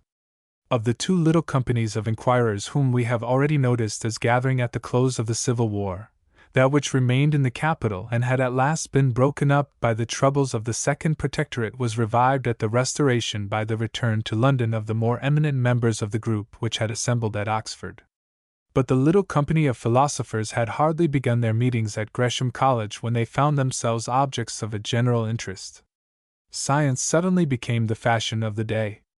Charles II was himself a fair chymist, and took a keen interest in the problems of navigation.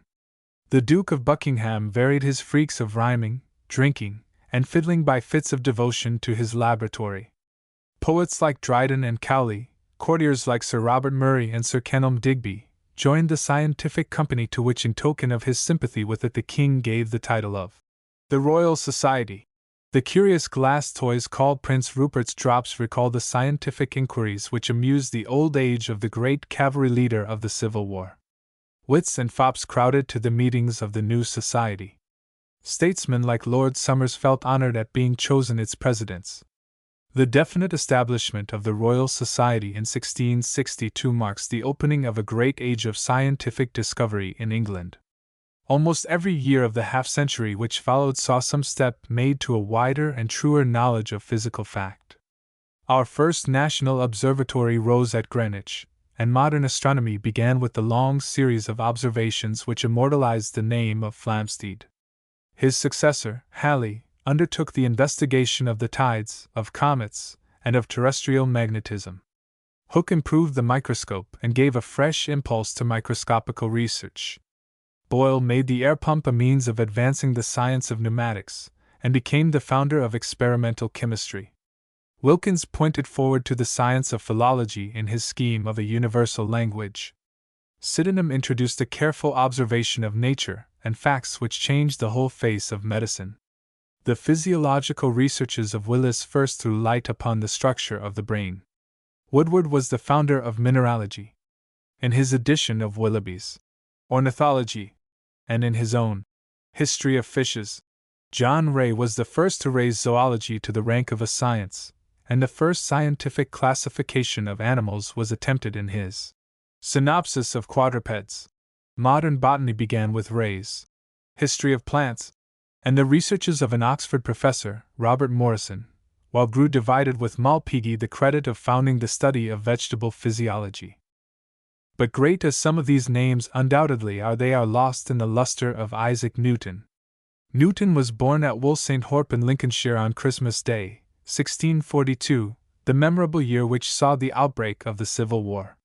In the year of the Restoration he entered Cambridge, where the teaching of Isaac Barrow quickened his genius for mathematics, and where the method of Descartes had superseded the older modes of study. From the close of his Cambridge career his life became a series of great physical discoveries. At 23 he facilitated the calculation of planetary movements by his theory of flux science. The optical discoveries to which he was led by his experiments with the prism, and which he partly disclosed in the lectures which he delivered as mathematical professor at Cambridge, were embodied in the theory of light which he laid before the Royal Society on becoming a Fellow of it. His discovery of the law of gravitation had been made as early as 1666, but the erroneous estimate which was then generally received of the Earth's diameter prevented him from disclosing it for 16 years, and it was not till 1687, on the eve of the Revolution, that the Principia revealed to the world his new theory of the universe. It is impossible to do more than indicate in such a summary, as we have given, the wonderful activity of directly scientific thought which distinguished the age of the Restoration. But the skeptical and experimental temper of mind which this activity disclosed was telling at the same time upon every phase of the world around it. We see the attempt to bring religious speculation into harmony with the conclusions of reason and experience in the school of latitudinarian theologians which sprang from the group of thinkers that gathered on the eve of the Civil War round Lord Falkland at Great Two. With the Restoration the latitudinarians came at once to the front. They were soon distinguished from both Puritans and High Churchmen by their opposition to dogma, by their preference of reason to tradition whether of the Bible or the Church, by their basing religion on a natural theology, by their aiming at rightness of life rather than at correctness of opinion, by their advocacy of toleration and comprehension as the grounds of Christian unity. Chillingworth and Taylor found successors in the restless good sense of Burnet, the enlightened piety of Tillotson, and the calm philosophy of Bishop Butler. From this moment, indeed, the work of English theologians turned from the bold assertion of the supremacy of revealed truth over natural reason to a more cautious assertion of the essential harmony of the one with the other. Boyle varied his philosophical experiments by demonstrations of the unity of dogmatic and natural religion. So moderate and philosophical was the temper displayed by Cudworth in his intellectual system of the universe, that the bigots of his day charged him with the atheistic principles which he was endeavoring to refute. But the change of tone in the theologians of the Reformation was itself an indication of the new difficulties which theology had to meet. The bold skepticism of Hobbes was adopted by courtiers and politicians. Charles himself was divided between superstition and Hobbesism. Shaftesbury was a deist. The bulk of the leading statesmen of the time looked on religious questions in a purely political light. The impulse which was carrying religious speculation into regions hitherto strange to it told equally on political and social inquiry. The researches of Sir Josiah Child, and still more of Sir William Petty, not only threw light on the actual state of English trade but pointed forward to the future science of political economy. For the moment, however, philosophical speculation on the nature of government eclipsed the interest of statistical research. Though the Restoration brought Hobbes a pension, his two great works were condemned by Parliament, and Hobbesism became ere he died a popular synonym for political as well as religious immorality. But in spite of the bitter resistance offered to it, his assertion of a rational method of political inquiry superseded more and more the older doctrines of a religious and traditional polity. After Clarendon, no English statesman really believed in any divine right of the sovereign he served, and Charles himself probably believed it still less than his ministers. The fiction of a contract between governor and governed, on which Hobbes built up his theory of a state, passed silently into general acceptance. John Locke, the foremost political thinker of the Restoration, derived political authority like Hobbes from the consent of the governed, and adopted the common will as the end of government. But the practical temper of the time molded the new theory into a form which contrasted strangely with that given to it by its first inventor. The political philosophy of Locke, indeed, was little more than a formal statement of the conclusions which the bulk of Englishmen had drawn from the great struggle of the Civil War. In his theory, the people remain passively in possession of the power which they have delegated to the prince, and have the right to withdraw it if it be used for purposes inconsistent with the end which society was formed to promote. To the origin of all power in the people, and the end of all power for the people's good, the two great doctrines of Hobbes. Locke added the right of resistance, the responsibility of princes to their subjects for a due execution of their trust, and the supremacy of legislative assemblies as expressing the voice of the people itself. It was in this modified and enlarged form that the new political philosophy found general acceptance after the Revolution of 1688. But powerful as was its influence in the 30 years which separated that event from the Restoration, it remained during that period an influence which told but slowly on the people at large. It is indeed this severance for the time between the thinking classes and the general bulk of the nation which makes its history so difficult and perplexing. While skeptics and divines were drifting to questions which involved the very being of religion itself, the mass of Englishmen were still without a doubt, and dead to every religious struggle save the old struggle of Protestantism with the Pope. While statesmen and philosophers were smiling at Sir Robert Fermor and his patriarchal theory of government, the people remained blind to any notion of an original contract, and every pulpit resounded with the doctrine of a divine right of kings. It was only by slow steps, and above all by the practical stress of events, that England was driven forward to religious toleration or to the establishment of parliamentary government in the place of monarchy. Slowly and gradually, however, it was driven forward to both. Even at the outset of the Restoration, the temper of England had in fact drifted far from the past to which it thought to return. The work of the Long Parliament indeed seemed to be undone when Charles entered Whitehall. Not only was the monarchy restored, but it was restored without restriction or condition, and of the two great influences which had hitherto served as checks on its power, the first, that of Puritanism, had become hateful to the nation at large, while the second, the tradition of constitutional liberty, was discredited by the issue of the Civil War. But, wild as was the tumult of demonstrative loyalty, not one of the great steps towards constitutional freedom which had been gained by the patriots of 1641 was really lost. The prerogatives for which Charles I had struggled were quietly relinquished by his son. The very Cavaliers who had welcomed the king to his own again never dreamt of restoring the system of government which their opponents had overthrown. 20 years of parliamentary rule, however broken and mixed with political and religious tyranny, had made the return to ship money or monopolies or the Star Chamber impossible. Men had become so accustomed to freedom that they forgot how recent a thing its unquestioned existence was. From the first, therefore, the great Revolution of the 17th century, as it has been called, went steadily on. The supreme power was gradually transferred from the Crown to the House of Commons. Step by step, Parliament drew nearer to a solution of the political problem which had so long foiled its efforts, the problem how to make its will the law of administrative action without itself undertaking the task of administration. It is only by carefully fixing our eyes on this transfer of power, and by noting the successive steps towards its realization, that we can understand the complex history of the Restoration and the Revolution. Changed to the very core, yet hardly conscious of the change, drifting indeed steadily towards a wider knowledge and a firmer freedom, but still a mere medley of Puritan morality and social revolt, of traditional loyalty and political skepticism, of bigotry and free inquiry, of science and popish plots, the England of the Restoration was reflected in its king. What his subjects saw in Charles II was a pleasant, brown-faced gentleman playing with his spaniels, or drawing caricatures of his ministers, or flinging cakes to the waterfowl in the park. To all outer-seeming, Charles was the most consummate of idlers. He delighted, says one of his courtiers, in a bewitching kind of pleasure called sauntering. The businesslike Pepys discovered, as he brought his work to the council board, that the king do mind nothing but pleasures, and hates the very sight or thoughts of business. That Charles had great natural parts no one doubted. In his earlier days of defeat and danger he showed a cool courage and presence of mind which never failed him in the many perilous moments of his reign.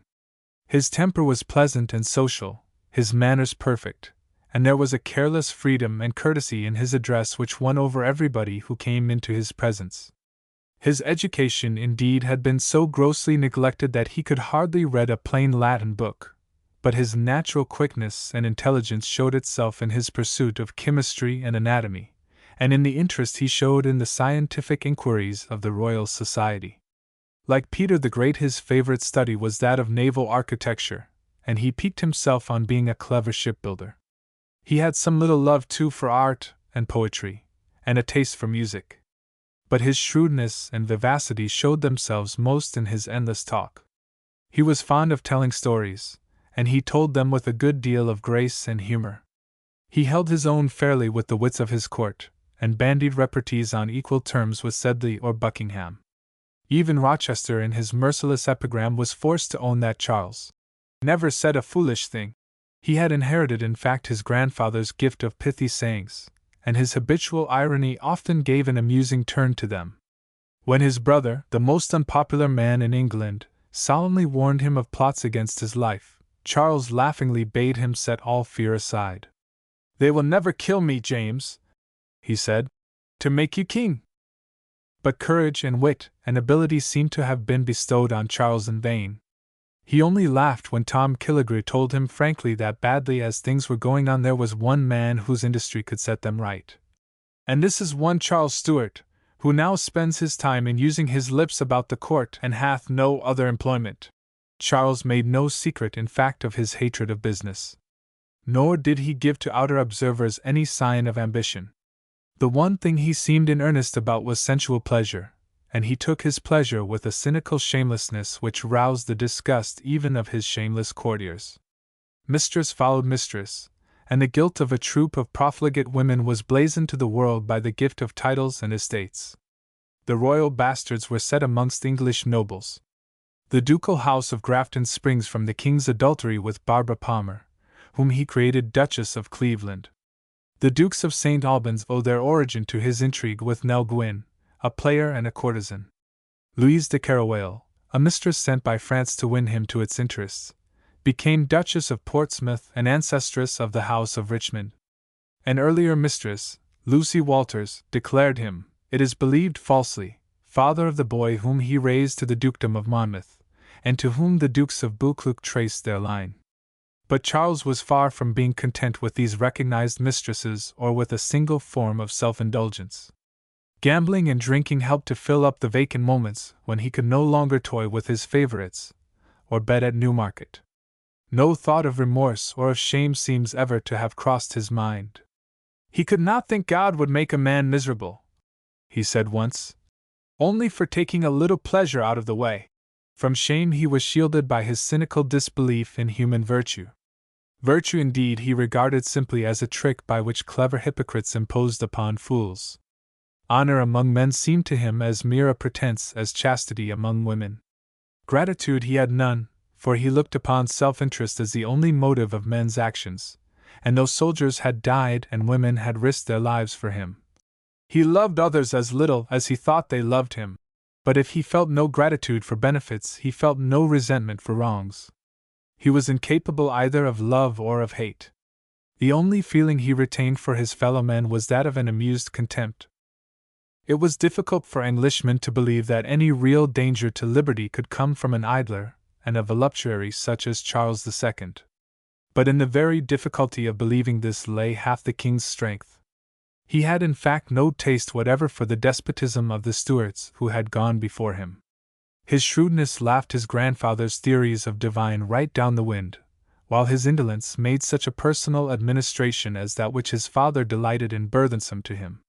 He was too humorous a man to care for the pomp and show of power, and too good-natured a man to play the tyrant.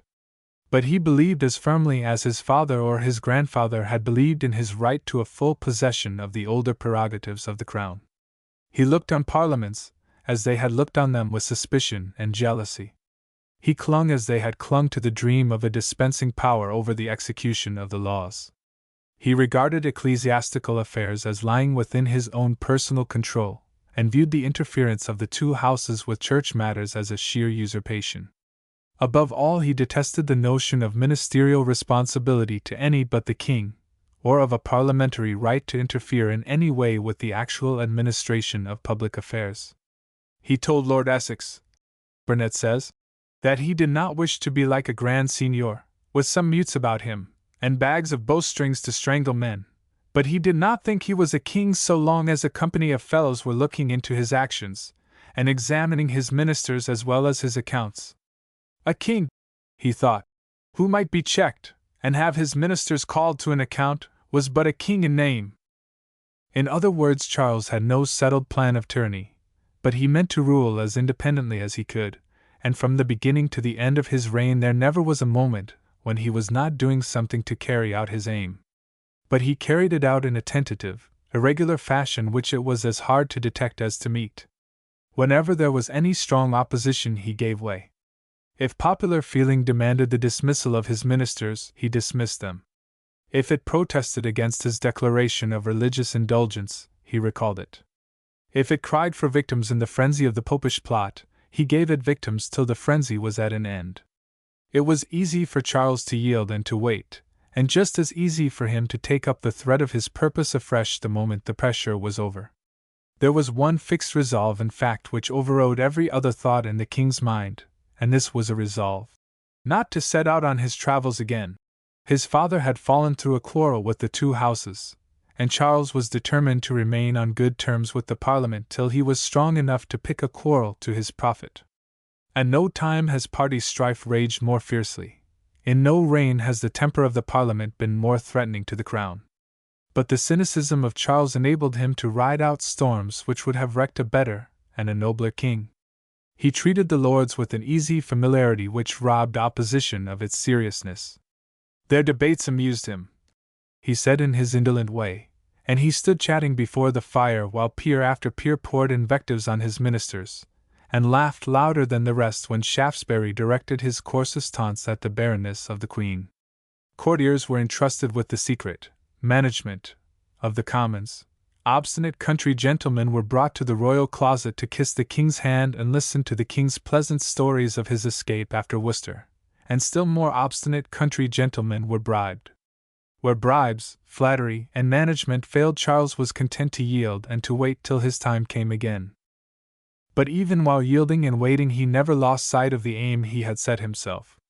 If he had no mind to play the tyrant, he was resolved to be something more than a king in name.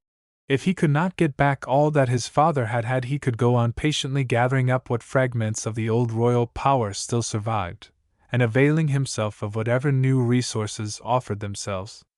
One means of recovering somewhat of the older authority of the crown lay in the simple refusal to recognize the union of the three kingdoms.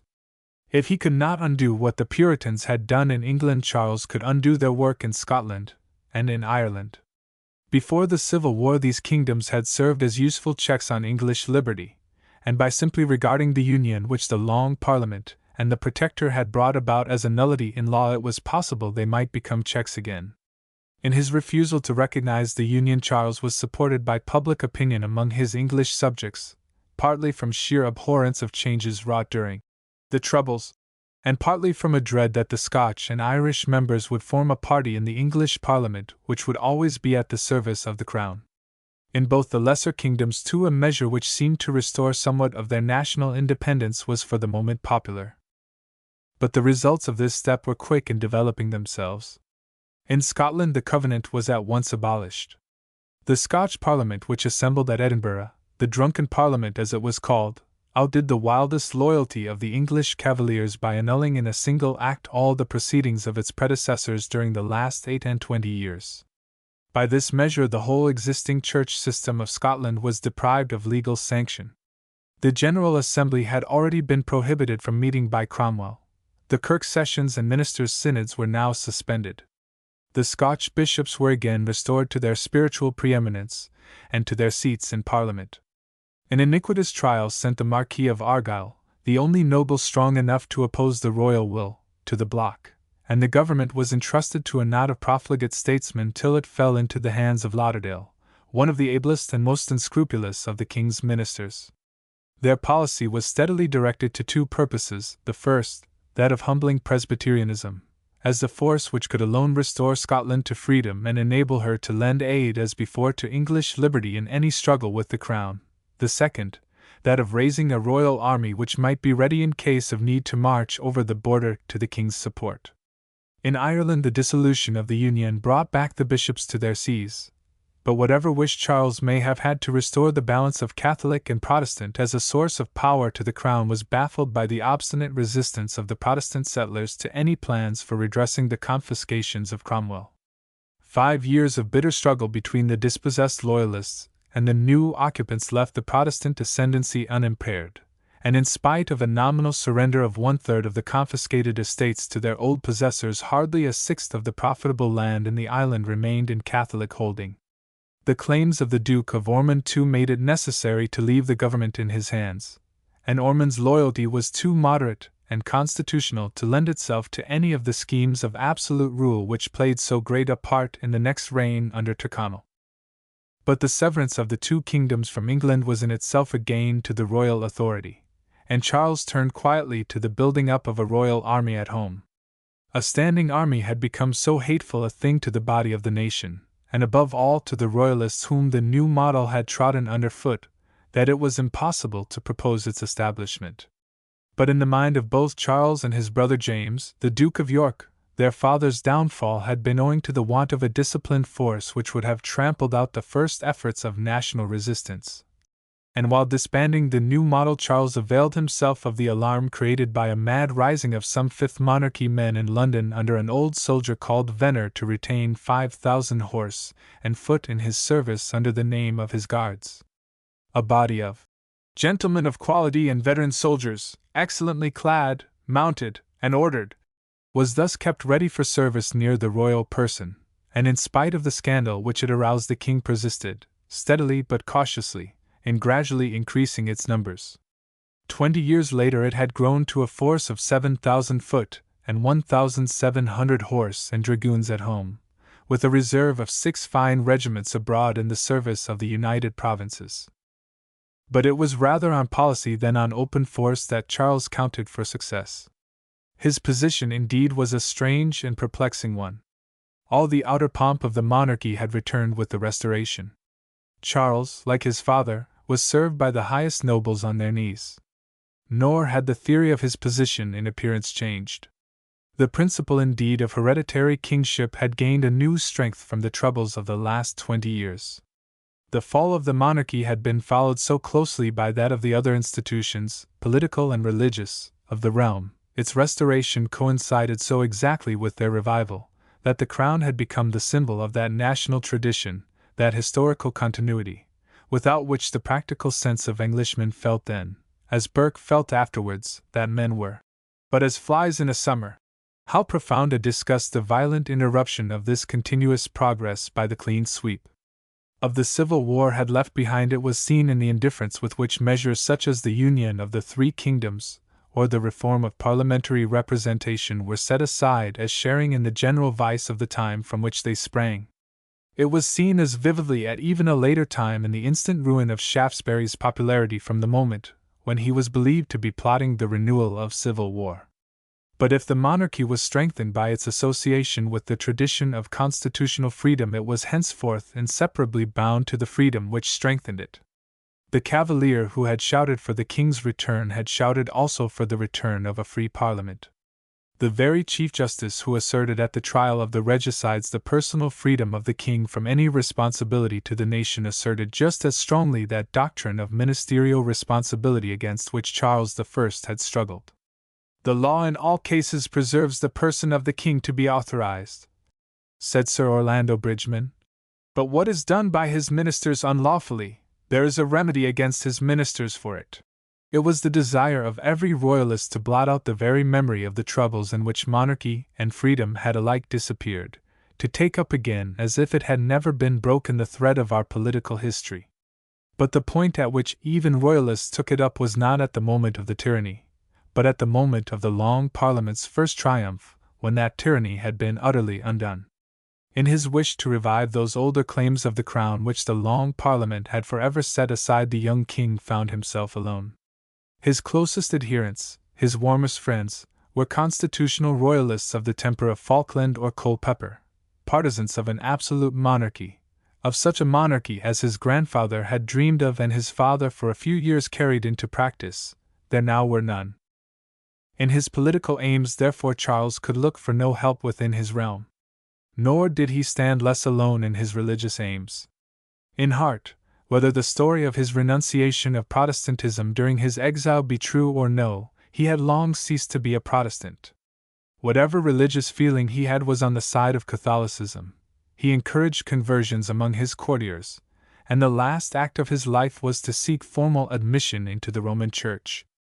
But his feelings were rather political than religious. The English Roman Catholics formed a far larger part of the population then than now, and their wealth and local influence gave them a political importance which they have long since lost. The Stuarts had taught them to look to the crown for protection against the Protestant bigotry around them, and they repaid this shelter by aiding Charles I in his war on the Parliament, and by liberally supplying his son with money during his exile. He had promised in return to procure toleration for their worship, and every motive of gratitude as well as self-interest led him to redeem his pledge. But he was already looking, however vaguely, to something more than Catholic toleration. He saw that despotism in the state could hardly coexist with free inquiry and free action in matters of the conscience, and that government, in his own words, was a safer and easier thing where the authority was believed infallible, and the faith and submission of the people were implicit. The difficulties in the way of such a religious change probably seemed the less to him from his long residence in Roman Catholic countries and from his own religious skepticism. 2 years indeed after his restoration he had already dispatched an agent to Rome to arrange the terms of a reconciliation between the Anglican Church and the papacy. But though he counted much for the success of his project of toleration on taking advantage of the dissensions between Protestant churchmen and Protestant dissenters, he soon discovered that in this or any wider religious project he stood utterly alone. Clarendon and the Cavaliers were as bitterly anti-Catholic as the wildest fanatic in his realm. For any real success in his religious as in his political aims he must look elsewhere than at home. Holland had been the first power to offer him its aid in the renewal of the old defensive alliance which had united the two countries before the Civil War, and it had accompanied its offer by hints of a heavy subsidy. But offers and hints were alike withdrawn when it was found that the new government persisted in enforcing the Navigation Act which the Long Parliament had passed. Spain, to which Charles looked with greater hope, demanded terms of alliance which were impossible, the restoration of Jamaica and the cession of Dunkirk. One ally only remained. At this moment France was the dominant power in Christendom. The religious wars which began with the Reformation had broken the strength of the nations around her. Spain was no longer able to fight the battle of Catholicism. The Peace of Westphalia, by the independence it gave to the German princes and the jealousy it kept alive between the Protestant and Catholic powers of Germany, destroyed the strength of the empire. The German branch of the House of Austria, spent with the long struggle of the 30 Years' War, had enough to do in battling hard against the advance of the Turks from Hungary on Vienna. The victories of Gustavus and of the generals whom he formed had been dearly purchased by the exhaustion of Sweden. The United Provinces were as yet hardly regarded as a great power, and were trammeled by their contest with England for the empire of the seas.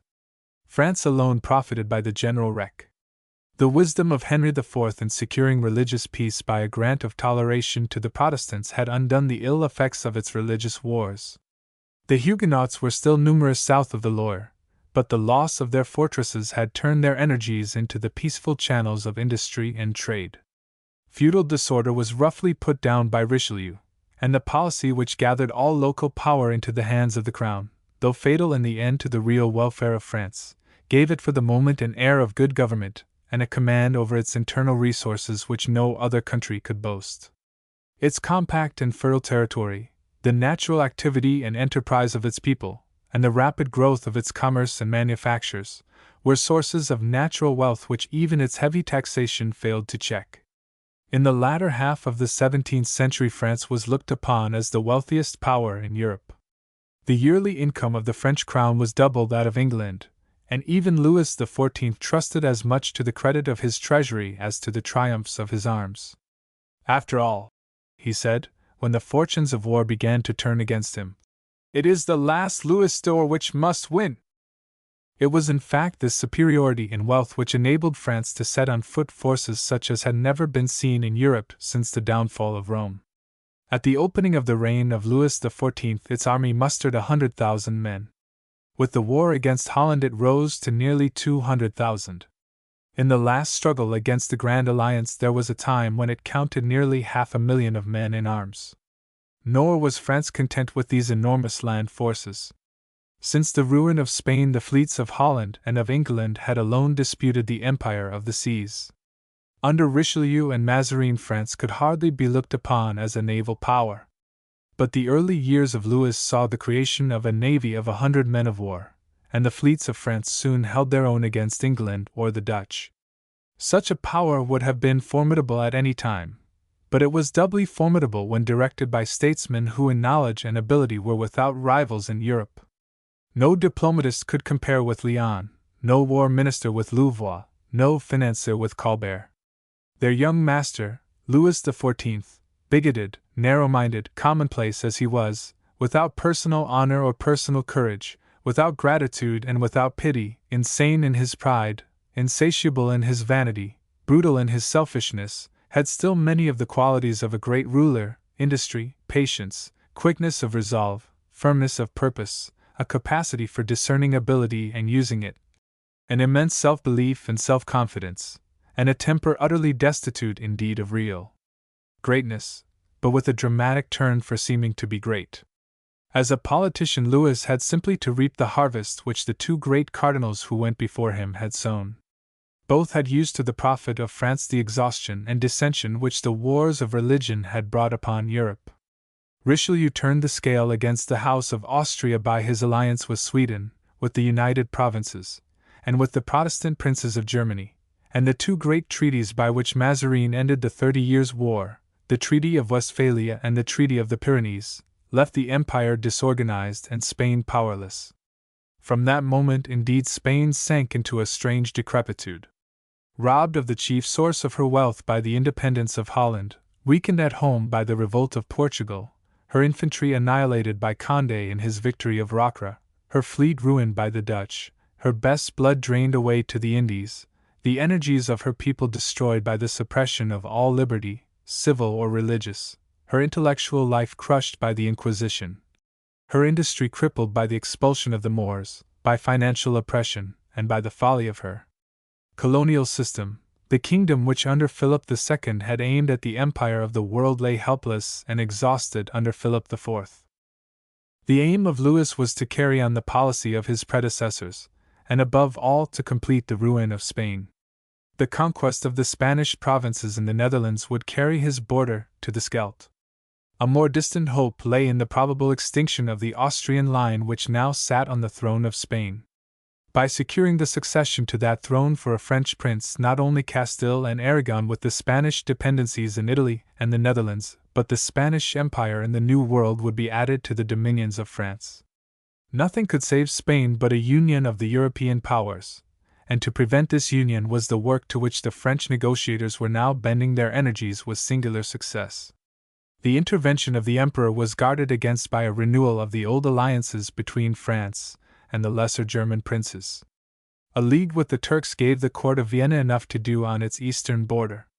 The old league with Sweden, the old friendship with Holland, were skillfully maintained. England alone remained as a possible foe, and at this moment the policy of Charles bound England to the side of Louis.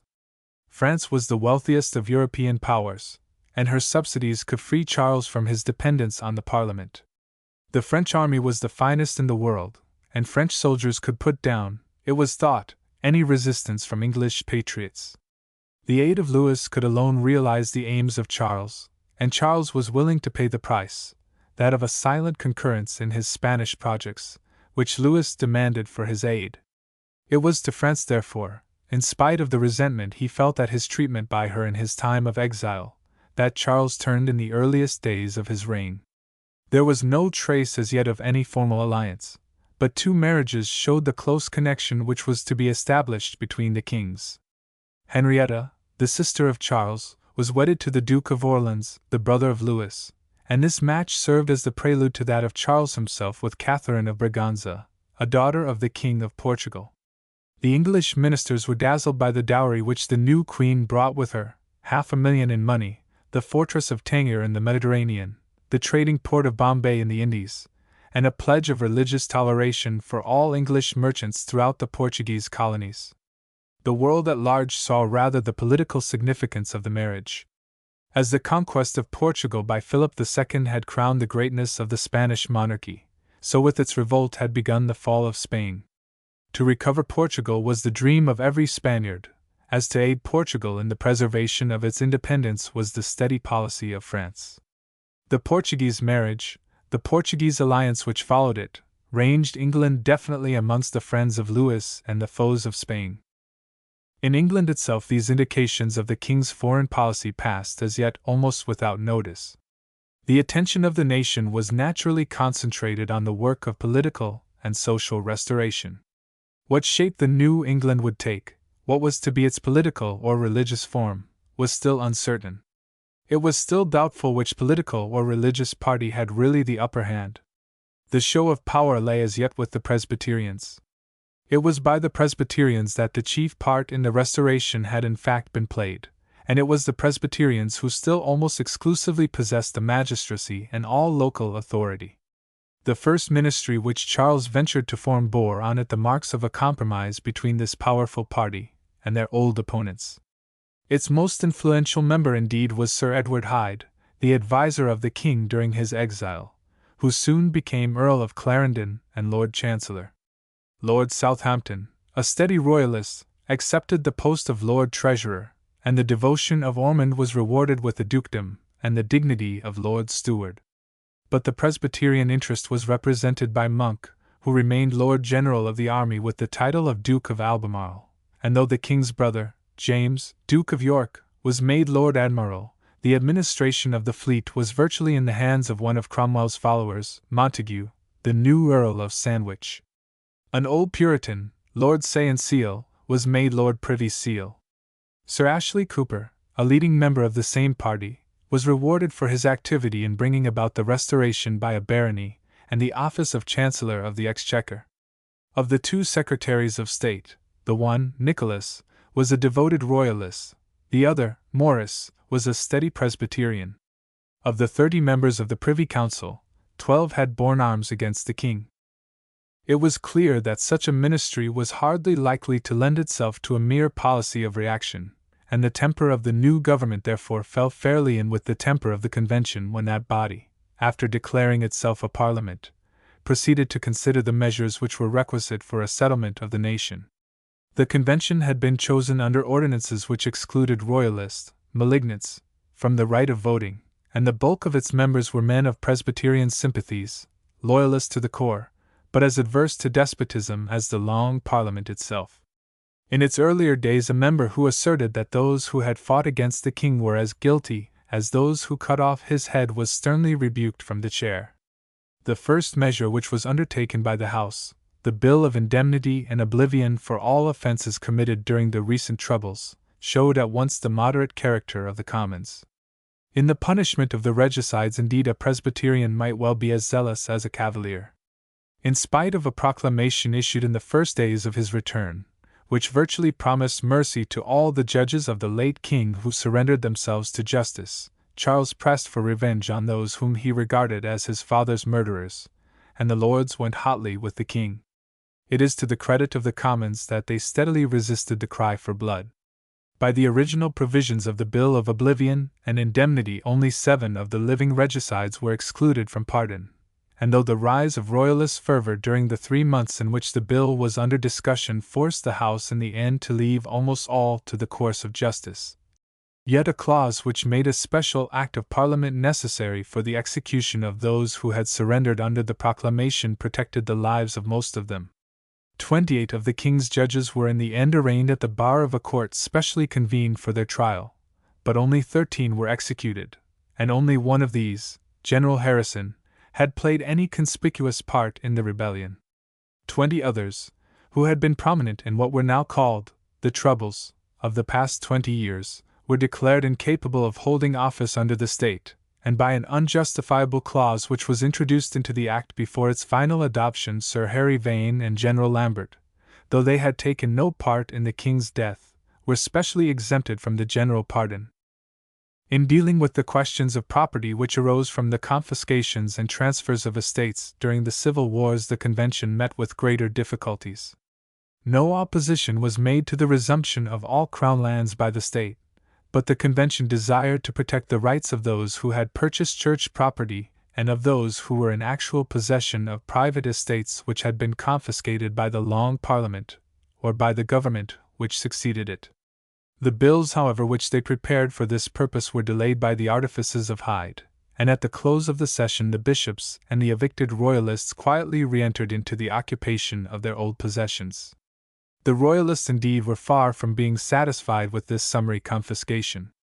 Fines and sequestrations had impoverished all the steady adherents of the royal cause, and had driven many of them to forced sales of their estates, and a demand was made for compensation for their losses and the cancelling of these sales. Without such provisions, said the frenzied cavaliers, the bill would be a bill of indemnity for the king's enemies, and of oblivion for his friends. But here the convention stood firm. All transfers of property by sale were recognized as valid, and all claims of compensation for losses by sequestration were barred by the act.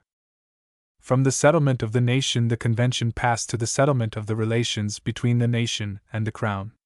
So far was the constitutional work of the Long Parliament from being undone that its more important measures were silently accepted as the base of future government. Not a voice demanded the restoration of the Star Chamber, or of monopolies, or of the Court of High Commission. No one disputed the justice of the condemnation of ship money, or the assertion of the sole right of Parliament to grant supplies to the Crown. The militia indeed was placed in the King's hands, but the army was disbanded, though Charles was permitted to keep a few regiments for his guard. The revenue was fixed at £1,200,000, and this sum was granted to the King for life, a grant which might have been perilous for freedom had not the taxes voted to supply the sum fallen constantly below this estimate, while the current expenses of the Crown, even in time of peace, greatly exceeded it. But even for this grant a heavy price was exacted. Though the rights of the Crown over lands held, as the bulk of English estates were held, and military tenure had ceased to be of any great pecuniary value, they were indirectly a source of considerable power. The rights of wardship and of marriage above all enabled the sovereign to exercise a galling pressure on every landed proprietor in his social and domestic concerns. Under Elizabeth the right of wardship had been used to secure the education of all Catholic minors in the Protestant faith, and under James and his successor the charge of minors had been granted to court favorites, or sold in open market to the highest bidder. But the real value of these rights to the Crown lay in the political pressure which it was able to exert through them on the country gentry. A squire was naturally eager to buy the goodwill of a sovereign who might soon be the guardian of his daughter and the administrator of his estate. But the same motives which made the Crown cling to this prerogative made the Parliament anxious to do away with it. Its efforts to bring this about under James I had been foiled by the King's stubborn resistance, but the long interruption of these rights during the Troubles made their revival almost impossible at the Restoration. One of the first acts, therefore, of the Convention was to free the country gentry by abolishing the claims of the Crown to reliefs and wardship, purveyance, and preemption, and by the conversion of lands held till then in chivalry into lands held in common socage. In lieu of his rights Charles accepted a grant of £100,000 a year, a sum which it was originally purposed to raise by a tax on the lands thus exempted from feudal exactions, but which was provided for in the end with less justice by a general excise. Successful as the Convention had been in effecting a settlement of political matters, it failed in bringing about a settlement of the Church. In his proclamation from Breda, Charles had promised to respect liberty of conscience, and to assent to any acts of Parliament which should be presented to him for its security. The Convention was in the main Presbyterian, but it soon became plain that the continuance of a purely Presbyterian system was impossible. The generality of the people, wrote Sharp, a shrewd Scotch observer, from London, are doting after prelacy and the service book. The Convention, however, still hoped for some modified form of Episcopalian government, which would enable the bulk of the Puritan party to remain within the Church. A large part of the existing clergy indeed were independents, and for these no compromise with episcopacy was possible, but the greater number were moderate Presbyterians who were ready, for fear of worse, not only to submit to such a plan of church government as Archbishop Usher had proposed, a plan in which the bishop was only the president of a diocesan board of presbyters, but to accept the liturgy itself with a few amendments and the omission of superstitious practices. It was to a compromise of this kind that the king himself leant at the beginning, and a royal declaration announced his approval of the Puritan demands, limited the authority of the bishops by the council of their presbyters, and promised a revision of the Book of Common Prayer. The royal declaration was read at a conference of the two parties, and with it a petition from the Independents praying for religious liberty. The king proposed to grant the prayer of the petition, not for the Independents only but for all Christians. Dexterous as the move was, it at once spread alarm. The silence of the bishops, the protest of Baxter, proved that on the point of tolerating the Catholics all were at one. In itself, however, the declaration satisfied the Puritan party, and one of their leaders, Dr. Reynolds, accepted a bishopric on the strength of it. But the king's disappointment at the check given to his plans showed itself in the new attitude of the government when a bill was introduced into the House of Commons by Sir Matthew Hale to turn the declaration into a law. The opposition of the Episcopalian party was secretly encouraged by the Royalist section of the ministry, and the bill thrown out by a small majority. A fresh conference was promised, but in the absence of any parliamentary action the Episcopal party boldly availed themselves of their legal rights. The ejected clergy who still remained alive entered again into their parsonages, the bishops returned to their sees, and the dissolution of the Convention Parliament destroyed the last hope of an ecclesiastical compromise. The tide of loyalty had in fact been rising fast during its session, and its influence was already seen in a shameful outrage wrought under the very orders of the Convention itself. The bodies of Cromwell, Bradshaw, and Ireton were torn from their graves and hung on gibbets at Tyburn, while those of Pym and Blake were cast out of Westminster Abbey into St. Margaret's churchyard. But it was only on the dissolution of the Convention Parliament at the end of 1660 that the new political temper made itself vigorously felt. For the first time during 20 years half England found itself able to go to the poll. From the outset of the war all who had taken part on the Royalist side had been disfranchised as malignants, and this disfranchisement had been rigorously enforced even in the elections to the Convention. But malignity had now ceased to be a crime, and the voters so long deprived of all share in the suffrage, vicars, country gentlemen, farmers, with the whole body of the Catholics, rushed again to the poll. Their temper, as might be expected, was one of vengeance on the men who had held them down so long. In counties and towns alike the zeal for church and king, the two causes for which the voters had suffered, swept all hope of moderation or compromise before it. The ruling impulse was to get utterly rid of the old representatives. The Presbyterians, dominant in the Convention, sank in the Cavalier Parliament, as that of 1661 was called, to a handful of 50 members. The new House of Commons was made up for the most part of young men, that is, who had but a faint memory of the Stuart tyranny under which their childhood had been spent, but who had a keen memory of living from manhood beneath the tyranny of the Commonwealth. They had seen their fathers driven from the justice bench, driven from the polling booth, half beggared and imprisoned for no other cause but their loyalty to the king. They had seen the family oaks felled and the family plates sent to the melting pot to redeem their estates from the pitiless hands of the committee at Goldsmiths' Hall. They had themselves been brought like poachers before the justices for a horse race or a cockfight. At every breath of a rising a squad of the new model had quartered itself in the manor house, and a warrant from the Major General of the district had cleared the stables.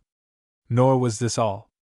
The same tyranny which pressed on their social and political life had pressed on their religious life too. The solemn petitions of the Book of Common Prayer, the words which had rung like sweet chimes in their ears from their first childhood, had been banned from every village church as accursed things. It had been only by stealth and at home that the cross could be signed on the brow of the babe whom the squire brought to be christened. Hardly by stealth had it been possible to bury their dead with the words of pathetic hope which have so often brought comfort to the ears of mourners. And now the young squires felt that their time had come. The Puritan, the Presbyterian, the Commonwealth man, all were at their feet. Their very bearing was that of wild revolt against the Puritan past. To a staid observer, Roger Pepys, they seemed a following of the most profane, swearing fellows that ever I heard in my life. Their whole policy appeared to be dictated by a passionate spirit of reaction. They would drive the Presbyterians from the bench and the polling booth as the Presbyterians had driven them. They would make belief in a commonwealth as much a sign of malignity as their enemies had made belief in a king. They would have no military rule, they hated indeed the very name of a standing army. They were hot royalists, and they were hot churchmen. The old tyranny of the bishops was forgotten, the old jealousy of the clergy set aside in the memory of a common suffering. The oppressors of the parson had been the oppressors of the squire. The sequestrator who had driven the one from his parsonage had driven the other from his manor house. Both had been branded with the same charge of malignity. Both had been robbed alike of the same privileges of citizenship. Both had suffered together, and the new Parliament was resolved that both should triumph together. For the first time since the Reformation, the English gentry were ardent not for king only but for church and king. The zeal of the Parliament at its outset therefore far outran that of Charles or his ministers. Though it confirmed the other acts of its predecessor, the Convention, it could with difficulty be brought to confirm the Act of Indemnity. The Commons pressed for the prosecution of Vane. Vane was protected alike by the spirit of the law and by the King's pledge to the Convention that, even if convicted of treason, he would not suffer him to be sent to the block. But he was now brought to trial on the charge of treason against the King, kept out of his royal authority by traitors and rebels, and his spirited defense served as an excuse for his execution. "He is too dangerous a man to let live," Charles wrote with characteristic coolness, "if we can safely put him out of the way." But the new members were yet better churchmen than loyalists. At the opening of their session they ordered every member to receive the communion, and the League and Covenant to be solemnly burnt by the common hangman in Westminster Hall. The bill which excluded the bishops from their seats in the House of Lords was repealed. The conference at the Savoy between the Episcopalians and Presbyterians broke up in anger, and the few alterations made in the liturgy were made with a view to disgust rather than to conciliate the Puritan party.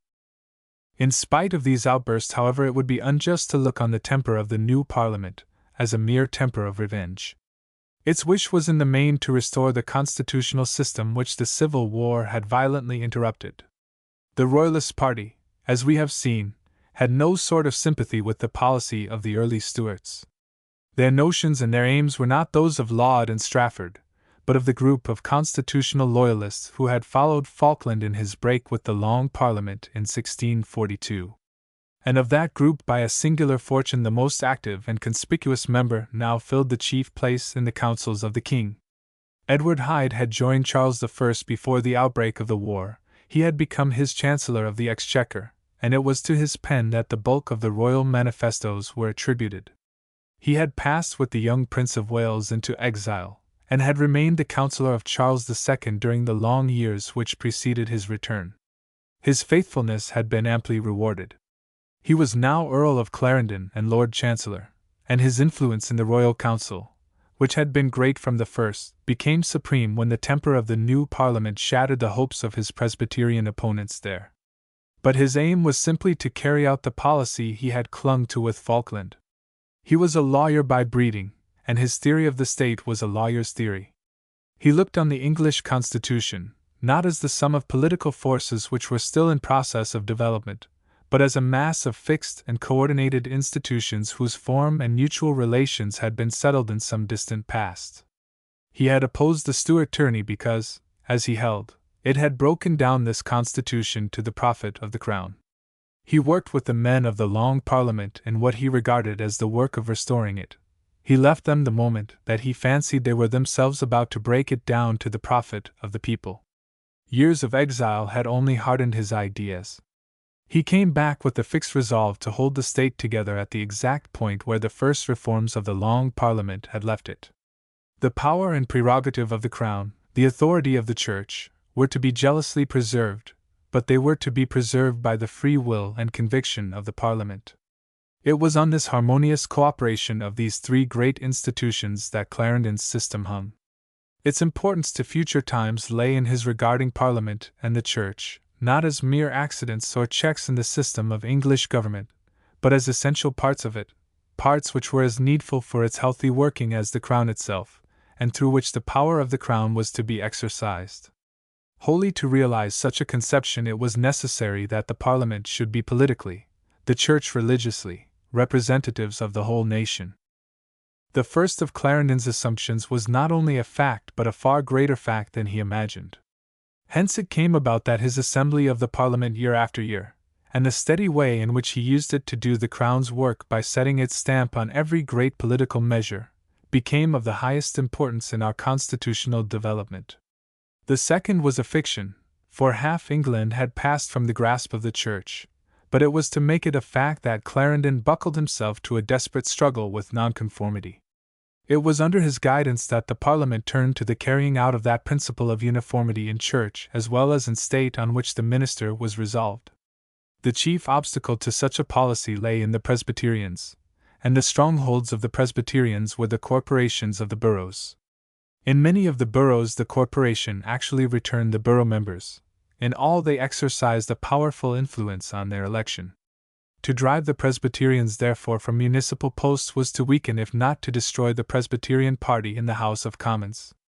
It was with a view of bringing about this object that the Cavalier Parliament passed the Severe Corporation Act, which required as a condition of entering on any municipal office a reception of the communion according to the rites of the Anglican Church, a renunciation of the League and Covenant, and a declaration that it was unlawful on any grounds to take up arms against the king. The attempt was only partially successful, and test and oath were taken after a while by men who regarded both simply as insults to their religious and political convictions. But if Clarendon was foiled in his effort to secure political uniformity by excluding the Presbyterian party from any connection with the government of the state, he seemed for the time more successful in his attempt to secure religious uniformity by their exclusion from the Church. An effectual blow was dealt at the Puritans in 1662 by the renewal of the Act of Uniformity. Not only was the use of the prayer book, and the prayer book only, enforced in all public worship, but an unfeigned consent and assent was demanded from every minister of the Church to all which was contained in it, while for the first time since the Reformation all orders save those conferred by the hands of bishops were legally disallowed. To give a political stamp to the new measure, the declaration exacted from corporations that it was unlawful in any case to take up arms against the crown was exacted from the clergy, and a pledge was required that they would seek to make no change in church or state. It was in vain that Ashley opposed the bill fiercely in the Lords, that the peers pleaded for pensions to the ejected ministers and for the exemption of schoolmasters from the necessity of subscription, and that even Clarendon, who felt that the king's word was at stake, pressed for the insertion of clauses enabling the Crown to grant dispensations from its provisions. Every suggestion of compromise was rejected by the Commons, and Charles, whose aim was to procure a toleration for the Catholics by allowing the Presbyterians to feel the pressure of persecution, at last assented to the bill. The bill passed in May, but its execution was deferred till August, and in the interval the Presbyterian party in the Royal Council struggled hard to obtain from the king a suspension of its provisions by the exercise of his prerogative. Charles had promised this, but the bishops were resolute to enforce the law, and on St. Bartholomew's Day, August the 24th, the last day allowed for compliance with its requirements, nearly 2,000 rectors and vicars, or about a fifth of the English clergy, were driven from their parishes as nonconformists. No such sweeping alteration in the religious aspect of the Church had ever been seen before. The ecclesiastical changes of the Reformation had been brought about with little change in the clergy itself. Even the severities of the High Commission under Elizabeth ended in the expulsion of a few hundreds. If Laud had gone zealously to work in emptying Puritan pulpits, his zeal had been to a great extent foiled by the restrictions of the law and by the growth of Puritan sentiment in the clergy as a whole. A far wider change had been brought about in the expulsion of Royalist clergy from their benefices during the Civil War. But the change had been gradual, and had been at least ostensibly wrought for the most part on political or moral rather than on religious grounds. The parsons expelled were expelled as malignants, or as unfitted for their office by idleness or vice or inability to preach. But the change wrought by St. Bartholomew's Day was a distinctly religious change, and it was a change which in its suddenness and completeness stood utterly alone. The rectors and vicars who were driven out were the most learned and the most active of their order. The bulk of the great livings throughout the country were in their hands. They stood at the head of the London clergy, as the London clergy stood in general repute at the head of their class throughout England. They occupied the higher posts at the two universities. No English divine save Jeremy Taylor rivaled Howe as a preacher. No parson was so renowned a controversialist, or so indefatigable a parish priest as Baxter. And behind these men stood a fifth of the whole body of the clergy, men whose zeal and labor had diffused throughout the country a greater appearance of piety and religion than it had ever displayed before. But the expulsion of these men was far more to the Church of England than the loss of their individual services. It was the definite expulsion of a great party which from the time of the Reformation had played the most active and popular part in the life of the Church. It was the close of an effort which had been going on ever since Elizabeth's accession to bring the English communion into closer relations with the Reformed communions of the Continent, and into greater harmony with the religious instincts of the nation at large. The Church of England stood from that moment isolated and alone among all the churches of the Christian world. The Reformation had severed it irretrievably from those which still clung to the obedience of the papacy. By its rejection of all but episcopal orders, the Act of Uniformity severed it as irretrievably from the general body of the Protestant churches, whether Lutheran or Reformed. And while thus cut off from all healthy religious communion with the world without, it sank into immobility within. With the expulsion of the Puritan clergy, all change, all efforts after reform, all national development, suddenly stopped. From that time to this, the Episcopal Church has been unable to meet the varying spiritual needs of its adherents by any modifications of its government or its worship. It stands alone among all the religious bodies of Western Christendom in its failure through 200 years to devise a single new service of prayer or of praise. But if the issues of St. Bartholomew's Day have been harmful to the spiritual life of the English Church, they have been in the highest degree advantageous to the cause of religious liberty. At the Restoration, religious freedom seemed again to have been lost. Only the Independents and a few despised sects, such as the Quakers, upheld the right of every man to worship God according to the bidding of his own conscience. The bulk of the Puritan party, with the Presbyterians at its head, was at one with its opponents in desiring a uniformity of worship, if not of belief, throughout the land. Had the two great parties within the Church held together, their weight would have been almost irresistible. Fortunately, the great severance of St. Bartholomew's Day drove out the Presbyterians from the church to which they clung, and forced them into a general union with sects which they had hated till then almost as bitterly as the bishops themselves. A common persecution soon blended the nonconformists into one. Persecution broke down before the numbers, the wealth, and the political weight of the new sectarians, and the Church for the first time in its history found itself confronted with an organized body of dissenters without its pale. The impossibility of crushing such a body as this wrested from English statesmen the first legal recognition of freedom of worship in the Toleration Act. Their rapid growth in later times has by degrees stripped the Church of almost all the exclusive privileges which it enjoyed as a religious body, and now threatens what remains of its official connection with the state. With these remoter consequences, however, we are not as yet concerned. It is enough to note here that with the Act of Uniformity and the expulsion of the Puritan clergy, a new element in our religious and political history, the element of dissent, the influence of the nonconformist churches, comes first into play. The sudden outbreak and violence of the persecution, the breaking up of conventicles, the imprisonment of those who were found worshipping in them, turned the disappointment of the Presbyterians into despair. Many were for retiring to Holland. Others proposed a general flight to New England and the American colonies. Among the Baptists and Independents there was vague talk of an appeal to arms. So threatening indeed did the attitude of the sectaries become that Clarendon was anxious to provide himself with men and money, and above all with foreign aid for such a struggle, should it come. Different indeed as were the aims of the king and his chancellor, the course of events drew them inevitably together. If Charles desired the friendship of France as a support in any possible struggle with the Parliament, Clarendon desired it as a support in the possible struggle with the nonconformists. The first step in this French policy had been the marriage with Catherine of Braganza. The second was the surrender of Dunkirk.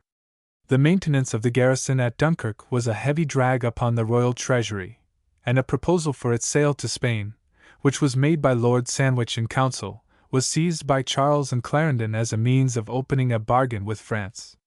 To France the profit was immense. Not only was a port gained in the Channel which served during the next 100 years as a haunt for privateers in every war between the two powers, but the withdrawal of the English garrison at the close of 1662 from a port which necessarily drew England into every contest between France and Spain freed the hands of Louis for the stroke he was patiently planning against the Low Countries. Louis, however, proved a shrewd bargainer, and not a half of the sum originally demanded as its price found its way into the royal treasury. But the money was accepted as a pledge of the close connection which was to bind the two crowns together. Charles declared the cession to be one of the greatest proofs he could give of his friendship for the French king. And the Duke of York pressed the bargain with assurances that his strongest desire, like that of his brother, was to unite our interests with those of France. Clarendon was as desirous of such a union as his master. In his eyes, the friendship of France, the money, the force placed in his hands by the return of the garrison of Dunkirk to England, were so many safeguards against the outbreak of rebellion which his policy had provoked. But he had reckoned without Charles, and the time was come when the king was to show how widely his temper and aim differed from those of his chancellor. Charles had no taste for civil war, nor had he the slightest wish to risk his throne in securing the supremacy of the Church. His aim was to use the strife between the two great bodies of Protestant religionists so as to secure toleration for the Catholics, and revive at the same time his prerogative of dispensing with the execution of laws. At the close of 1662, therefore, he suddenly broke from the policy of Clarendon, and laid his plans for toleration before the Presbyterian party who were struggling against the Chancellor in the Royal Council. Of that party Ashley Cooper, Lord Ashley, was now in influence, though not in rank the chief. Every step in his career had brought out the boldness, the self-reliance, the versatility and readiness of resource which distinguished his character. In mere boyhood he had saved his estate from the greed of his guardians by boldly appealing in person for protection to Noy, who was then Attorney General. As an undergraduate at Oxford he organized a rebellion of the freshmen against the oppressive customs which were enforced by the senior men of his college, and succeeded in abolishing them. At 18 he was a member of the Short Parliament. On the outbreak of the Civil War he took part with the king, but in the midst of the royal successes he foresaw the ruin of the royal cause, passed to the Parliament, attached himself to the fortunes of Cromwell, and became member of the Council of State. A temporary disgrace during the last years of the Protectorate only quickened him to a restless hatred which did much to bring about its fall. His bitter invectives against the dead Protector, his intrigues with Monk, and the active part which he took in the king's recall, were rewarded at the Restoration with a peerage and with promotion to a foremost share in the royal councils. Ashley was then a man of 40, and under the Commonwealth he had been famous in Dryden's contemptuous phrase as the loudest bagpipe of the squeaking train. But he was no sooner a minister of Charles than he flung himself into the debauchery of the court with an ardor which surprised even his master. "You are the wickedest dog in England," laughed the king at some unscrupulous jest of his counsellors. "Of a subject, sir, I believe I am," was the unabashed reply. But the debauchery of Ashley was simply a mask. He was in fact temperate by nature and habit, and his ill health rendered any great excess impossible. Men soon found that the courtier who lounged in Lady Castlemaine's boudoir, or drank and jested with Sedley and Buckingham, was a diligent and able man of business. "He is a man," says the puzzled Pepys, 3 years after the Restoration, "of great business and yet of pleasure and dissipation too." His rivals were as envious of the ease and mastery with which he dealt with questions of finance as of the nimble wit which won the favor of the king. Even in later years his industry earned the grudging praise of his enemies. Dryden owned that as Chancellor he was swift to dispatch and easy of access, and wondered at the fevered activity which refused his age the needful hours of rest. His activity indeed was the more wonderful that his health was utterly broken. An accident in early days left behind it an abiding weakness whose traces were seen in the furrows which seamed his long pale face, in the feebleness of his health, and the nervous tremor which shook his puny frame. The pygmy body was fretted to decay by the fiery soul within it. But pain and weakness brought with them no sourness of spirit. Ashley was attacked more unscrupulously than any statesman save Walpole, but Burnet, who did not love him, owns that he was never bitter or angry in speaking of his assailants. Even the wit with which he crushed them was commonly good-humored. "When will you have done preaching?" a bishop murmured testily, as he was speaking in the House of Peers. "When I am a bishop, my lord," was the laughing reply. As a statesman, Ashley not only stood high among his contemporaries from his wonderful readiness and industry, but he stood far above them in his scorn of personal profit. Even Dryden, while raking together every fault in his character, owns that his hands were clean. As a political leader, his position was to modern eyes odd enough. In religion, he was at most a deist, with some fanciful notions that after death our souls lived in stars, and his life was that of a debauchee. But deist and debauchee as he was, he remained the representative of the Presbyterian and Nonconformist party in the Royal Council. He was the steady and vehement advocate of toleration, but his advocacy was based on purely political grounds. He saw that persecution would fail to bring back the dissenters to the Church, and that the effort to recall them only left the country disunited. He saw, too, that such a disunion exposed English liberty to invasion from the Crown, while it robbed England herself of all influence in Europe at a time when her influence alone could effectually check the ambition of France.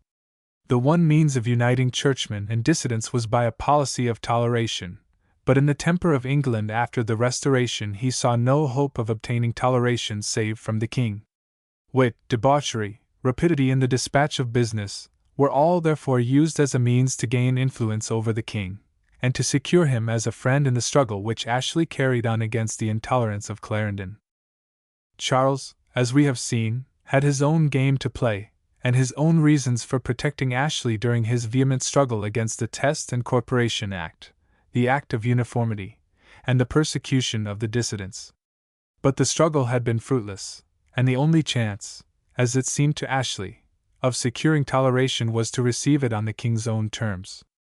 It was with the assent, therefore, of the Presbyterian party in the council that Charles issued in December a royal proclamation which expressed the king's resolve to exempt from the penalties of the acts which had been passed those who living peaceably do not conform themselves thereunto through scruple and tenderness of misguided conscience, but modestly and without scandal perform their devotions in their own way. The desire for toleration had in fact not only overcome their dread of Catholicism, but even blinded them to the political dangers of a revival of the dispensing power. The indulgence applied equally to Catholics as to Protestants. It was in itself a bold assertion of the royal prerogative of suspending the execution of the law. The Presbyterian statesmen indeed aimed at giving the dispensing power a legal basis. A bill introduced by Lords Ashley and Robartes in the opening of 1663, in redemption of a pledge contained in the Declaration itself, gave Charles the power to dispense not only with the provisions of the Act of Uniformity but with the penalties provided by all laws which enforced religious conformity, or which imposed religious tests. But the policy of Charles as of Ashley broke instantly down before the good sense as well as the religious passion of the people at large. If the Presbyterian leaders in the council had stooped to accept the aid of the Declaration, the bulk of the dissidents had no mind to have their grievances used as a means of procuring by a side-wind toleration for Roman Catholics, or of building up again that dispensing power which the civil wars had thrown down. The churchmen, on the other hand, with the bishops at their head, were resolute in opposition. Ever since the issue of the Declaration of Indulgence, the hatred felt by the churchmen for the dissidents had been embittered by suspicions of a secret league between the dissidents and the Catholics in which the king was taking part. The houses therefore struck simultaneously at both their opponents. They forced Charles by an address to withdraw his pledge of toleration. They then extorted from him a proclamation for the banishment of all Catholic priests, and followed this up by a conventicle act, which punished with fine, imprisonment, and transportation on a third offense all persons who met in greater number than 5 for any religious worship save that of the common prayer. What added to the sting of this defeat was the open opposition which Clarendon had offered to his master's scheme in Parliament. From that moment Charles resolved on his minister's ruin. But Clarendon's position was too strong to be easily shaken. Hated by the Catholics and the dissenters, opposed in the council itself by Ashley and the Presbyterian leaders, opposed in the court by the king's mistress, Lady Castlemaine, as well as by the supple and adroit Henry Bennet, a creature of the king's who began to play a foremost part in politics, Clarendon was still strong in his long and intimate connection with the king's affairs, His alliance with the royal house through the marriage of his daughter, and Hyde, with the Duke of York, in his untiring industry, his wide capacity for business, above all in the support of the Church and the confidence of the Royalist and Orthodox House of Commons. To the Commons and the Church he was only bound the closer by the hatred of Catholics and Nonconformists, or by the futile attempts at impeachment which were made by the Catholic Earl of Bristol in the summer of 1663. The Declaration, indeed, had strengthened Clarendon's position. It had identified his policy of persecution with the maintenance of constitutional liberty, and had thrown on Ashley and his opponents the odium of an attempt to set up again the dispensing power, and of betraying, as it was thought, the interests of Protestantism into the hands of Rome. Never, in fact, had Clarendon's power seemed stronger than in 1664, and the only result of the attempt to shake his system of intolerance was an increase of persecution. Of the sufferings of the expelled clergy, one of their number, Richard Baxter, has given us an account. Many hundreds of them with their wives and children had neither house nor bread. Their congregations had enough to do, besides a small maintenance, to help them out of prisons or to maintain them there.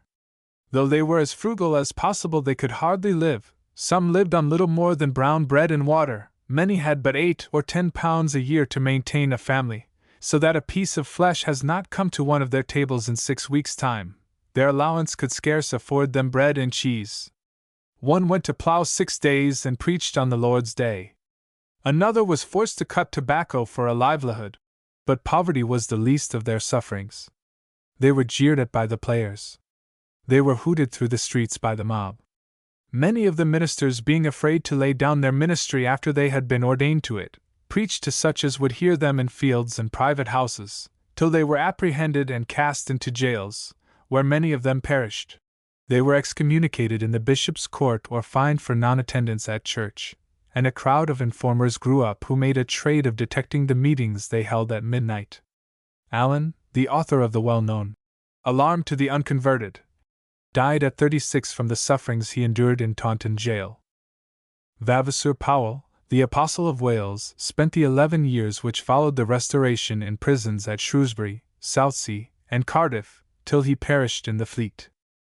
The success, however, of this experiment in the repression of religious opinion rested mainly on the absence of any disturbing influences from without, and in the midst of his triumph over his opponents at home, Clarendon was watching anxiously the growth of a quarrel which threatened war with the Dutch.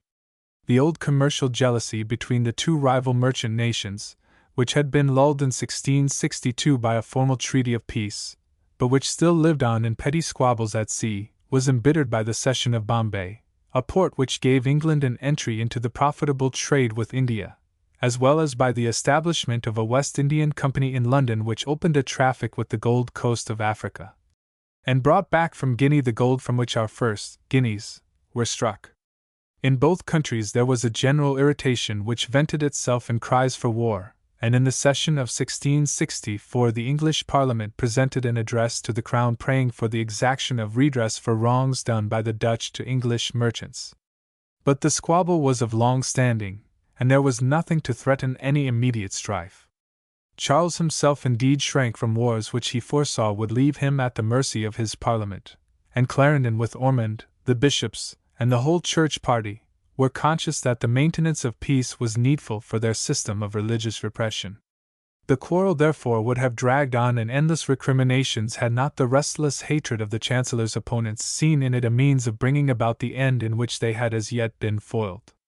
Bennet and the court, Ashley and the Presbyterian party in the council, Bristol and the Catholics, foresaw that the pressure of such a war, the burdens it would bring with it, and the supplies for which he would be driven to ask, would soon ruin the Chancellor's popularity with the Commons. Stripped of their support, it was easy to bring about his fall and clear the stage for fresh efforts after a religious toleration. The popular temper made their task of forcing on a war an easy one. The king was won over, partly by playing on his old resentment at the insults he had suffered from Holland during his exile, partly by his hope that the suffering which war would bring on Holland would end in the overthrow of the aristocratic republicans who had governed the United Provinces ever since the fall of the House of Orange, and in the restoration of his young nephew, William of Orange, to the old influence of his family over the state. Such a restoration would not only repay the debt of gratitude which the Royalist cause owed to the efforts of William's father in its support, but would remove the dread which the English government never ceased to feel of the encouragement which the dissidents at home derived from the mere existence close by of a Presbyterian and Republican government in Holland. Against the combined pressure of the king, the people, and his enemies in the cabinet and the court, Clarendon was unable to contend. Attacks on the Dutch settlements, on the Gold Coast, and the American coast, made war inevitable. A fleet was manned, and at the close of 1664 the Parliament, in a fit of unwonted enthusiasm, voted $2.5 millions for the coming struggle. The war at sea which followed was a war of giants. No such mighty fleets have ever disputed the sovereignty of the seas, nor have any naval battles equaled the encounters of the two nations in dogged and obstinate fighting. In the spring of 1665 the two fleets, each 100 ships strong, mustered in the Channel, the Dutch under Opdam, the English under the Duke of York. Their first battle off Lowestoft, obstinate as all the engagements between the two nations, ended in a victory for the English, a victory due chiefly to the superiority of their guns and to a shot which blew up the flagship of the Dutch admiral in the midst of the engagement.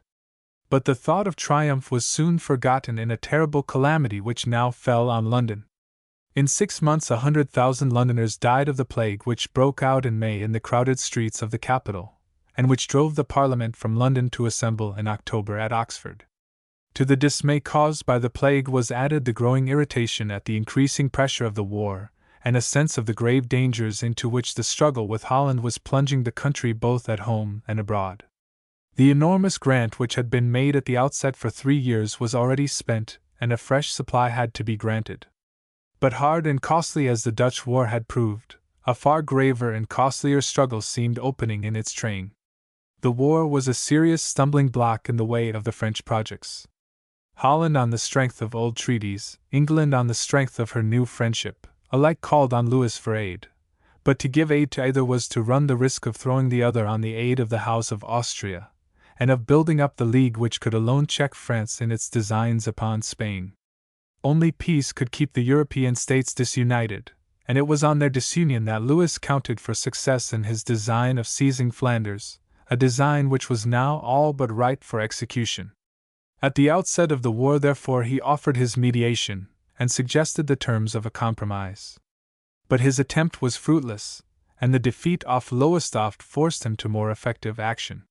He declared himself forced to give aid to the Dutch, though he cautiously restricted his help to the promise of a naval reinforcement. But the chief work of his negotiators was to prevent any extension of the struggle.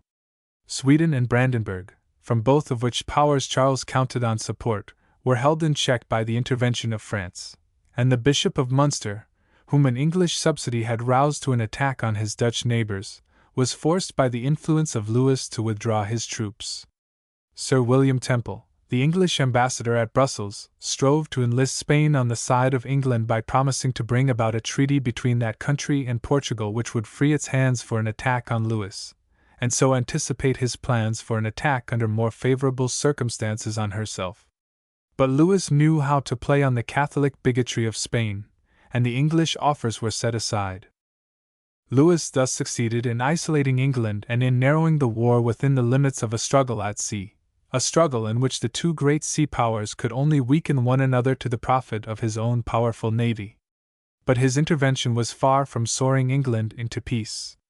The old hatred of France had quickened the English people to an early perception of the dangers which were to spring from French ambition, and as early as 1661 the London mob backed the Spanish ambassador in a street squabble for precedence with the ambassador of France.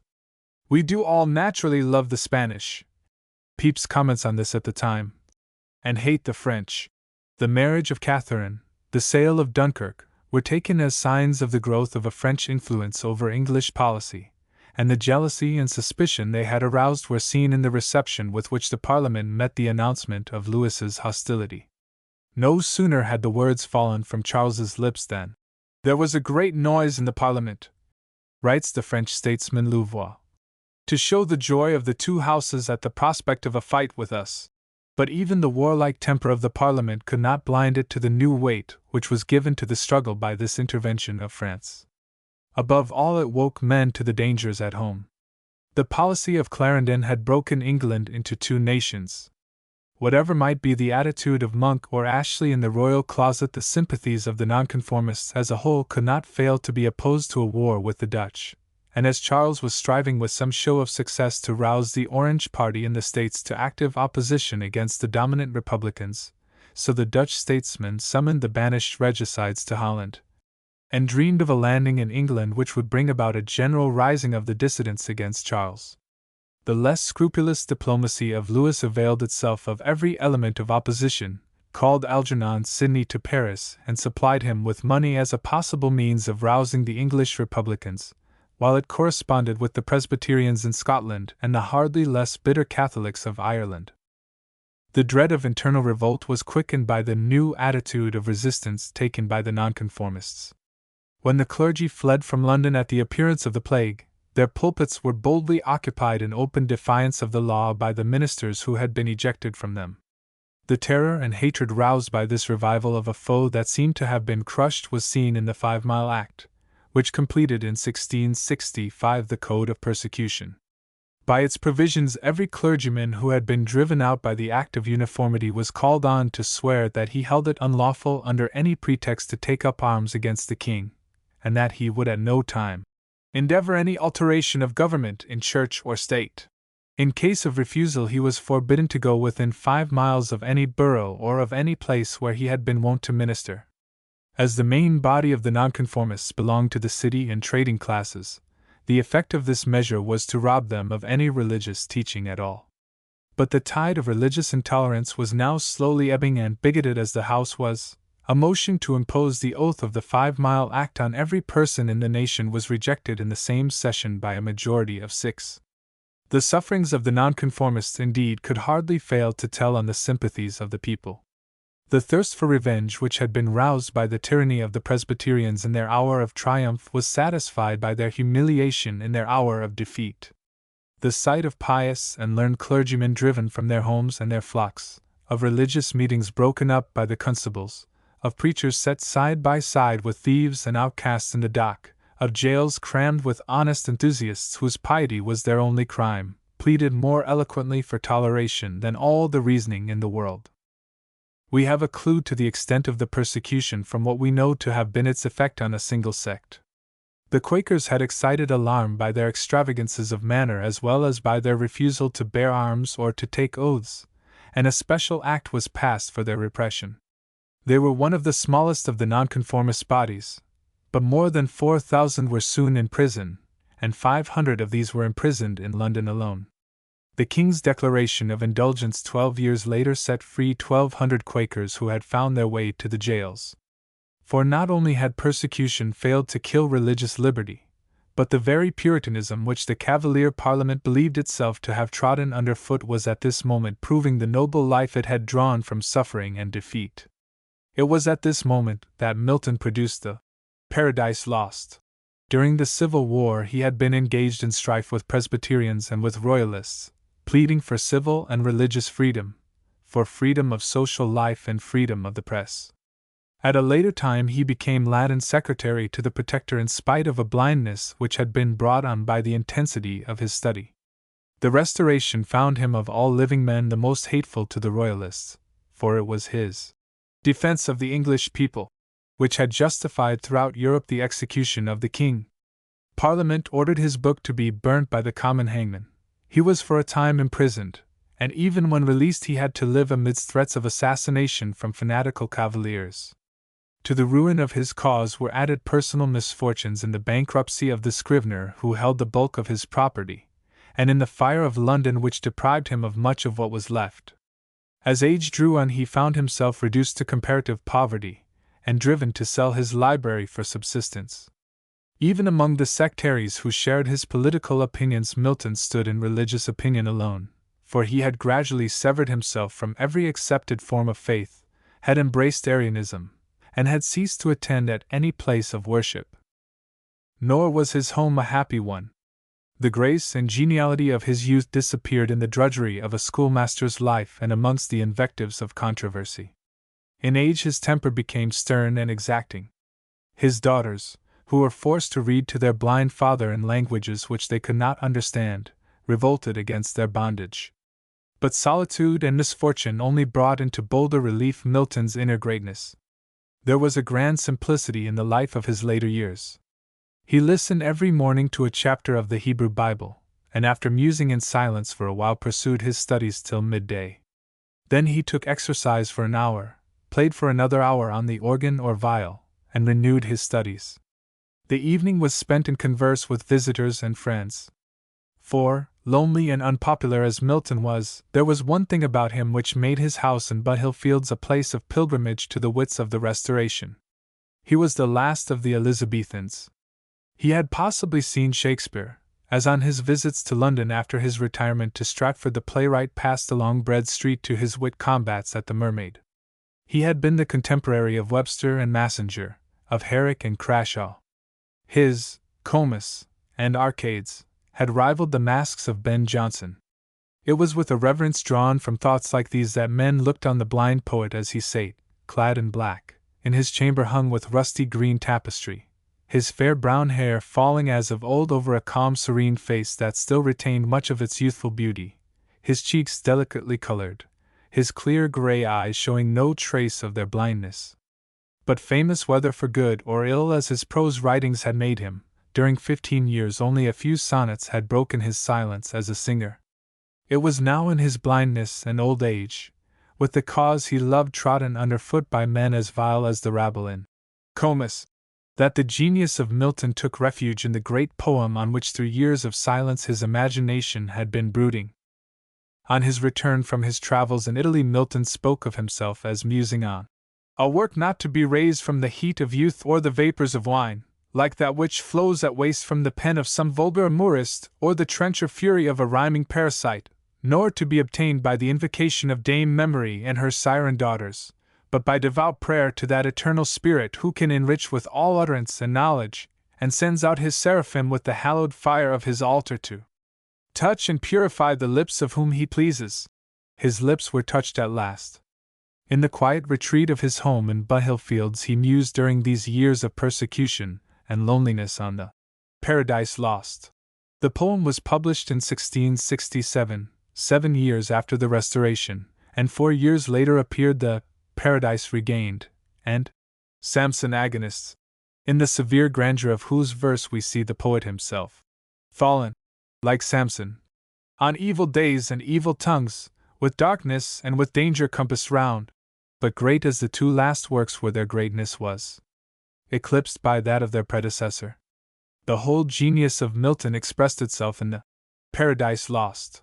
The romance, the gorgeous fancy, the daring imagination which he shared with the Elizabethan poets, the large but ordered beauty which he had drunk in from the literature of Greece and Rome, the sublimity of conception, the loftiness of phrase which he owed to the Bible, blended in this story of man's first disobedience, and the fruit of that forbidden tree, whose mortal taste brought death into the world and all our woe. It is only when we review the strangely mingled elements which make up the poem that we realize the genius which fused them into such a perfect whole. The meager outline of the Hebrew legend is lost in the splendor and music of Milton's verse. The stern idealism of Geneva is clothed in the gorgeous robes of the Renaissance. If we miss something of the free play of Spenser's fancy, and yet more of the imaginative delight in their own creations which gives so exquisite a life to the poetry of the early dramatists, we find in place of these the noblest example which our literature affords of the majesty of classic form. But it is not with the literary value of the Paradise Lost that we are here concerned. Its historic importance lies in this, that it is the epic of Puritanism. Its scheme is the problem with which the Puritan wrestled in hours of gloom and darkness, the problem of sin and redemption, of the worldwide struggle of evil against good. The intense moral concentration of the Puritan had given an almost bodily shape to spiritual abstractions before Milton gave life and being to the forms of sin and death. It was the Puritan tendency to mass into one vast body of sin the various forms of human evil, and by the very force of a passionate hatred to exaggerate their magnitude and their power, to which we owe the conception of Milton's Satan. The greatness of the Puritan aim in the long and wavering struggle for justice and law and a higher good, the grandeur of character which the contest developed, the colossal forms of good and evil which moved over its stage, the debates and conspiracies and battles which had been men's life for 20 years, the mighty eloquence and the mightier ambition which the war had roused into being, all left their mark on the Paradise Lost. Whatever was highest and best in the Puritan temper spoke in the nobleness and elevation of the poem, in its purity of tone, in its loftiness of conception, in its ordered and equable realization of a great purpose. Even in his boldest flights Milton is calm and master of himself. His touch is always sure. Whether he passes from heaven to hell or from the council hall of Satan to the sweet conference of Adam and Eve, his tread is steady and unfaltering. But if the poem expresses the higher qualities of the Puritan temper, it expresses no less exactly its defects. Throughout it we feel almost painfully a want of the finer and subtler sympathies, of a large and genial humanity, of a sense of spiritual mystery. Dealing as Milton does with subjects the most awful and mysterious that poet ever chose, he is never troubled by the obstinate questionings of invisible things which haunted the imagination of Shakespeare. We look in vain for any Aeschylean background of the vast unknown. Man's disobedience and the scheme for man's redemption are laid down as clearly and with just as little mystery as in a Puritan discourse. On topics such as these, even God the Father, to borrow Pope's sneer, turns a school divine. As in his earlier poems he had ordered and arranged nature, so in the Paradise Lost, Milton orders and arranges heaven and hell. His mightiest figures, angel or archangel, Satan or Belial, stand out colossal but distinct. There is just as little of the wide sympathy with all that is human which is so lovable in Chaucer and Shakespeare. On the contrary, the Puritan individuality is nowhere so overpowering as in Milton. He leaves the stamp of himself deeply graven on all he creates. We hear his voice in every line of his poem. The cold, severe conception of moral virtue which reigns throughout it, the intellectual way in which he paints and regards beauty, for the beauty of Eve is a beauty which no mortal man may love, are Milton's own. We feel his inmost temper in the stoical self-repression which gives its dignity to his figures. Adam utters no cry of agony when he is driven from paradise. Satan suffers in a defiant silence. It is to this intense self-concentration that we must attribute the strange deficiency of humor which the poet shared with the Puritans generally, and which here and there breaks the sublimity of the poem with strange slips into the grotesque. But it is above all to this Puritan deficiency in human sympathy that we must attribute Milton's wonderful want of dramatic genius, of the power which creates 1,000 different characters, which endows each with its appropriate act and word, which loses itself in its own creations. No great poet ever had less. While Milton was busy with his verse, events were moving fast in favor of the cause which he saw trodden underfoot. Defeat had only spurred the Dutch to fresh efforts. Their best seaman, de Ruyter, had reorganized their fleet, and appeared off the North Foreland in May 1666, with 88 vessels, stronger and better armed than those of Opdam. The English fleet was almost as strong, but a squadron had been detached under Prince Rupert to meet a French force reported to be at Belle Isle, and it was with but 60 ships that the new admiral, Monk, Duke of Albemarle, fell in with de Ruyter's armament. There was no thought, however, of retreat, and a fight at once began, the longest and most stubborn that the seas have ever seen.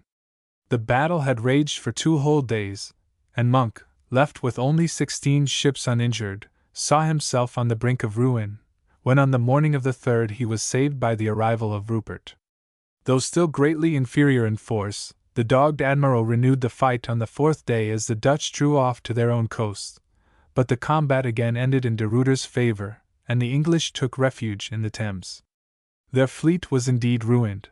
20 ships had been taken or sunk and a far larger number disabled, but the losses of the enemy had been hardly less.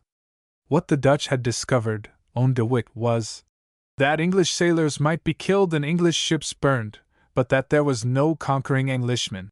At the close of July, in fact, the 2 fleets, again refitted, met anew off the North Foreland, and a second fight, as hard fought as that which had gone before, ended in an English victory. 20 Dutch sail had struck or sunk, 7,000 Dutch seamen had been slain, while the English loss was comparatively small. The victorious fleet sailed along the rich coast of Holland, burning merchantmen and plundering its undefended towns. But Holland was as unconquerable as England herself. In a short time the Dutch fleet was again refitted and at sea, and Louis, whose aid had hitherto been only in words, thought it time to act. The French fleet joined the Dutch, and the English found themselves too inferior in force to venture on a fresh battle for the command of the Channel. It was at this moment of national disappointment, with the fruit of great efforts snatched away and the sea lost, that a fresh calamity at home was added to the sufferings of the war. In the night of the 2nd of September a fire broke out in the heart of London which raged for 4 days and reduced the city to ashes from the Tower to the Temple.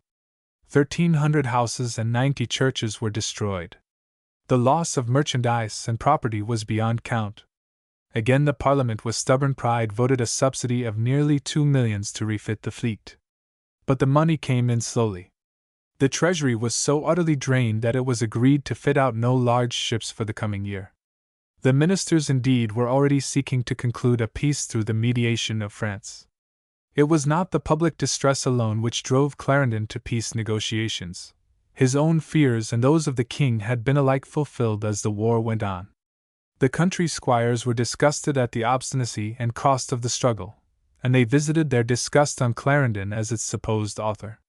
He had lost the support of the houses, and the admission of fresh opponents into the royal council spoke of the secret enmity of the king. But Charles too had his reasons for desiring peace.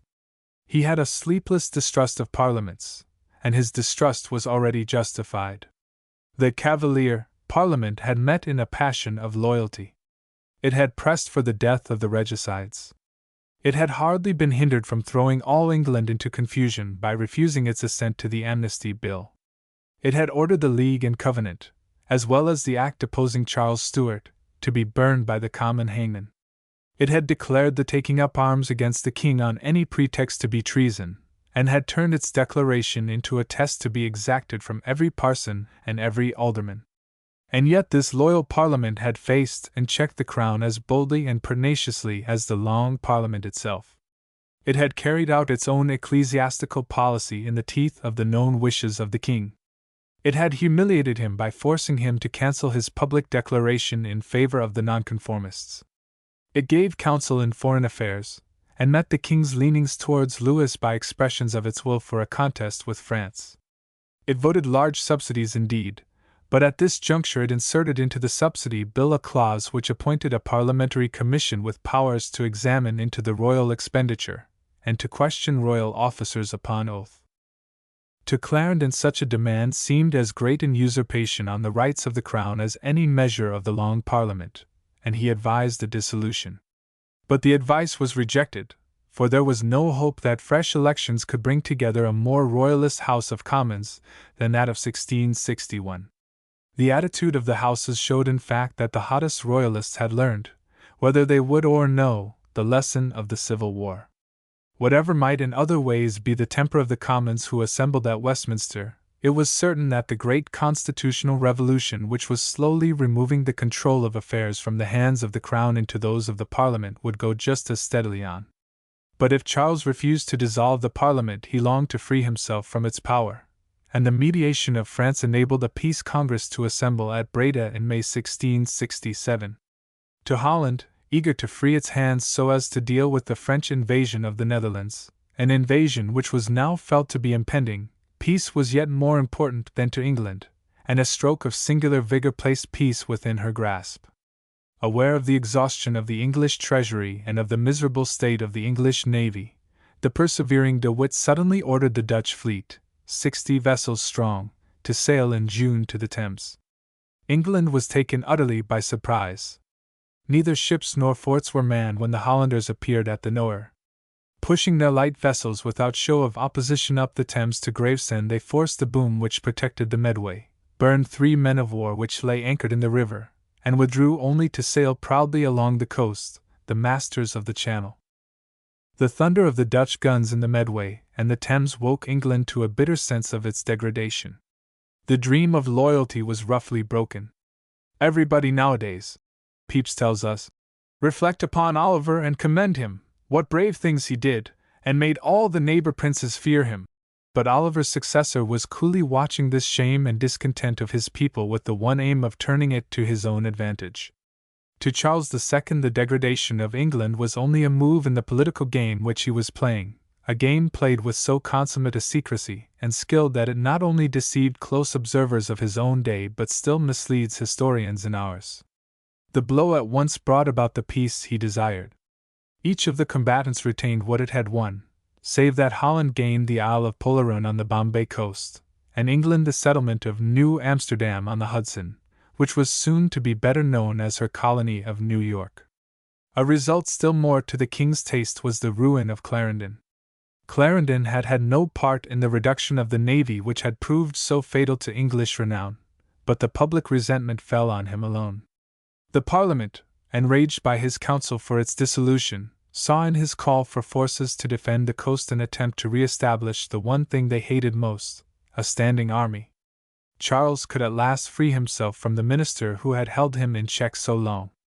In August 1667 the Chancellor was dismissed from office, and driven by the express command of the king to take refuge in France.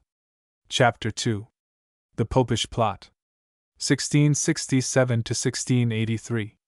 The fall of Clarendon marks a new epoch in the history of the Restoration. By the exile of the Chancellor, the death of Lord Southampton, which had preceded, and the retirement of Ormond and Nicholas which followed it, the constitutional loyalists who had hitherto shaped the policy of the government disappeared from the Royal Council. The union between King, Church, and Parliament, on which their system had been based, was roughly dissolved. The House of Commons, which had been elected in a passion of loyalty only 6 years before, found itself thrown into a position of antagonism to the Crown. The Church saw the most formidable opponent of its supremacy in the King. For the first time since his accession, Charles came boldly forward to the front of public affairs. He had freed himself, as he believed, from the domination of the constitutional loyalists and of the ministers who represented them. The new ministry was mainly made up of that section of the original ministry of 1660 which then represented the Presbyterians, and which under Ashley's guidance had bent to purchase toleration even at the cost of increasing the prerogatives of the Crown. Ashley himself remained Chancellor of the Exchequer. The Duke of Buckingham, whose marriage with the daughter of Lord Fairfax allied him with the Presbyterians, and who carried on political relations even with the Independents, held a leading position in the new cabinet, though at first without office. Sir William Coventry, a bitter opponent of Clarendon, took his seat at the Treasury Board. The direction of Scotch affairs was left to Lord Lauderdale, a man of rough and insolent manner but of striking ability, and whose political views coincided as yet mainly with those of Ashley. 2 great posts, however, were filled by men whose elevation showed the new part which Charles himself was resolved to take in the task of administration. Foreign affairs the king determined to take into his own hands, and this was adroitly managed by the nomination of Henry Bennet, now become Earl of Arlington, as Secretary of State. Bennet was a man of sense and experience, but he was flexible and unprincipled. He was in heart a Catholic, and ready to serve as a creature of the royal will.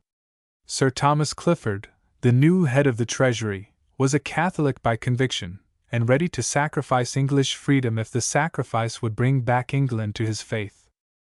Such was the ministry which, from the accidental coincidence of the initial letters of the names of 5 of its members with those which make up the word, was known as the Cabal. But the word Cabala, or Cabal, had as yet none of the odious meaning which after events attached to it. It meant indeed simply what we mean by cabinet. Nor was there anything in the temper or conduct of the new ministers which foreboded ill. To all but the king and themselves the Catholic sympathies of Clifford and Arlington were unknown. The ministry seemed to represent the Presbyterians, and the Presbyterians as a party were true to the cause of freedom for which they had fought. Nor did the earlier acts of the Cabal belie its origin. Few ministries, in fact, have shown at their outset greater vigor or wisdom. Its first work was the Triple Alliance.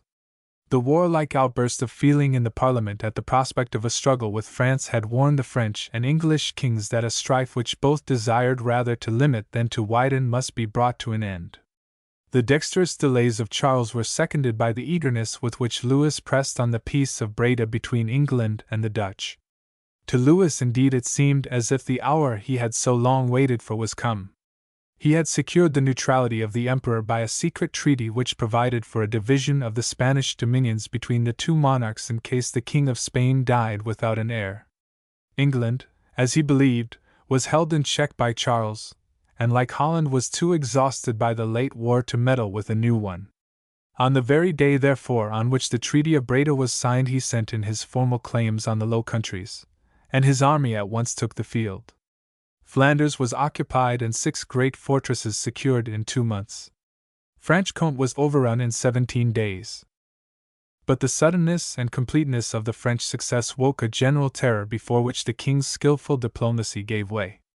Holland, roused to a sense of danger by the appearance of French arms on the Rhine, protested and appealed to England for aid, and though her appeals remained at first unanswered, even England was roused from her lethargy by the French seizure of the coast towns of Flanders. The earlier efforts of English diplomacy indeed were of a selfish and unscrupulous kind. Holland, Spain, and France were tempted in turn by secret offers of alliance. A treaty offensive and defensive against all powers for the defense of the Spanish Netherlands was proposed to the Dutch. Spain was offered alliance and aid in return for the concession of free trade with her dominions in America and the Philippines. Before France was laid the project of an offensive and defensive alliance directed especially against Holland, and perhaps against Spain, in return for which England stipulated for admission to a share in the eventual partition of the Spanish dominions, and for an assignment to her in such a case of the Spanish Empire in the New World. Each of these offers was alike refused. Spain looked on them as insincere. France regarded the terms of alliance as extravagant, while she was anxious to hold the Dutch to their present friendship and inactivity rather than to stir them to war. Holland itself, while desirous to check French ambition, still clung to its French alliance. Repulsed as they were on every side, the need of action became clearer every hour to the English ministers. The common refusal of France and the Dutch roused fears that these powers were secretly leagued for a partition of the Netherlands between them. Wider views too gradually set aside the narrow dreams of merely national aggrandizement. To Ashley and his followers an increase of the French power seemed dangerous not only to the European balance of power but to English Protestantism. Even Arlington, Catholic as in heart he was, thought more of the political interests of England and of the invariable resolve of its statesmen since Elizabeth's day to keep the French out of Flanders than of the interests of Catholicism. One course alone remained. To lull the general excitement, Louis had offered peace to Spain on terms either of the cession of Franche-Comté or of the retention of his conquests in the Netherlands. The plan of John de Witt, the pensionary of Holland, was to take France at its word and to force on Spain the acceptance of these terms by the joint pressure of England and the United Provinces. It was this plan which England suddenly adopted. In the opening of 1668, Sir William Temple was dispatched to The Hague, and an alliance was concluded between England and Holland, in which Sweden, the third great Protestant power, was soon included. Few measures have won a greater popularity than this triple alliance. "It is the only good public thing," says Pepys, "that hath been done since the King came to England."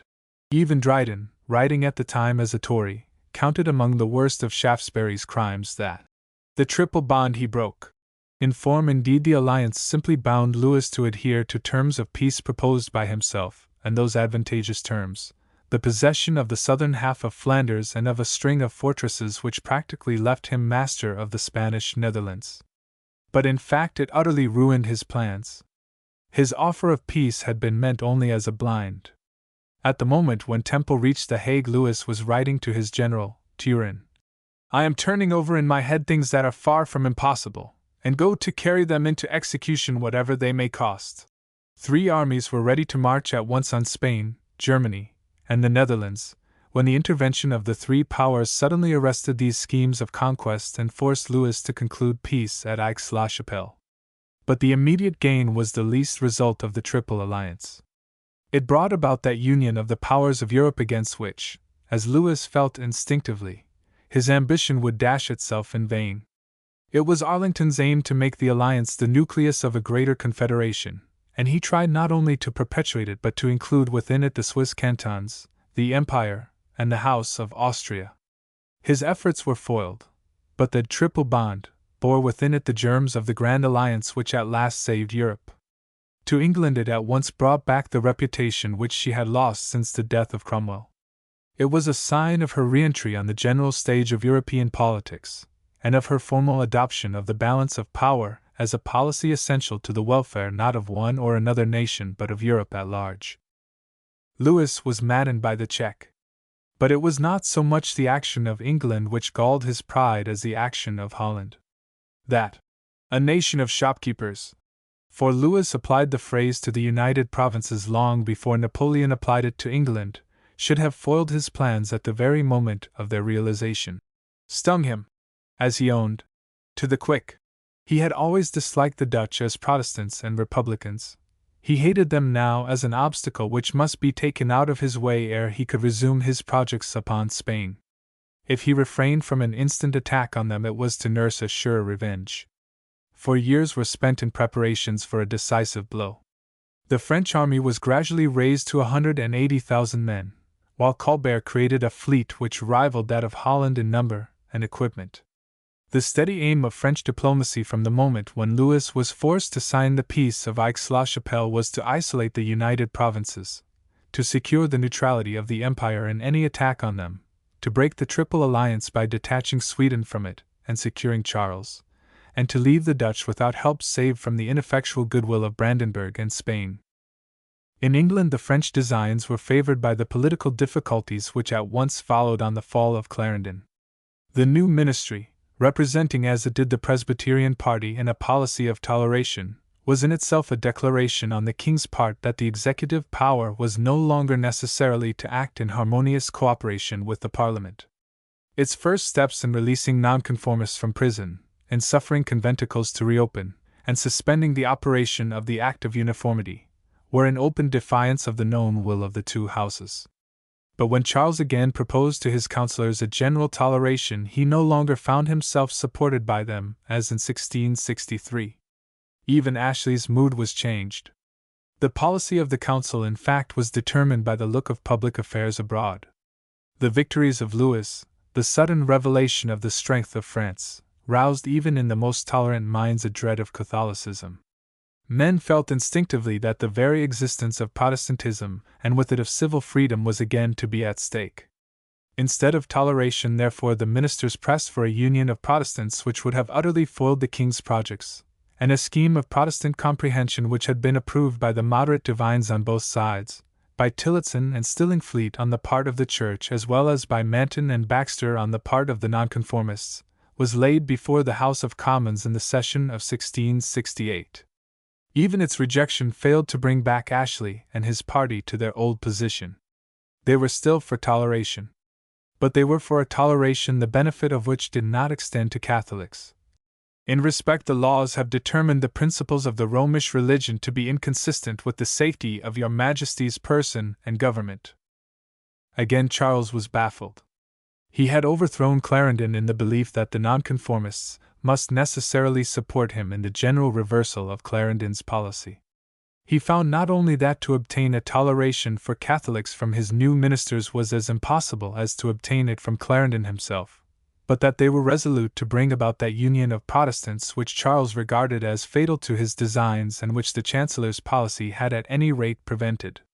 Luckily for the king, neither their new attitude at home nor their success abroad could win them the confidence of the House of Commons.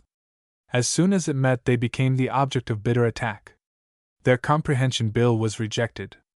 Their suspension of the penalties for nonconformity was denounced.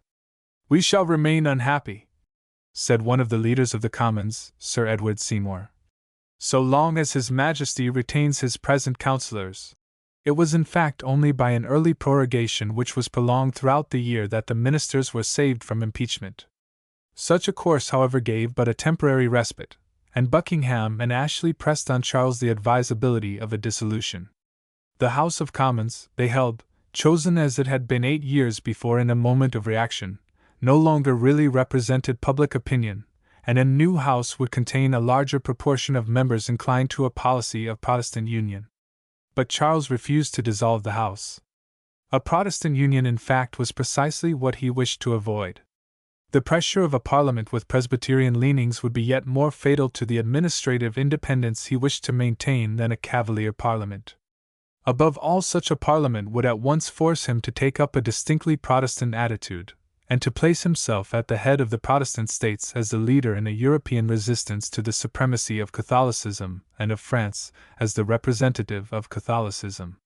How little such an attitude was to the king's taste we have already seen.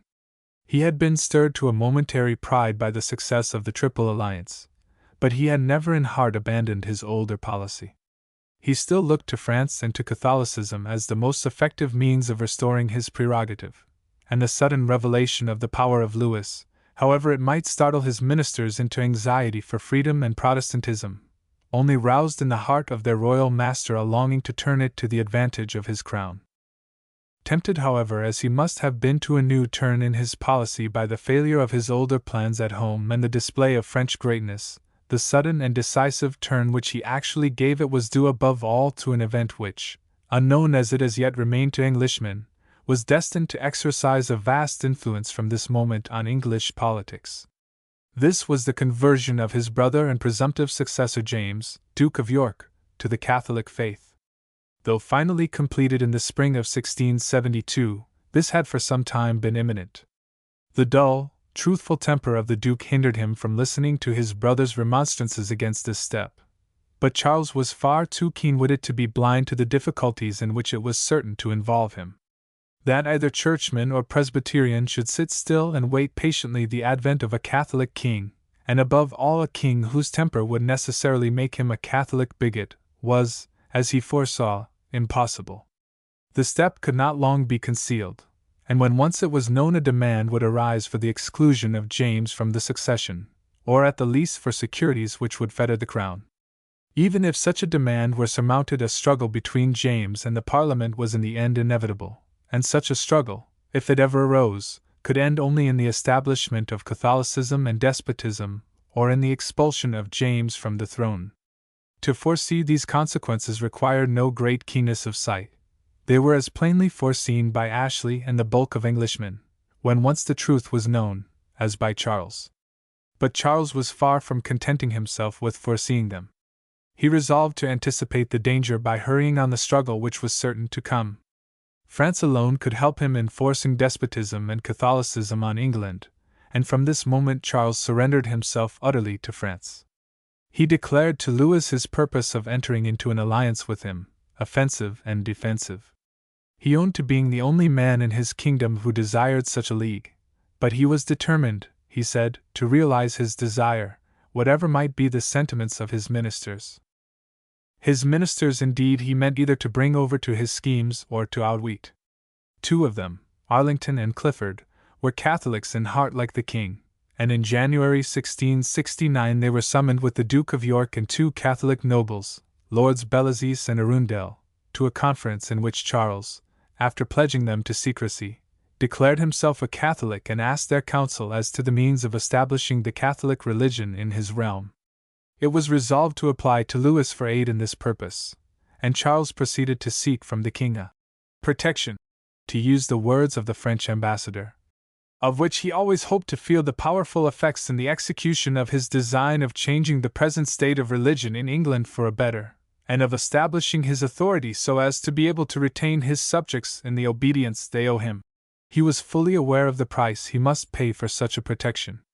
Louis was bent on the ruin of Holland and the annexation of Flanders. With the ink of the Triple Alliance hardly dry, Charles promised help in both these designs. The Netherlands indeed could not be saved if Holland fell, and the fall of Holland was as needful for the success of the plans of Charles as of Louis. It was impossible for Holland to look with indifference on the conversion of England into a Catholic power, and in the struggle to make it one the aid of the Dutch would be secured for the king's opponents. Charles offered therefore to declare his religion and to join France in an attack on Holland if Louis would grant him a subsidy equal to £1,000,000 a year.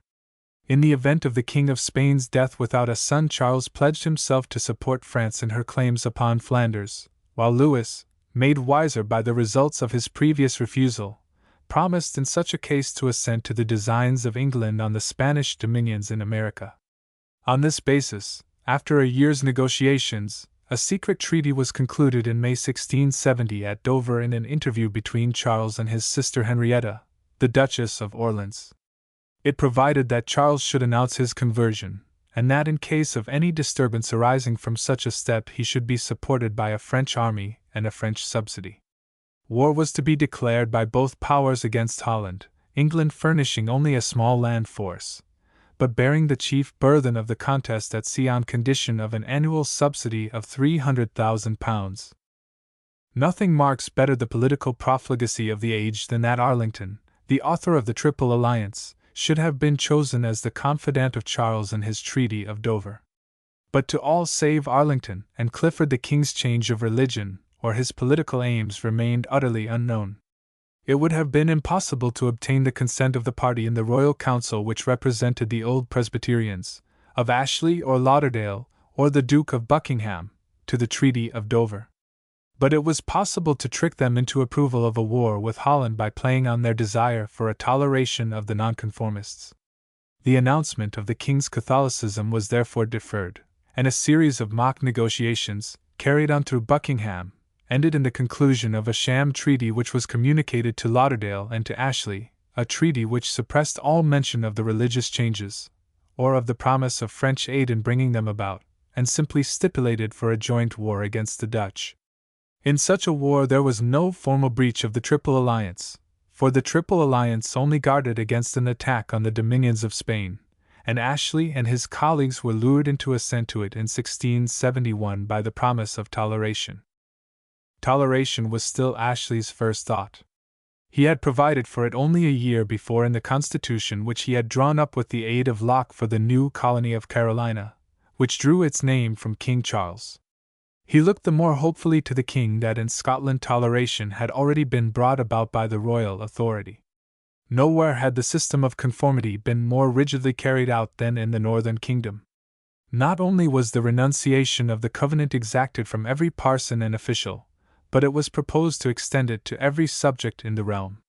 The fall of Clarendon, however, at once brought about a change. Lauderdale, who now took the lead in Scotch affairs, published in 1669 a royal decree which enabled many of the Presbyterian ministers to return to their flocks. A parliament which was called under his influence not only recognized the royal supremacy, but owned the king's right to order the government of the church and to dispense with ecclesiastical laws. The new system was just set on foot in Scotland when Charles came forward to tempt his English ministers with the same pledge of toleration. With characteristic audacity he removed the one stumbling block in the way of his project by yielding the point to which he had hitherto clung, and promising, as Ashley demanded, that no Catholic should be benefited by the indulgence. Whether the pledge of toleration was the only motive which induced the ministers to consent to the war with Holland it is hard to tell. Ashley had shown in bringing about the previous strife that he was no friend of the Dutch. He regarded a close alliance with France as the one means by which Charles could find himself strong enough to maintain religious liberty against the pressure of the Parliament. It is possible that, like most statesmen of the time, he looked on the ruin of Holland as a thing inevitable, and was willing to gain for England whatever he could out of the wreck.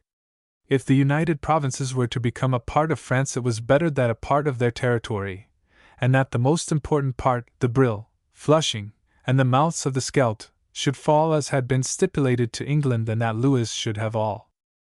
But whatever may have been the motives which influenced Ashley and his colleagues, the bargain was at last struck, and now that his ministers were outwitted it only remained for Charles to outwit his Parliament. At the close of 1670 a large subsidy was demanded for the fleet under the pretext of upholding the Triple Alliance, and the subsidy was granted. In the spring of 1671 the two houses were adjourned and vigorous preparations were made for the coming struggle. But as the rumors of war gathered strength the country at once became restless and dissatisfied. The power of Louis, the renewed persecutions of the Huguenots, had increased the national hatred of the French. Protestants' hearts too trembled, as Baxter tells us, at the menacing armaments of the Catholic king. On the other hand, the sense of a common interest and a common danger had changed the old jealousy of Holland into a growing inclination towards the Dutch. Charles and his ministers stood almost alone in their resolve.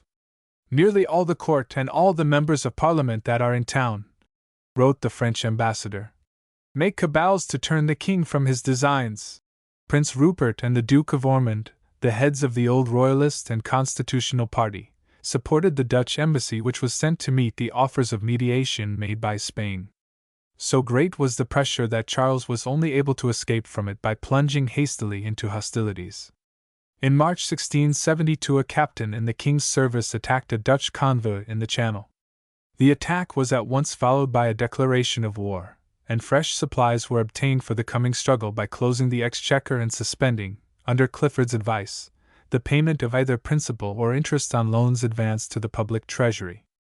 The suspension spread bankruptcy among half the goldsmiths of London, but with the opening of the war Ashley and his colleagues gained the toleration they had bought so dear. By virtue of his ecclesiastical powers the king ordered that all manner of penal laws on matters ecclesiastical against whatever sort of nonconformists or recusants should be from that day suspended, and gave liberty of public worship to all dissidents save Catholics who were allowed to say Mass only in private houses.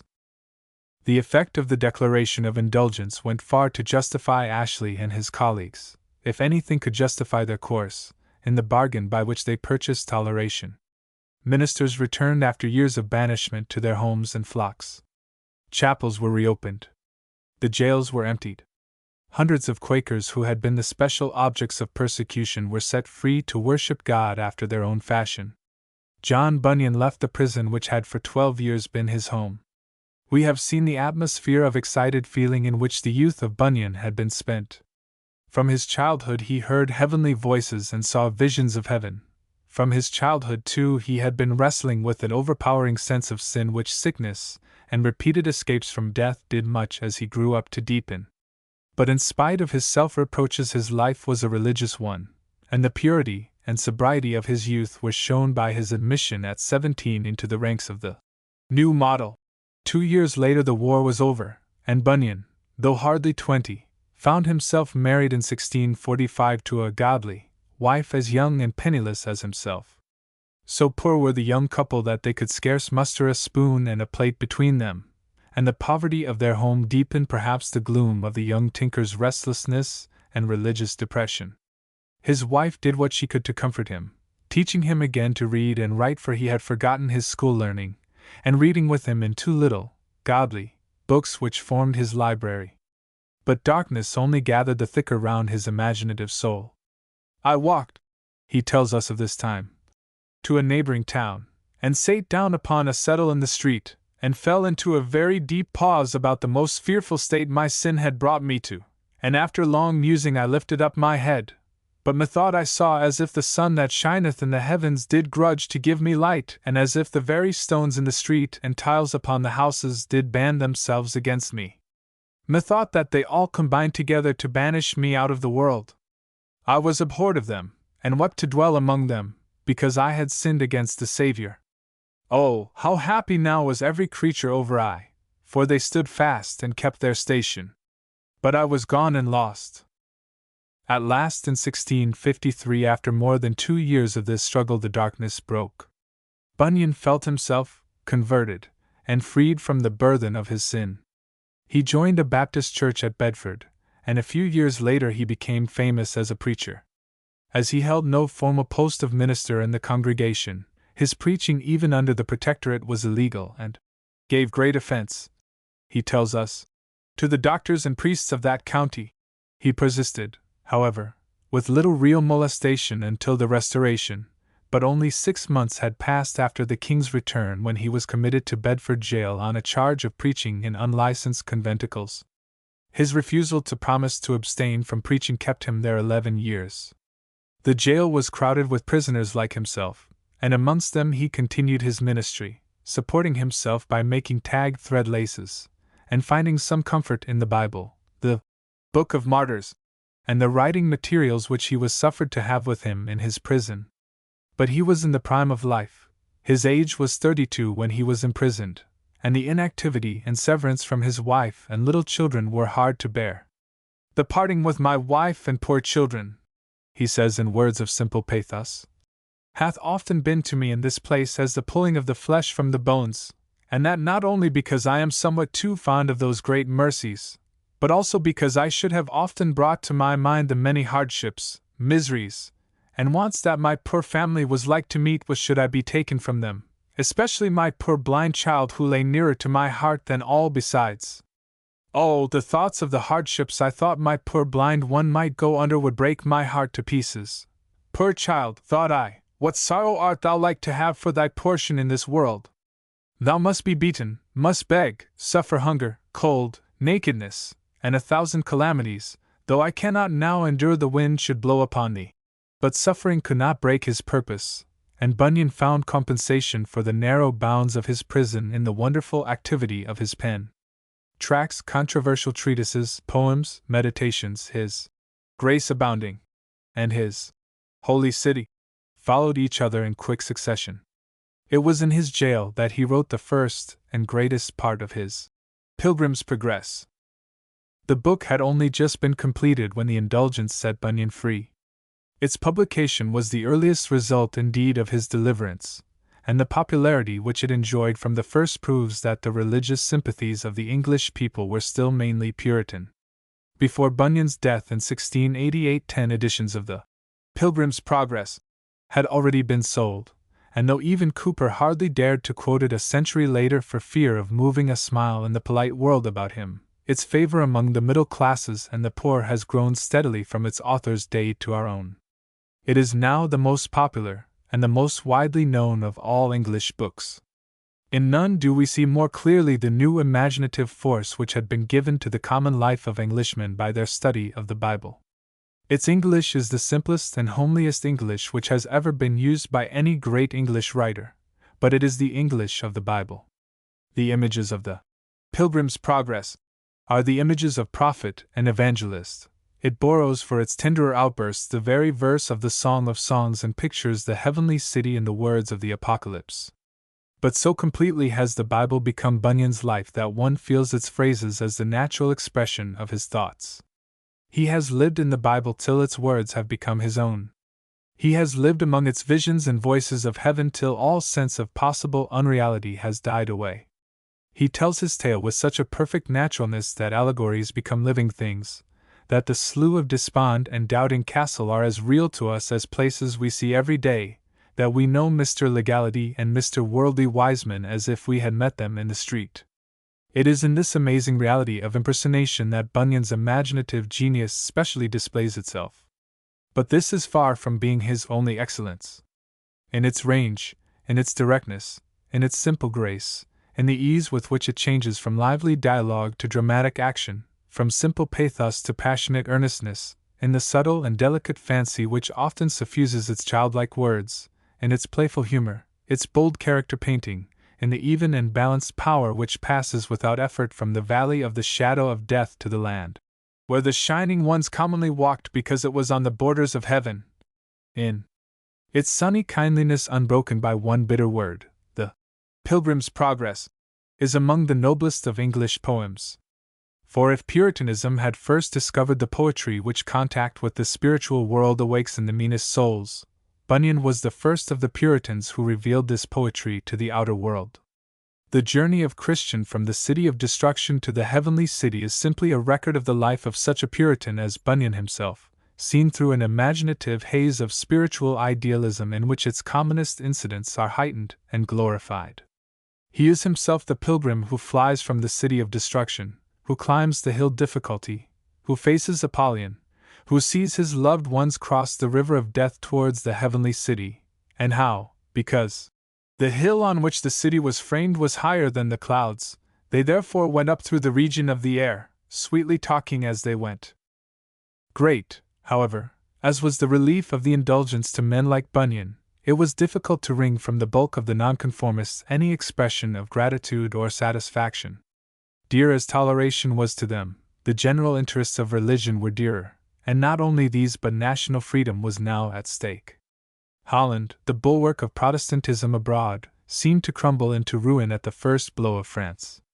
Louis passed the Rhine on the 12th of June, and overran 3 of the states without opposition. It was only by skill and desperate courage that the Dutch ships under de Ruyter held the English fleet under the Duke of York at bay in an obstinate battle off the coast of Suffolk. Till almost the eve of the struggle, In fact, the Dutch had been wrapped in a false security. The French alliance had been their traditional policy since the days of Henry IV, and it was especially dear to the great merchant class which had mounted to power on the fall of the House of Orange. John de Witt, the leader of this party, though he had been forced to conclude the Triple Alliance by the previous advance of Louis to the Rhine, had expressly refused to join England in an attack on France, and still clung blindly to her friendship. His trust only broke down when the glare of the French watchfires was seen from the walls of Amsterdam. For the moment Holland lay crushed at the feet of Louis, but the arrogant demands of the conqueror roused again the stubborn courage which had wrested victory from Alva and worn out the pride of Philip II. De Witt was murdered in a popular tumult, and his fall called William, the Prince of Orange, to the head of the Republic. The new stadtholder had hardly reached manhood, but he had no sooner taken the lead in public affairs than his great qualities made themselves felt. His earlier life had schooled him in a wonderful self-control. He had been left fatherless and all but friendless in childhood. He had been bred among men who regarded his very existence as a danger to the state. His words had been watched, his looks noted, his friends jealously withdrawn.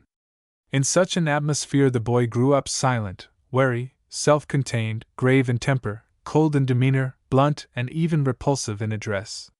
He was weak and sickly from his cradle, and manhood brought with it an asthma and consumption which shook his frame with a constant cough. His face was sullen and bloodless, and scored with deep lines which told of ceaseless pain. But beneath this cold and sickly presence lay a fiery and commanding temper, an immovable courage, and a political ability of the highest order. William was a born statesman. Neglected as his education had been in other ways, for he knew nothing of letters or of art, he had been carefully trained in politics by John de Witt, and the wide knowledge with which in his first address to the States General the young stadtholder reviewed the general state of Europe, the sagacity with which he calculated the chances of the struggle, at once won him the trust of his countrymen. Their trust was soon rewarded. The plot of the two courts hung for its success on the chances of a rapid surprise, and with the approach of winter, a season in which military operations were then suspended, all chance of a surprise was over. William rapidly turned the respite to good account. Young as he was, he displayed from the first the cool courage and dogged tenacity of his race. "Do you not see your country is lost?" asked the Duke of Buckingham when he was sent to negotiate at The Hague. "There is a sure way never to see it lost," replied William, "and that is to die in the last ditch." With the spring of 1673 the tide began to turn. Holland was saved, and province after province won back from the arms of France by William's dauntless resolve.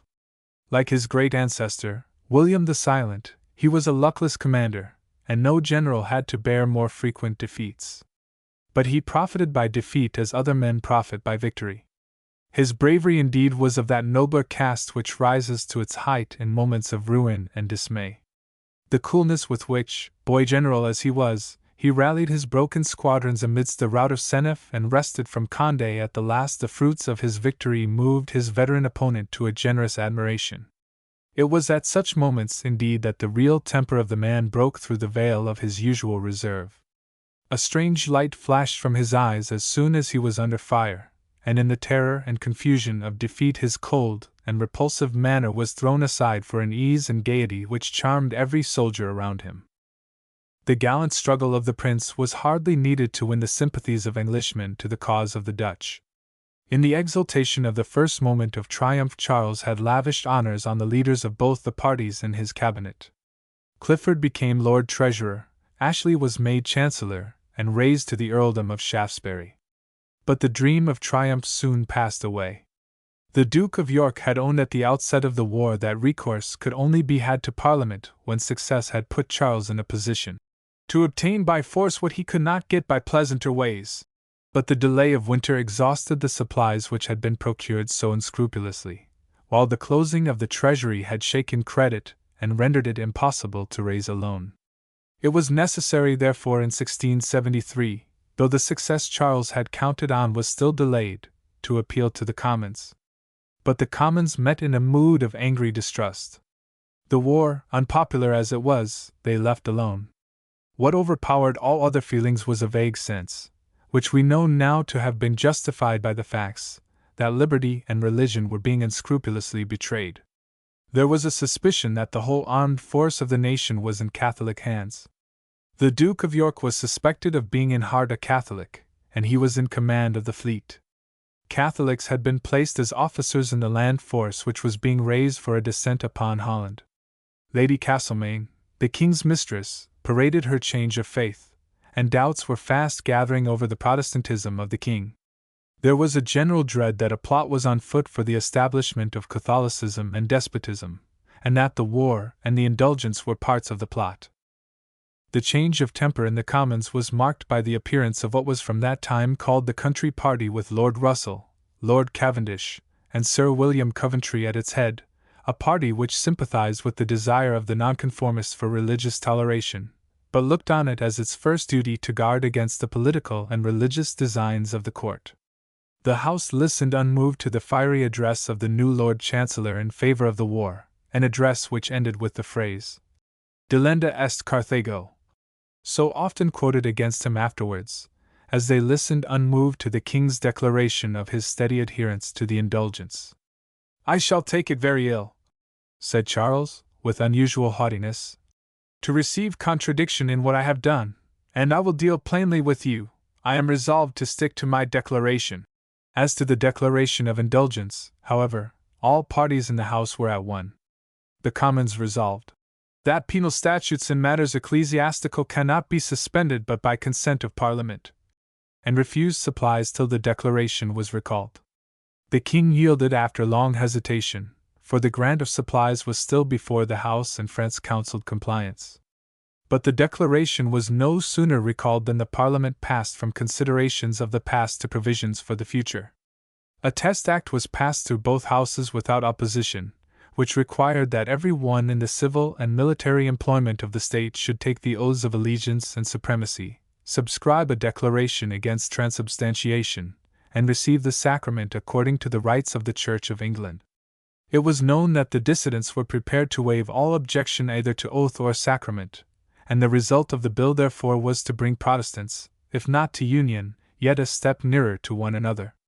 Catholics, on the other hand, were wholly excluded from all share in the government of the state. The act was fatal to the king's schemes, and Clifford at once counselled resistance while Buckingham talked flightily about bringing the army to London. But the grant of a subsidy was still held in suspense till the test was accepted, and Arlington, who saw that all hope of carrying the great plan through was at an end and looked to the test as a means of freeing himself from Clifford's rivalry in the cabinet, pressed Charles to yield. A dissolution, in fact, was the king's only resource, but in the temper of the nation a new parliament would have been yet more violent than the present one. Charles therefore sullenly gave his assent to the bill. Few measures have ever brought about more startling results than the Test Act. It was no sooner passed than the Duke of York owned himself a Catholic, and resigned his office as Lord High Admiral. Throngs of excited people gathered round the Lord Treasurer's house at the news that Clifford too had owned to being a Catholic, and had laid down his staff of office. Their resignation was followed by that of hundreds of others in the army and the civil service of the Crown. On public opinion the effect of these discoveries was wonderful. "I dare not write all the strange talk of the town," says Evelyn.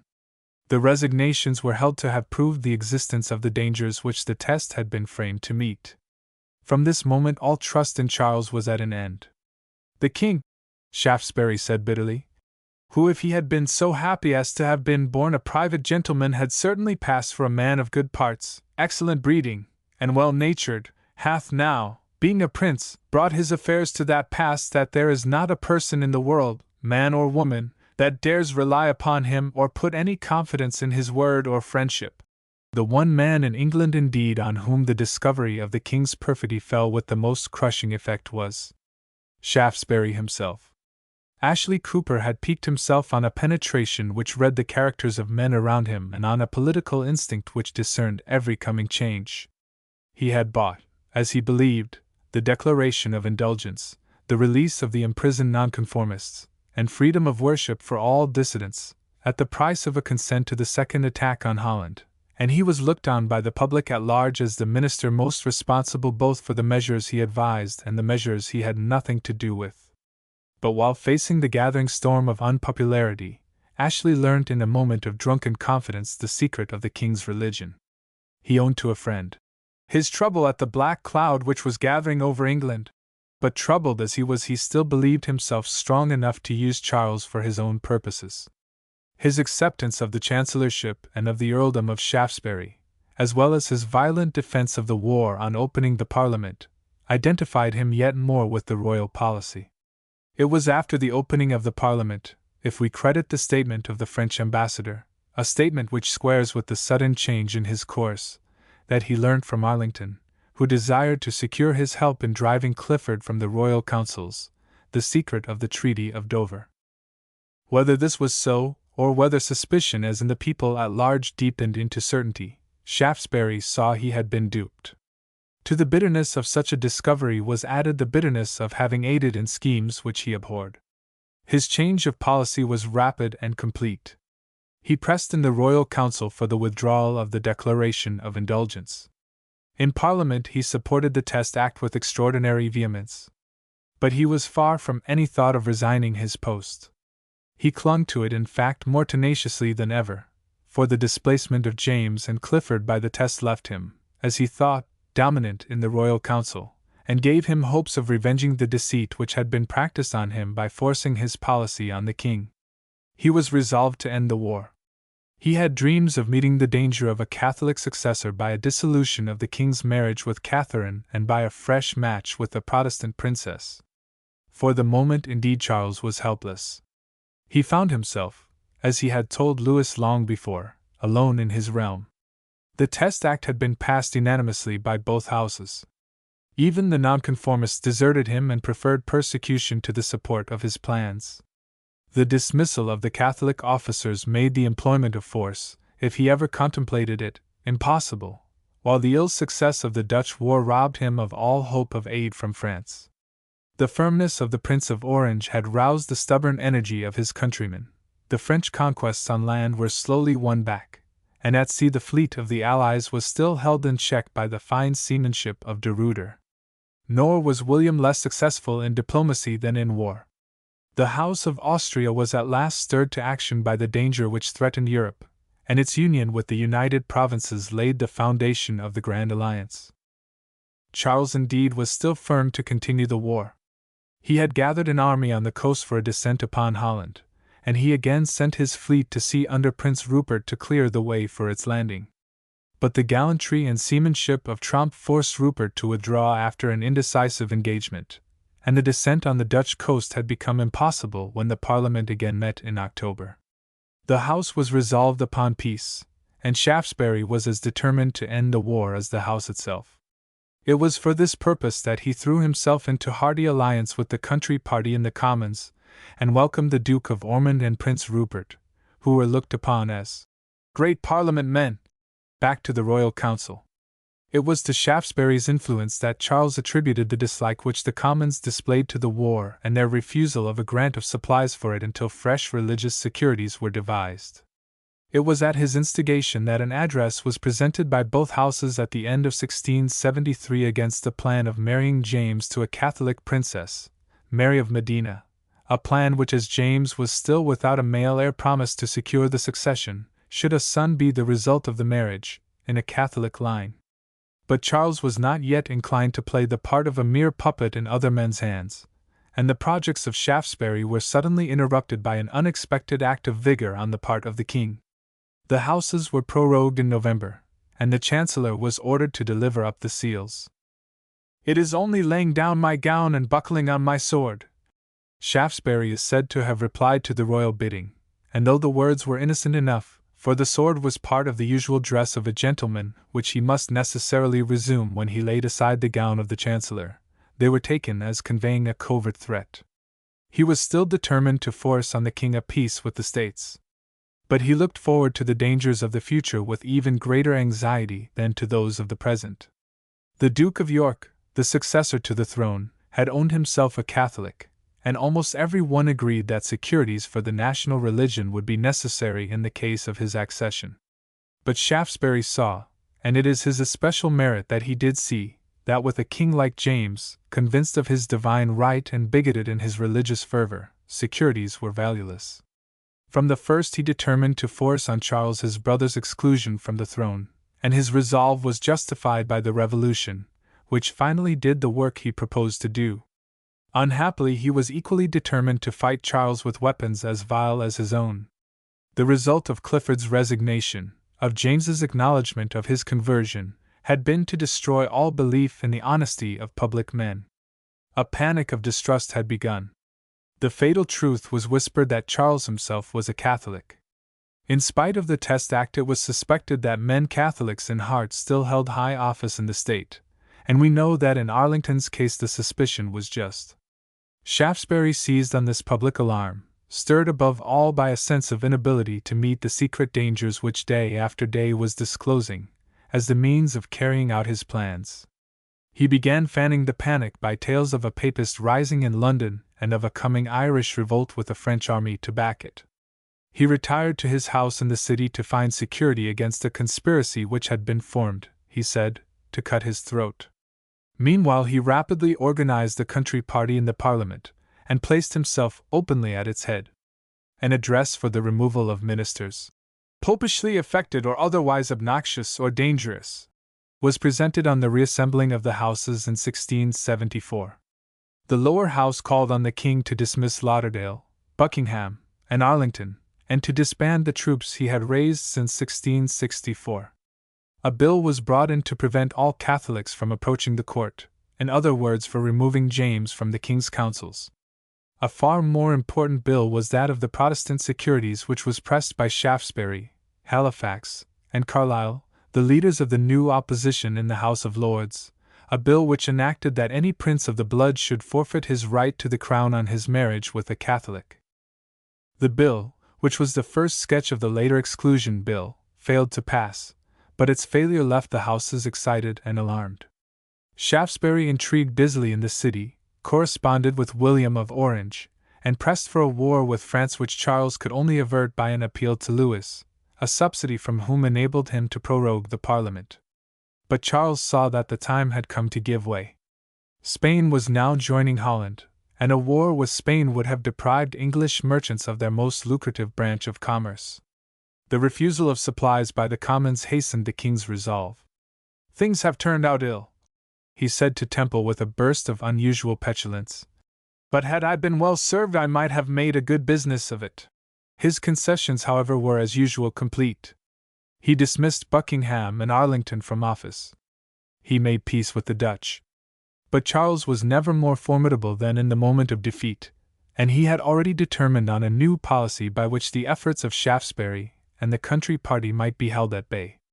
Ever since the opening of his reign he had clung to a system of balance, had pitted churchmen against nonconformists and Ashley against Clarendon, partly to preserve his own independence and partly with a view of winning some advantage to the Catholics from the political strife. The temper of the Commons had enabled Clarendon to baffle the king's attempts, and on his fall Charles felt strong enough to abandon the attempt to preserve a political balance, and had sought to carry out his designs with the single support of the nonconformists. But the new policy had broken down like the old. The nonconformists refused to betray the cause of Protestantism, and Shaftesbury, their leader, was pressing on measures which would rob Catholicism of the hopes it had gained from the conversion of James. In straits like these, Charles resolved to win back the Commons by boldly adopting the policy on which the House was set. The majority of its members were still a mass of Cavalier churchmen, who regarded Sir Thomas Osborne, a dependent of Arlington's, as their representative in the royal councils. The king had already created Osborne Earl of Danby and raised him to the post of Lord Treasurer in Clifford's room. In 1674 he frankly adopted the policy of Danby and of his party in the Parliament. The policy of Danby was in the main that of Clarendon. He had all Clarendon's love of the Church, his equal hatred of popery and dissent, his high notions of the prerogative tempered by a faith in Parliament and the law. His policy rested like Clarendon's on a union between the king and the two houses. He was a staunch Protestant, and his English pride revolted against any schemes which involved dependence on France. But he was a staunch Royalist. He wished for a French war, but he would not force the king to fight France against his will. His terror of popery failed to win him over to any plans for a change in the succession. The first efforts indeed of the king and his minister were directed to strengthen James's position by measures which would allay the popular panic. Mary, the Duke's eldest child and after him the presumptive heir to the crown, was confirmed by the royal order as a Protestant. It was through Mary indeed that Charles aimed at securing the Prince of Orange. The popularity of William throughout the Protestant world was great, and in England, as the terror of a popish king increased, men remembered that with James and his house excluded from the throne, William, as the king's nephew, the son of his sister Mary and the grandson of Charles I, stood next in succession to the crown. The prince was drawn by his desire to detach England from the French alliance into close connection with Shaftesbury and the leaders of the country party, and already pledges from this quarter had reached him that he should be declared heir to the throne. It was to meet this danger that Charles resolved to offer William the hand of the Duke's daughter, Mary. Such a marriage secured James against the one formidable rival to his claims, while it opened to William a far safer chance of mounting the throne at his father-in-law's death in right of his wife. The prospect, too, of such a Protestant succession might well allay much of the panic which was spreading through the country, as men looked forward to the accession of a Catholic king. The secret negotiations for this marriage, which began at the close of 1674, were accompanied by conferences between Danby and the bishops which restored the union between the Church and the Crown. The first fruits of this agreement were seen in the rigorous enforcement of the law against conventicles and the exclusion of all Catholics from court, while the Parliament, which reassembled in 1675, was assured that the Test Act should be rigorously enforced. The change in the royal policy came not a moment too soon. As it was the aid of the Cavalier party which rallied round Danby hardly saved the king from the humiliation of being forced to recall the troops he still maintained in the French service. To gain a majority on this point, Danby was forced to avail himself of a resource which from this time played for nearly 100 years an important part in English politics. Every hour showed more clearly how fatal to its healthy working was the abandonment of the reforms which the Long Parliament and Cromwell had introduced into the composition of the House of Commons. The influence of that house was growing greater and greater on public affairs. In spite of the king's vigorous resistance, it was reviewing expenditure, dictating its own policy in church and state, checking the royal action even in foreign affairs, denouncing ministers and driving them from office, meddling now even with the succession to the crown. It did this as representing the people, and yet the people could hardly be said to be represented. The counties alone really returned their own members, and in the counties the franchise was limited to freeholders. In all but the larger towns the nomination of members lay in the hands of close corporations. A large number of so-called boroughs had ceased to have any real existence at all. Their representatives were simply nominees of the crown or of neighboring landowners. On great questions so imperfect a composition of the representative body mattered indeed little, for whatever were their origin the members shared in the general national feeling and expressed fairly the national sentiment. But in the common business of Parliament, and in questions of detail, it told fatally on the temper of the House. The members were conscious of their power, but they were checked by little sense of responsibility for its exercise. They were open therefore to the meanest and most selfish influences. Charles had done much by closeting them. Danby, bolder and less ingenious, trusted to coarser means. With him began the system of direct bribery which was to culminate in the parliamentary corruption of the Pelhams. He was more successful in winning back the majority of the Commons from their alliance with the country party by reviving the old spirit of religious persecution. With the view of breaking up the growing union between the churchmen and the nonconformists, as well as of driving from Parliament the Presbyterian members who formed the strength of the country party, and whose numbers increased as time brought fresh elections, he proposed that the test which had been imposed by Clarendon on municipal officers should be extended to all functionaries of the state, that every member of either house, every magistrate and public officer, should swear never to take arms against the king or to endeavor any alteration of the Protestant religion now established by law in the Church of England, or any alteration in the government in church and state as it is by law established. The bill was forced through the Lords by the bishops and the Cavalier party, and its passage through the Commons was only averted by a quarrel on privilege between the two houses which Shaftesbury dexterously fanned into flame. On the other hand, the country party remained strong enough to hamper their grant of supplies with conditions which rendered it unacceptable to the king. Eager as they were for the war with France which Danby promised, the Commons could not trust the king, and Danby was soon to discover how wise their distrust had been. For the Houses were no sooner prorogued in November 1675 than Charles revealed to him the negotiations he had been all the while carrying on with Louis. To France, hard pressed as she was by the Allies, the entry of England into the war would have been ruinous, and Louis was eager to avert this danger by promising Charles a subsidy should the Parliament strive to force on him a war policy by refusing or limiting supplies. Charles, who still looked to France for aid in his plans and who believed war would deliver him helplessly into the power of the Parliament, was as ready to accept the money as Louis to give it. At this juncture, therefore, he called on Danby to sign a treaty by which, on consideration of a yearly pension guaranteed on the part of France, the two sovereigns bound themselves to enter into no engagements with other powers, and to lend each other aid in case of rebellion in their dominions. Such a treaty not only bound England to dependence on France, but freed the king from all parliamentary control. But his minister pleaded in vain for delay and for the advice of the council. Charles answered his entreaties by signing the treaty with his own hand. Danby found himself duped by the king as Shaftesbury had found himself duped, but his bold temper was only spurred to fresh plans for rescuing the king from his bondage to Louis. To do this, the first step was fully to reconcile the king and the Parliament, which met again in February 1677 after a prorogation of 15 months. The country party stood in the way of such a reconciliation, but Danby resolved to break its strength by measures of unscrupulous vigor for which a blunder of Shaftesbury's gave an opportunity. Shaftesbury despaired of bringing the House of Commons, elected as it had been 15 years before in a moment of religious and political reaction, to any steady opposition to the crown. He had already moved an address for its dissolution, and he now urged that as a statute of Edward III ordained that parliaments should be held once a year or oftener if need be. The Parliament by the recent prorogation of a year and a half had ceased legally to exist.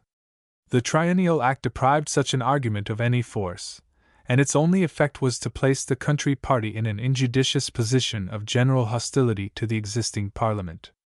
But Danby represented it as a contempt of the House, and the Lords at his bidding committed its supporters, Shaftesbury, Buckingham, Salisbury, and Wharton, to the Tower. While the opposition cowered under the blow, Danby pushed on a measure which was designed to win back alarmed churchmen to confidence in the crown. The terror of a Catholic successor grew steadily throughout the country, and it was to meet this terror that Danby devised his bill for the security of the Church. By this bill it was provided that on the succession of any king who was not a member of the established church the appointment of bishops should be vested in the existing body of prelates, and that the king's children should be placed in the guardianship of the Archbishop of Canterbury. The bill, however, failed in the Commons, and a grant of supply unchecked by the appropriation of the money to special services, a limitation which Charles steadily opposed, was only obtained by Danby's profuse bribery. The progress of the war abroad indeed was rousing panic in England faster than Danby could allay it. New successes of the French arms in Flanders and a defeat of the Prince of Orange at Cassel stirred the whole country to a cry for war. The two houses united in an address to the Crown which prayed that England might enter into the great alliance that William had built up, but Charles parried the blow by demanding a supply before the war was declared and by a new prorogation of the House on a new refusal. Fresh and larger subsidies from France enabled him to continue this prorogation for 7 months. But the silence of the Parliament did little to silence the country, and Danby took advantage of the popular cry for war to press an energetic course of action on the king. In its will to check French aggression, the Cavalier party was as earnest as the Puritan, and Danby aimed at redeeming his failure at home by uniting the Parliament through a vigorous policy abroad. As usual, Charles appeared to give way. He was himself for the moment uneasy at the appearance of the French on the Flemish coast, and he owned that he could never live at ease with his subjects if Flanders were abandoned. He allowed Danby therefore to press on both parties the necessity for mutual concessions, and to define the new attitude of England by reviving the project for a match between Mary and William of Orange. William's distrust of Arlington, by whom the proposal of it had been made to him, had led the prince at first to set aside the scheme. But he had never lost sight of it, and the counsels of Sir William Temple had brought him in 1677 to make overtures for its realization. Charles and Danby had still the same reasons for desiring it, and the marriage took place on William's visit to England in September. As the king was childless and James had no son, Mary was presumptive heiress of the crown. The marriage therefore promised a close political union in the future with Holland, and a corresponding opposition to the ambition of France. With the country it was popular as a Protestant match and as ensuring a Protestant successor to James. But Louis was bitterly angered. He rejected the English propositions of peace and again sent his army into the field. Danby was ready to accept the challenge.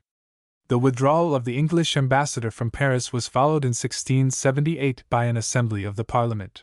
A warlike speech from the throne was answered by a warlike address from the House. Large supplies were voted and an army raised. But the actual declaration of war still failed to appear. Indeed, Charles was in heart as disinclined for war as ever. While Danby threatened France, the king was busy turning the threat to his own profit, and gaining time by prorogations for a series of base negotiations. At one stage he demanded from Louis a fresh pension for the next 3 years as the price of his good offices with the Allies. Danby stooped to write the demand, and Charles added, "This letter is written by my order, Cr." A force of 3,000 English soldiers was landed at Ostend, but the Allies were already broken by their suspicions of the king's real policy, and Charles soon agreed for a fresh pension to recall the brigade. The bargain was hardly struck when Louis withdrew the terms of peace he had himself offered and on the faith of which England had ostensibly retired from the scene. Once more Danby offered aid to the Allies. But all faith in England had now disappeared. One hostile power after another gave assent to the new conditions laid down by France, and though Holland, the original cause of the war, was saved, the Peace of Nimwegen in July 1678 made Louis the arbiter of Europe. Disgraceful as the peace was to England, it left Charles the master of a force of 20,000 men levied for a war he had refused to declare. It left him too with nearly $1 million of French money in his pocket. His course had roused into fresh life the old suspicions of his perfidy and of a secret plot with Louis for the ruin of English freedom and of English religion. That there was such a plot we know, and from the moment of the Treaty of Dover the hopes of the Catholic party had mounted even faster than the panic of the Protestants. But they had been bitterly disappointed by the king's sudden withdrawal from the prosecution of his schemes after his 4 years' ineffectual struggle, and roused to wild anger by his seeming return to the policy of Clarendon. Their anger and disappointment were revealed in the letters from English Jesuits which were afterwards to play so fatal a part in begetting a belief in the plot, and in the correspondence of Coleman. Coleman was secretary of the Duchess of York and a busy intriguer, who had gained sufficient knowledge of the real plans of the king and of his brother to warrant him in begging money from Louis for the work of saving Catholic interests from Danby's hostility by intrigues in the Parliament. A passage from one of his letters gives us a glimpse of the wild dreams which were stirring among the hotter Catholics of the time.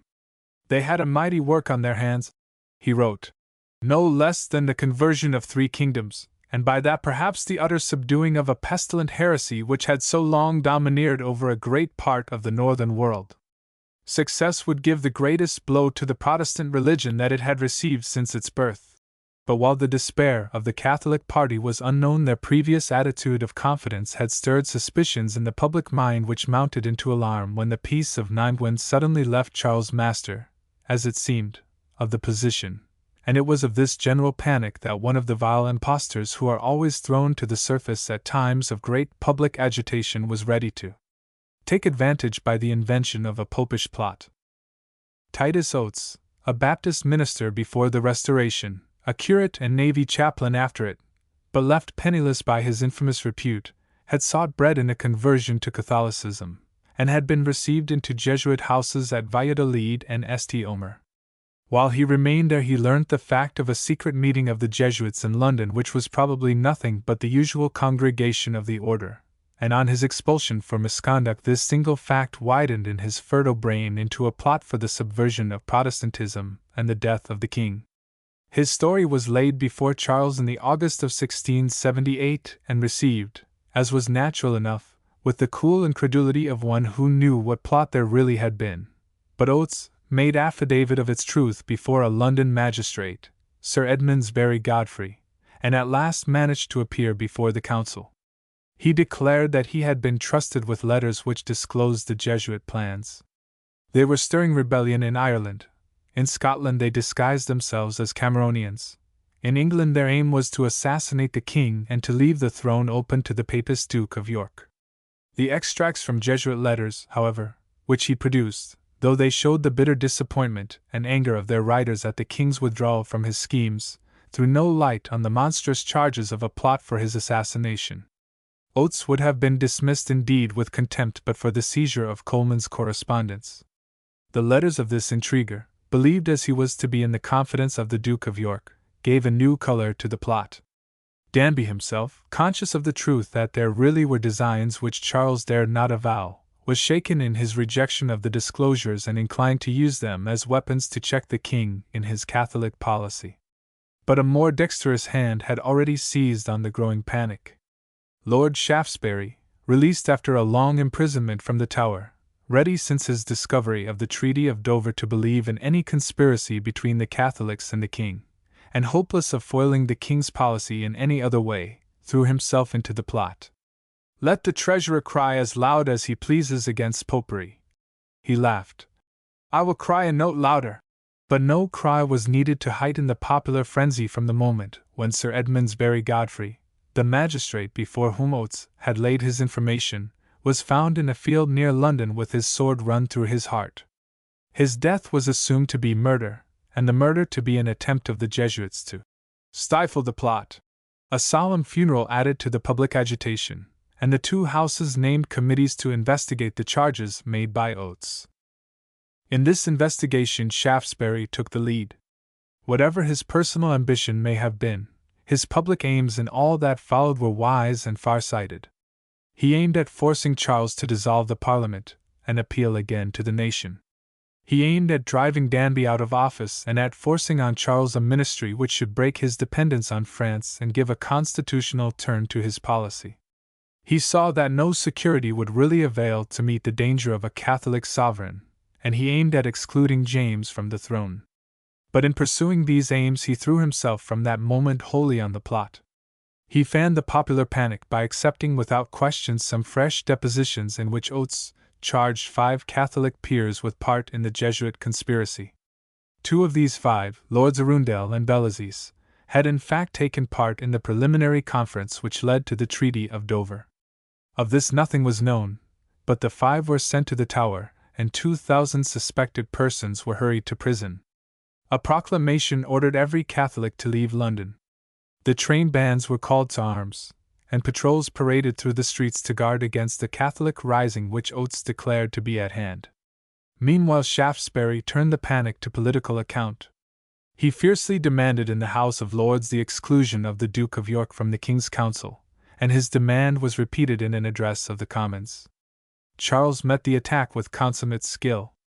Anticipating the future exclusion bill, he declared himself ready to sanction any measures which secured the Protestant religion so long as they left untouched the right of hereditary succession and the just power of the Crown. Shaftesbury retorted by forcing through Parliament at the end of 1678 a bill which excluded Catholics from a seat in either house. The exclusion remained in force for a century and a half. But it had really been aimed against the Duke of York, and Shaftesbury was defeated by a proviso which exempted James from the operation of the bill. The plot, which had been supported for 4 months by the sole evidence of Oates, began to hang fire at the opening of 1679, but a promise of reward brought forward a villain named Bedloe with tales beside which those of Oates seemed tame.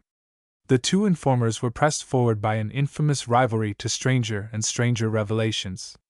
Bedloe swore to the existence of a plot for the landing of a Catholic army and a general massacre of the Protestants. Oates capped the revelations of Bedloe by charging the Queen herself at the bar of the Lords with knowledge of the plot to murder her husband. Monstrous as such charges were, they revived the waning frenzy of the people and of the two houses. The peers under arrest were ordered to be impeached. A new proclamation enjoined the arrest of every Catholic in the realm. A series of judicial murders began with the trial and execution of Colman, which even now can only be remembered with horror. But the alarm must soon have worn out had it only been supported by perjury. What gave force to the false plot was the existence of a true one. Colman's letters had won credit for the perjuries of Oates, and a fresh discovery now won credit for the perjuries of Bedloe. From the moment when the pressure of the Commons and of Danby had forced Charles into a position of seeming antagonism to France, Lewis had resolved to bring about the dissolution of the Parliament, the fall of the minister, and the disbanding of the army, which Danby still looked on as a weapon against him. The aims of the country party were the same as those of the French king, and even before the peace of Nimeguen the French ambassador, Barillon, had succeeded in opening a correspondence on these points with its leaders, with Shaftesbury, Halifax, and Lord Russell. A closer connection was negotiated in 1678 through the mediation of Algernon Sidney, and money was entrusted to Russell and other prominent members of the country party by Barillon to be used in the bribery which, disgraceful as it was now almost necessary to counteract the bribery of Danby. The Confederates soon brought a more effective weapon into play. The English ambassador at Paris, Ralph Montague, returned home on a quarrel with Danby, obtained a seat in the House of Commons, and in spite of the seizure of his papers laid on the table of the House the dispatch which had been forwarded to Lewis, demanding payment for the King's services to France during the late negotiations. The Commons were thunderstruck, for strong as had been the general suspicion, the fact of the dependence of England on a foreign power had never before been proved. Danby's name was signed to the dispatch, and he was at once impeached on a charge of high treason. But Shaftesbury was more eager to secure the election of a new Parliament than to punish his rival, and Charles was resolved to prevent at any price a trial which could not fail to reveal the disgraceful secret of his foreign policy. Charles was in fact at Shaftesbury's mercy, and the end for which Shaftesbury had been playing was at last secured. In January 1679 the Parliament of 1661, after the longest unbroken life in our parliamentary annals, was at last dissolved. A new Parliament was at once summoned, and its election took place in a tumult of national excitement. The process of parliamentary corruption now took a further step. Danby had begun the bribery of members. With the election of 1679 began on a large and systematic scale the bribery, or treating, of constituents. If members had come to realize the money value of the seats they held, the voters for these members were quick to realize the money value of the seats they bestowed. "I am told," writes the Venetian ambassador, Cerati, "that in the more conspicuous and populous places their election will cost some of the candidates 5,000 scudi, about £1,000 each." The new members were still for the most part churchmen and country gentlemen, but they shared the alarm of the country, and even before their assembly in March their temper had told on the king's policy. James was sent to Brussels. Charles began to disband the army and promised that Danby should soon withdraw from office. In his speech from the throne he asked for supplies to maintain the Protestant attitude of his government in foreign affairs. But it was impossible to avert Danby's fall. The Commons insisted on carrying his impeachment to the bar of the Lords. It was necessary to dismiss him from his post of treasurer and to construct a new ministry. In the existing temper of the Houses, such a ministry could only be found in the men who had brought about Danby's fall. Shaftesbury became president of the council. The chiefs of the country party, Lord Russell and Lord Cavendish, took their seats at the board with Lords Hollis and Robartes, the older representatives of the Presbyterian party which had merged in the general opposition. Savile, Lord Halifax, as yet known only as a keen and ingenious speaker, entered the ministry in the train of Shaftesbury with whom his family was connected. Lord Sunderland, a man adroit and unscrupulous but as yet ranked in the opposition, was admitted to the council, while Lord Essex and Sir H. Capel, two of the most popular among the country leaders, went to the Treasury and Admiralty. The recall of Sir William Temple, the negotiator of the Triple Alliance, from his embassy at The Hague to fill the post of Secretary of State promised a foreign policy which would again place England high among the European powers. Temple returned with a plan of administration which, fruitless as it directly proved, is of great importance as marking the silent change which was passing over the English constitution. Like many men of his time, he was equally alarmed at the power both of the Crown and of the Parliament. In moments of national excitement, the power of the Houses seemed irresistible. They had overthrown Clarendon. They had overthrown Clifford and the Cabal. They had just overthrown Danby. But though they were strong enough in the end to punish ill government, they showed no power of securing good government, or of permanently influencing the policy of the Crown. For 19 years, in fact, with a Parliament always sitting, Charles had had it pretty much his own way. He had made war against the will of the nation, and he had refused to make war when the nation demanded it. While every Englishman hated France, he had made England a mere dependency of the French king. The remedy for this state of things, as it was afterwards found, was a very simple one. By a change which we shall have to trace, the ministry has now become a committee of state officers named by the majority of the House of Commons from amongst the more prominent of its representatives in either house, whose object in accepting office is to do the will of that majority. So long as the majority of the House of Commons itself represents the more powerful current of public opinion, it is clear that such an arrangement makes government an accurate reflection of the national will. But obvious as such a plan may seem to us, it had as yet occurred to no English statesman. To Temple, the one remedy seemed to lie in the restoration of the Royal Council to its older powers. This body, composed as it was of the great officers of the court, the royal treasurer and secretaries, and a few nobles specially summoned to it by the sovereign, formed up to the close of Elizabeth's reign a sort of deliberative assembly to which the graver matters of public administration were commonly submitted by the Crown. A practice, however, of previously submitting such measures to a smaller body of the more important councillors must always have existed, and under James this secret committee, which was then known as the Cabala or Cabal, began almost wholly to supersede the council itself. In the large and balanced council which was formed after the Restoration, all real power rested with the Cabala of Clarendon, Southampton, Ormond, Monk, and the two secretaries, and on Clarendon's fall these were succeeded by Clifford, Arlington, Buckingham, Ashley, and Lauderdale. It was by a mere coincidence that the initials of the latter names formed the word Cabal, which has ever since retained the sinister meaning their unpopularity gave to it. The effect of these smaller committees had undoubtedly been to remove the check which the larger numbers and the more popular composition of the Royal Council laid upon the Crown.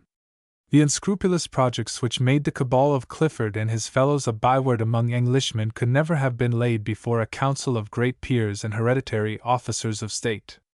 To Temple, therefore, the organization of the council seemed to furnish a check on mere personal government, which Parliament was unable to supply. For this purpose he proposed that the Cabala or Cabinet, as it was now becoming the fashion to term the confidential committee of the council, should be abolished. The council itself was restricted to 30 members, and their joint income was not to fall below £300,000, a sum little less than what was estimated as the income of the whole House of Commons. A body of great nobles and proprietors, not too numerous for secret deliberation and wealthy enough to counterbalance either the Commons or the Crown, would form, Temple hoped, a barrier against the violence and aggression of the one power and a check on the mere despotism of the other. Whatever might be the fate of these schemes, the new council and the new ministry gave fair hope of a wise and patriotic government. But the difficulties were still great. The nation was frenzied with suspicion and panic. The elections to the new Parliament had taken place amidst a whirl of excitement, which left no place for candidates of the court. The appointment of the new ministry indeed was welcomed with a general burst of joy, and its policy and that of the two houses showed at once that a more liberal spirit had entered into public affairs. In two remarkable acts of the new Parliament, English freedom made an advance even on the work of 1641. From the moment when printing began to tell on public opinion, it had been gagged by a system of licenses. The regulations framed under Henry VIII subjected the press to the control of the Star Chamber, and the Martin Mar prelate libels brought about a yet more stringent control under Elizabeth. Even the Long Parliament laid a heavy hand on the press, and the great remonstrance of Milton in his Areopagitica fell dead on the ears of his Puritan associates. But the statute for the regulation of printing, which was passed immediately after the Restoration, expired finally in 1679, and the temper of the present Parliament at once put an end to any attempt at re-establishing the censorship. To the new freedom of the press, the Habeas Corpus Act added new security for the personal freedom of every Englishman. Against arbitrary imprisonment provision had been made in the earliest ages by a famous clause in the Great Charter. No free man could be held in prison save on charge or conviction of crime or for debt, and every prisoner on a criminal charge could demand as a right from the Court of King's Bench the issue of a writ of habeas corpus, which bound his jailer to produce both the prisoner and the warrant on which he was imprisoned, that the court might judge whether he was imprisoned according to law. In cases, however, of imprisonment on a warrant of the Royal Council, it had been sometimes held by judges that the writ could not be issued, and under Clarendon's administration instances had in this way occurred of imprisonment without legal remedy. But his fall was quickly followed by the introduction of a bill to secure this right of the subject, and after a long struggle the act which is known as the Habeas Corpus Act passed finally in the Parliament of 1679. By this great statute the old practice of the law was freed from all difficulties and exceptions. Every prisoner committed for any crime save treason or felony was declared entitled to his writ even in the vacations of the courts, and heavy penalties were enforced on judges or jailers who refused him this right. Every person committed for felony or treason was entitled to be released on bail unless indicted at the next session of jail delivery after his commitment, and to be discharged if not indicted at the sessions which followed. It was forbidden under the heaviest penalties to evade this operation of the writ, as it had been evaded under Clarendon by sending a prisoner to any places or fortresses beyond the seas. Great as was the value of the Habeas Corpus Act, it passed almost unnoticed amidst the political storm which the ministry had to face. The question of the succession threw all others into the shade. At the bottom of the national panic lay the dread of a Catholic king, a dread which the after history of James fully justified. Unluckily, on the question of the succession, the new ministers were themselves divided. Shaftesbury was earnest for the exclusion of James, and he was followed in his plan of exclusion by Lord Russell. Against a change in the order of hereditary succession, however, Charles was firm, and he was supported in his resistance by a majority of the Council, with Temple and Lord Essex, Lord Halifax, and Lord Sunderland at its head. It was with the assent of this party that Charles brought forward a plan for preserving the rights of the Duke of York while restraining his powers as sovereign. By this project the presentation to church livings was to be taken out of his hands on his accession. The last Parliament of the preceding reign was to continue to sit, and the appointment of all councillors, judges, lord lieutenants, and officers in the fleet was vested in the two houses so long as a Catholic sovereign was on the throne. The extent of these provisions showed the pressure which Charles felt, but Shaftesbury was undoubtedly right in setting the plan aside as at once insufficient and impracticable. The one real security for English freedom lay in a thorough understanding between King and Parliament, and the scheme of Charles set them against one another as rival powers in the realm. It was impossible, in fact, that such a harmony could exist between a Protestant Parliament and a Catholic sovereign. Shaftesbury therefore continued to advocate the exclusion in the Royal Council, and a bill for depriving James of his right to the crown and for devolving it on the next Protestant in the line of succession was introduced into the Commons by his adherents. In spite of a powerful opposition from patriots like Lord Cavendish and Sir William Coventry, who still shrank from a change in the succession, the bill passed the House by a large majority. It was known that Charles would use his influence with the peers for its rejection, and the Earl therefore fell back on the tactics of Pym. A bold remonstrance was prepared in the Commons. The City of London, in which Shaftesbury's popularity had now risen to its greatest height, was ready with an address to the two houses in favor of the bill. All Charles could do was to gain time by a sudden prorogation of the Parliament, and by its dissolution at the end of May. But delay would have been useless had the country party remained at one. The temper of the nation and of the House of Commons was so hotly pronounced in favor of the exclusion of the Duke that but for the disunion among the ministers it must in the end have been secured. England would then have been spared the necessity for the Revolution of 1688. Though the disunion grew greater and hotter, indeed, the wiser leaders of the country party were already leaning to the very change which the Revolution brought about. if James were passed over, his daughter Mary, the wife of the Prince of Orange, stood next in the order of succession, and the plan devised by Temple, Lord Essex, and Lord Halifax after the failure of their Bill of Securities was to bring the Prince over to England during the prorogation, to introduce him into the Council, and to pave his way to the throne. Unhappily, Shaftesbury was contemplating a very different course. Ever since William had set aside his proposals in 1674, and above all since his marriage with the Duke's daughter, Shaftesbury had looked on the Prince of Orange as a mere adherent of the royal house and a supporter of the royal plans. He saw, too, that firm as was William's Protestantism, he was as jealous as Charles himself of any weakening of the royal power or invasion of the royal prerogative. Shaftesbury's keen wit was already looking forward to the changes which a few years were to bring about, and his motive for setting aside William's claims is probably to be found in the maxim ascribed to him, that a bad title makes a good king. Whatever were his motives, however, he had resolved not only to set aside the claims of the Duke and the Duke's children, Mary and Anne, as well as William's own claim as grandson of Charles I, but to place the Duke of Monmouth on the throne. Monmouth, reputed to be the eldest of the king's bastards, a weak and worthless profligate in temper, was popular through his personal beauty and his reputation for bravery. The tale was set about of a secret marriage between the king and his mother which would have made him lawful heir to the throne, and Shaftesbury brought him into public notice by inducing the king to put him at the head of the troops sent to repress a rising of the extreme Covenanters which broke out at this moment in the western counties of Scotland. Monmouth showed courage in routing the insurgents at Bothwell Brig on the Clyde, as well as judgment in the mercy he extended to them after their defeat, and on his return Shaftesbury pressed the king to give him the command of the Guards, which would have put the only military force possessed by the crown in Monmouth's hands. Sunderland, Halifax, and Essex, on the other hand, for Temple took less and less part in public affairs, were not only steadily opposed to Shaftesbury's project, but saw themselves marked out for ruin in the event of its success. They had advised the dissolution of the last Parliament, and the Earl's anger had vented itself in threats that the advisers of the dissolution should pay for it with their heads.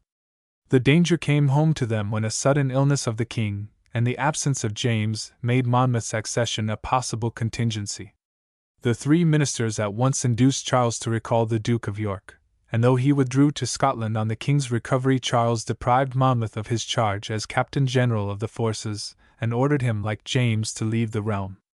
Left alone in his cause by the opposition of his colleagues, Shaftesbury threw himself more and more on the support of the plot. The prosecution of its victims was pushed recklessly on. 3 Catholics were hanged in London. 8 priests were put to death in the country. Pursuivants and informers spread terror through every Catholic household. He counted on the reassembling of the Parliament to bring all this terror to bear upon the king. But Charles had already marked the breach which the Earl's policy had made in the ranks of the country party. He saw that Shaftesbury was unsupported by any of his colleagues save Russell. To Temple, Essex, or Halifax, it seemed possible to bring about the succession of Mary without any violent revolution, but to set aside the rights not only of James but of his Protestant children, and even of the Prince of Orange, was to ensure a civil war. It was with their full support, therefore, that Charles in October 1679 deprived Shaftesbury of his post of Lord President of the Council. The dismissal was the signal for a struggle to whose danger Charles was far from blinding himself. What had saved him till now was his cynical courage. In the midst of the terror and panic of the plot, men wondered to see him quite cheerful amidst such an intricacy of troubles, says the courtly Reresby. But it was not in his nature to think or perplex himself much about anything. Even in the heat of the tumult which followed on Shaftesbury's dismissal, Charles was seen fishing and sauntering as usual in Windsor Park. But closer observers than Reresby saw beneath this veil of indolent unconcern a consciousness of new danger. From this time, says Burnet, his temper was observed to change very visibly. He became, in fact, sullen and thoughtful. He saw that he had to do with a strange sort of people that could neither be managed nor frightened. But he faced the danger with his old and scrupulous coolness. He reopened secret negotiations with France. Louis was as alarmed as Charles himself at the warlike temper of the nation, and as anxious to prevent the calling of a parliament, but the terms on which he offered a subsidy were too humiliating even for the king's acceptance. The failure forced him to summon a new parliament, and the panic which Shaftesbury was busily feeding with new tales of massacre and invasion returned members even more violent than the members of the House he had just dismissed. The project of Monmouth's succession was pressed with more daring than ever. Pamphlets appeared in open support of his claim. The young Duke himself suddenly quitted Holland and reappeared at court, and though Charles forced him after a time to leave London, he refused to leave England altogether. Shaftesbury counted on the new Parliament to back the Duke's claim, and a host of petitions called on the King to suffer it to meet at the opening of 1680. Even the Council shrank from the King's proposal to prorogue its assembly to the coming November. But Charles prorogued it in the teeth of his councillors. Alone as he stood, he was firm in his resolve to gain time, for time, as he saw, was working in his favor. The tide of public sympathy was beginning to turn. The perjury of oaths was proving too much at last for the credulity of juries, and the acquittal of 4 of his victims showed that the panic was beginning to ebb. A far stronger proof of this was seen in the immense efforts which Shaftesbury made to maintain a belief in the plot. Fresh informers were brought forward to swear to a conspiracy for the assassination of the Earl himself, and to the share of the Duke of York in the designs of his fellow religionists. A paper found in a meal tub was produced as evidence of the new danger. Gigantic torchlight processions paraded the streets of London, and the effigy of the Pope was burned amidst the wild outcry of a vast multitude. Acts of yet greater daring showed the lengths to which Shaftesbury was ready to go. He had grown up amidst the tumults of civil war, and, grey-headed as he was, the fire and vehemence of his early days seemed to wake again in the recklessness with which he drove on the nation to a struggle in arms. Early in 1680 he formed a committee for promoting agitation throughout the country, and the petitions which it drew up for the assembly of the Parliament were sent to every town and grand jury and sent back again with thousands of signatures. Monmouth, in spite of the King's orders, returned at Shaftesbury's call to London, and a daring pamphlet pointed him out as the nation's leader in the coming struggle against popery and tyranny. So great was the alarm of the council that the garrison in every fortress was held in readiness for instant war. But the danger was really less than it seemed. The tide of opinion had fairly turned. Acquittal followed acquittal. A reaction of horror and remorse at the cruelty which had hurried victim after victim to the gallows succeeded to the pitiless frenzy which Shaftesbury had fanned into a flame. Anxious as the nation was for a Protestant sovereign, its sense of justice revolted against the wrong threatened to James's Protestant children, and every gentleman in the realm felt insulted at the project of setting Mary aside to put the crown of England on the head of a royal bastard. The memory, too, of the Civil War was still fresh and keen, and the rumor of an outbreak of revolt rallied men more and more round the king. The host of petitions which Shaftesbury procured from the counties was answered by a counter-host of addresses from thousands who declared their abhorrence of the plans against the crown, and the country saw itself divided into 2 great factions of petitioners and abhorrers, the germs of the 2 great parties which have played so prominent a part in our political history from the time of the Exclusion Bill. It was now indeed that these parties began to receive the names of Whig and Tory by which they were destined to be known. Each was originally a term of reproach. Whig was the name given to the extreme Covenanters of the west of Scotland, and in applying it to the members of the country party, the abhorrer meant to stigmatize them as rebels and fanatics. Tory was at this time the name for a native Irish outlaw or bogtrot, and in fastening it on the loyalist adherents of James's cause, the petitioner meant to brand the Duke and his party as the friends of Catholic rebels. Charles at once took advantage of this turn of affairs. He recalled the Duke of York to the court. He received the resignation of Lord Russell as well as those of Lord Cavendish and the Earl of Essex, who had at last gone over to Shaftesbury's projects. With all his heart, Temple had all but withdrawn from the council, and public affairs were now left in the hands of Lord Sunderland and Lord Halifax, of Godolphin, a laborious financier, and of Lawrence Hyde, a younger son of Lord Clarendon. Shaftesbury met the king's defiance with as bold a defiance of his own. Followed by a crowd of his adherents, he attended before the grand jury of Middlesex to indict the Duke of York as a Catholic recusant and the king's mistress, the Duchess of Portsmouth, as a national nuisance, while Monmouth made a progress through the country and gained favor everywhere by his winning demeanor. Above all, Shaftesbury relied on the temper of the Commons, elected as they had been in the very heat of the panic, and irritated by the long delay in calling the Houses together. At this moment, however, a new and formidable opponent to Shaftesbury's plans presented himself in the Prince of Orange. The position of William had for some time been one of singular difficulty. He had been forced, and chiefly through the treacherous diplomacy of Charles II, to consent to the Treaty of Ningwen, which left France matchless in arms and dominant over Europe as she had never been before. Holland indeed was saved from the revenge of Louis, but fresh spoils had been wrested from Spain, and Franche-Comté, which had been restored at the close of the former war, was retained at the end of this.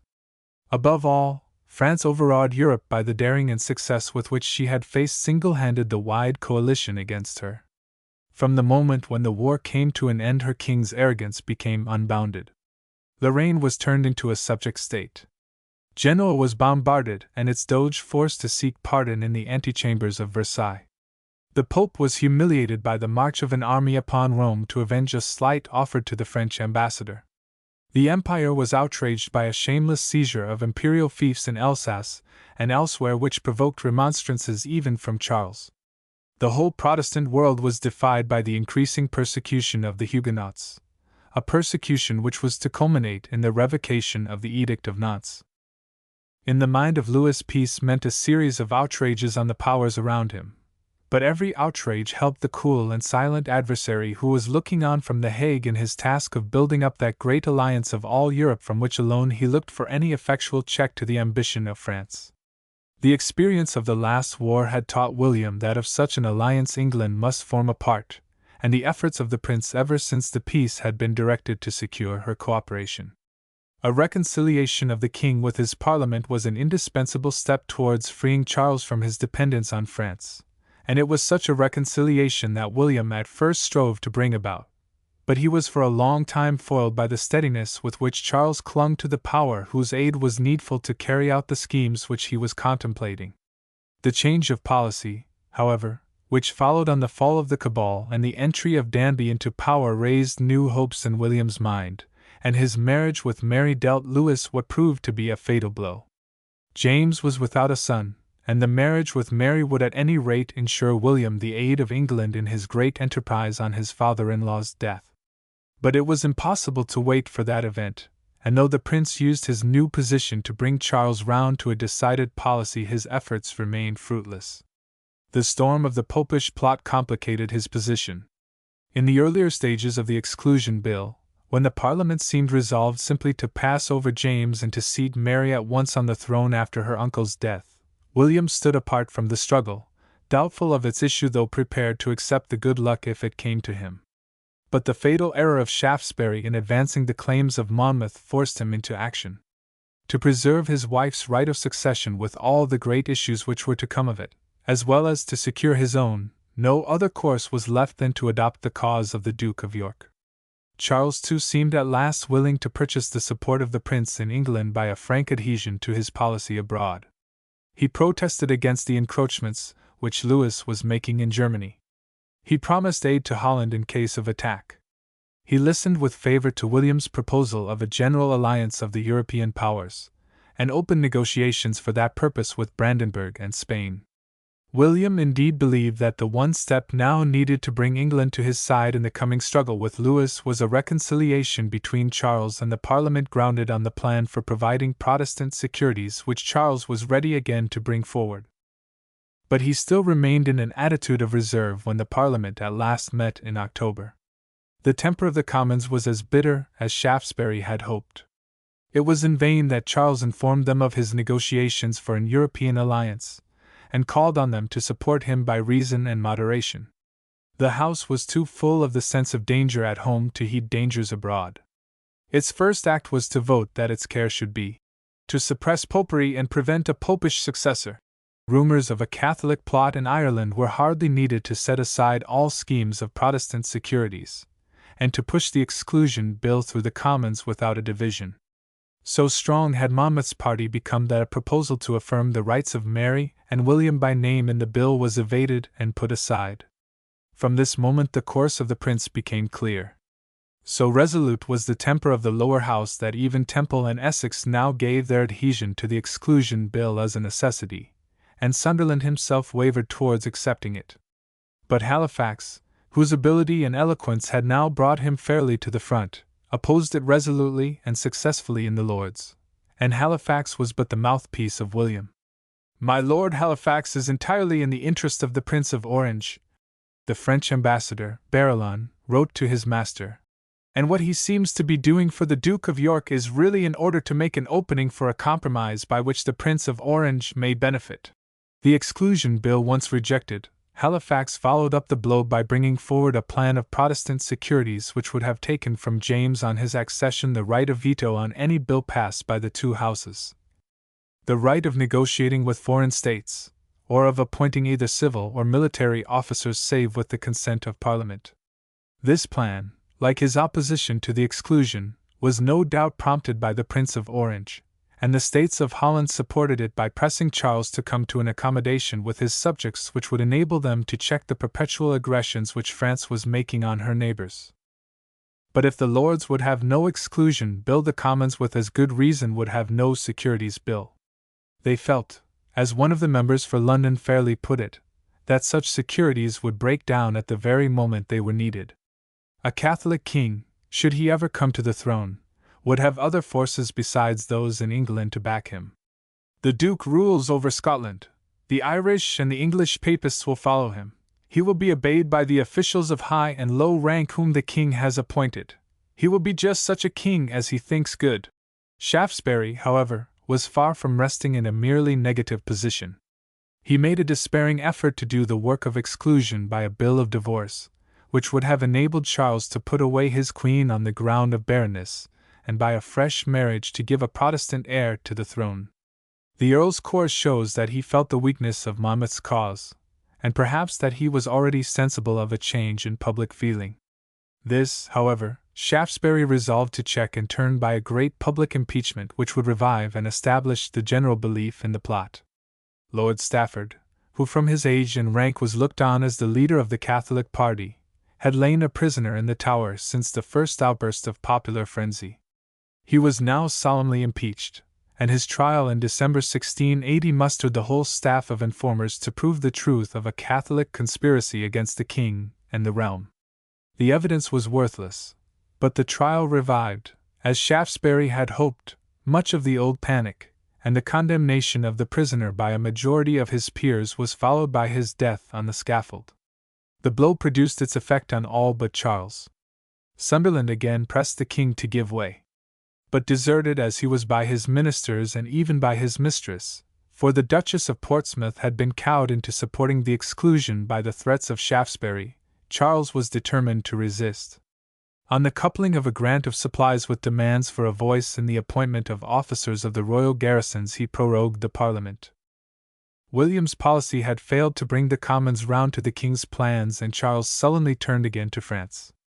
All dreams of heading Europe in her strife against Louis were set aside. Charles became deaf to the projects of the Prince of Orange, and listened to the remonstrances which James addressed to him through his favourite Churchill in favour of an alliance with the Catholic king. With characteristic subtlety, however, he dissolved the existing Parliament, and called a new one to meet in March 1681. The act was a mere blind.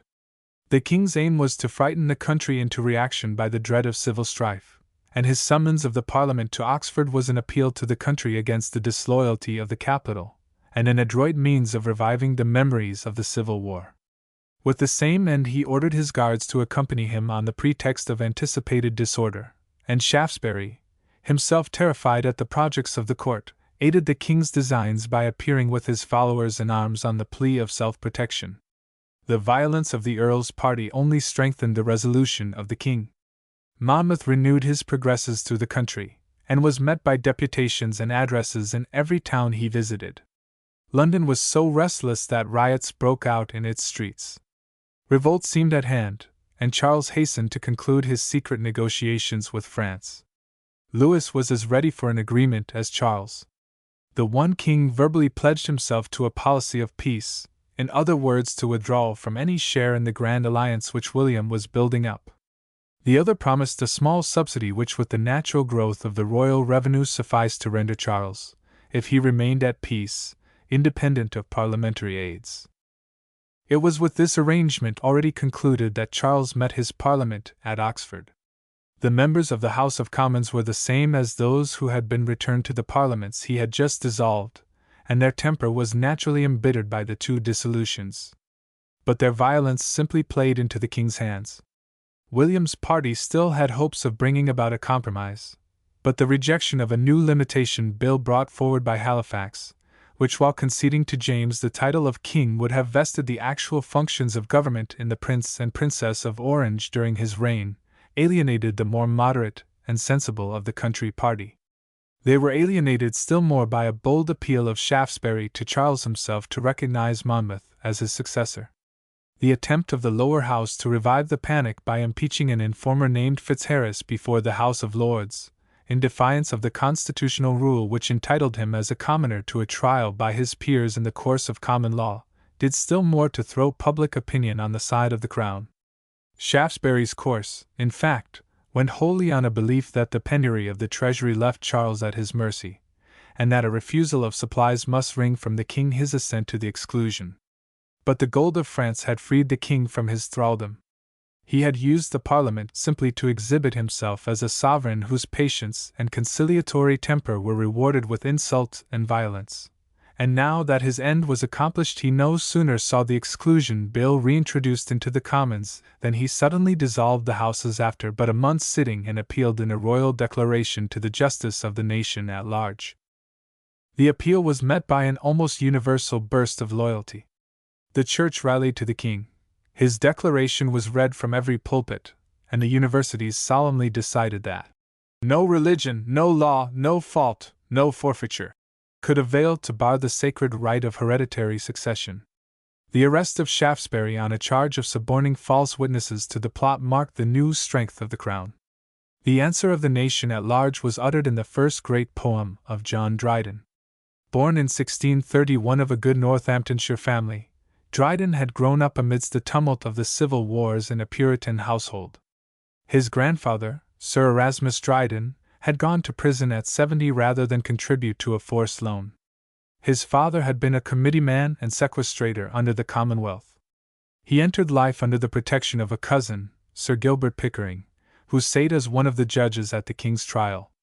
Much of this early training lived in Dryden to the last. He never freed himself from the Puritan sense of religion, from the Puritan love for theological discussion and ecclesiastical controversy.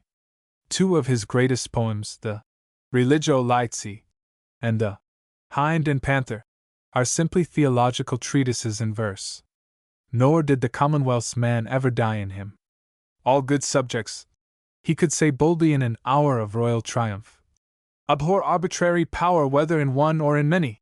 And no writer has embodied in more pregnant words the highest claim of a people's right, that right supreme, to make their kings, for kings are made for them. Dryden grew up too amidst the last echoes of the Elizabethan verse. Johnson and Massinger, Webster and Shirley, were still living men in his childhood. The lyrics of Herrick, the sweet fancies of George Herbert, were fresh in men's ears as he grew to manhood. Even when he entered into the new world of the Restoration, some veterans of this nobler school, like Denham and Waller, were still lingering on the stage. The fullness and imaginative freedom of Elizabethan prose lived on till 1677 in Jeremy Taylor, while Clarendon preserved to yet later years the grandeur and stateliness of its march. Above all, Milton still sate musing on the Paradise Lost, in the tapestried chamber of his house in Bunhill Fields. Throughout his life something of the spirit of the age which he was the last to touch lived on in Dryden. He loved and studied Chaucer and Spenser even while he was copying Molière and Corneille. His noblest panegyric was pronounced over Shakespeare. At the time when Rymer, the accepted critic of the Restoration, declared, "Our poetry of the last age as rude as our architecture," and sneered at that Paradise Lost of Milton's which some are pleased to call a poem, Dryden saw in it one of the greatest, most noble and sublime poems which either this age or nation hath produced. But whether in mind or in life, Dryden was as unlike the Elizabethans as he was in his earlier years unlike the men of the poetic school which followed him. Of that school, the critical school as it has been called of English poetry, he was indeed the founder. He is the first of our great poets in whom fancy is but the feather of the pen. Whether he would or no, Dryden's temper was always intellectual.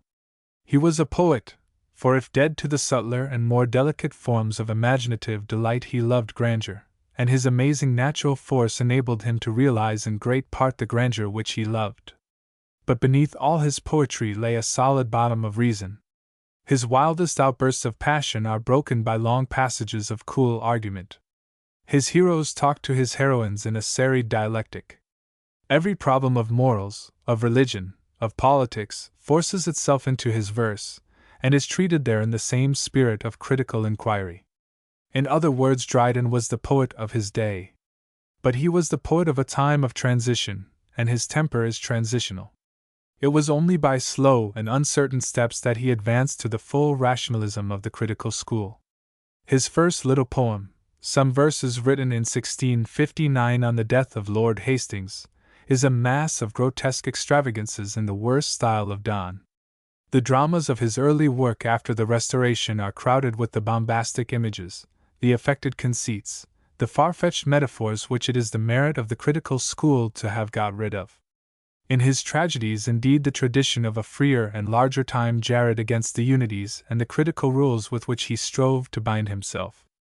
If he imitated the foreign stage, he could not be blind to the fact that the Elizabethan playwrights possessed a more masculine fancy and a greater spirit in the writing than there is in any of the French. He followed Corneille, but he was haunted by memories of the divine Shakespeare. His failure indeed sprang from the very truth of his poetic ideal. He could not be imaginative, in the highest dramatic sense, but the need of imaginativeness pressed on him, while it was ceasing to press on his brother playwrights. He could not reach the sublime, but neither could he content himself as they did with the prosaic. He rants, fumes, and talks wild bombast in the vain effort after sublimity. Dryden failed in comedy as he failed in tragedy, but here the failure sprang from the very force and vigor of his mind. He flung himself like the men of his day into the reaction against Puritanism.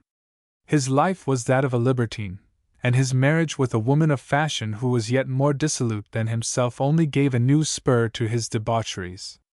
Large as was his income from the stage, and it equaled for many years the income of a country squire, he was always in debt and forced to squeeze gifts from patrons by fulsome adulation. Like the rest of the fine gentlemen about him, he aired his hobbism and sneers at the follies of religion and the squabbles of creeds. The grossness of his comedies rivaled that of Wycherley himself. But it is the very extravagance of his coarseness which shows how alien it was to the real temper of the man. A keen French critic has contrasted the libertinism of England under the Restoration with the libertinism of France, and has ruthlessly pointed out how the gaiety, the grace, the naturalness of the one disappears in the forced, hard, brutal brilliancy of the other. The contrast is a just one. The vice of the English libertine was hard and unnatural just because his real nature took little share in it. In sheer revolt against the past, he was playing a part which was not his own and which he played badly, which he forced and exaggerated, just because it was not his own. Dryden scoffs at priests and creeds, but his greater poetry is colored throughout with religion. He plays the rake, but the two pictures which he has painted with all his heart are the pictures of the honest country squire and the poor country parson. He passes his rivals in the grossness of his comedies. He flings himself recklessly into the evil about him because it is the fashion, and because it pays. But he cannot sport lightly and gaily with what is foul. He is driven, if he is coarse at all, to be brutally coarse. His freedom of tone, to borrow Scott's fine remark, is like the forced impudence of a timid man. Slowly but ceaselessly, however, the critical taste of his time told on Dryden. The poetry of good sense, as it proudly called itself, triumphed in Boileau, and the rules of taste and form which Boileau laid down were accepted as the law of letters on the one side of the Channel as well as on the other. Andrew Marvell, in whom the older imaginative beauty still found a worshipper, stood alone in his laughter at the degradation of poetry into prose. Fancy was set aside for reason. That substantial useful part which gains the head, while fancy wins the heart. It was the head and not the heart that poetry now cared to gain. But with all its prose, the new criticism did a healthy work in insisting on clearness, simplicity, and good sense. In his Rehearsal, Buckingham quizzed fairly enough the fume and bombast of Dryden's tragedies. But Dryden was already echoing his critic's prayer for a year of prose and sense. He was tired of being the Sisyphus of the stage, to roll up a stone with endless labor, which is perpetually falling down again. To the stage, he owned, my genius never much inclined me. And he had long had dreams, stirred no doubt by his admiration for Milton, of undertaking some epic story. But need held him to the boards, and years passed by, and Dryden still stood in the second rank of English poetry, outdone in comedy by men like Etheridge and rivaled in tragedy by men like Settle.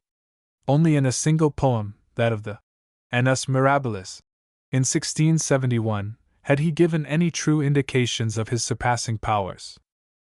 It was in this mood of failure and disappointment that the Popish plot found him. Of its reality he made no question.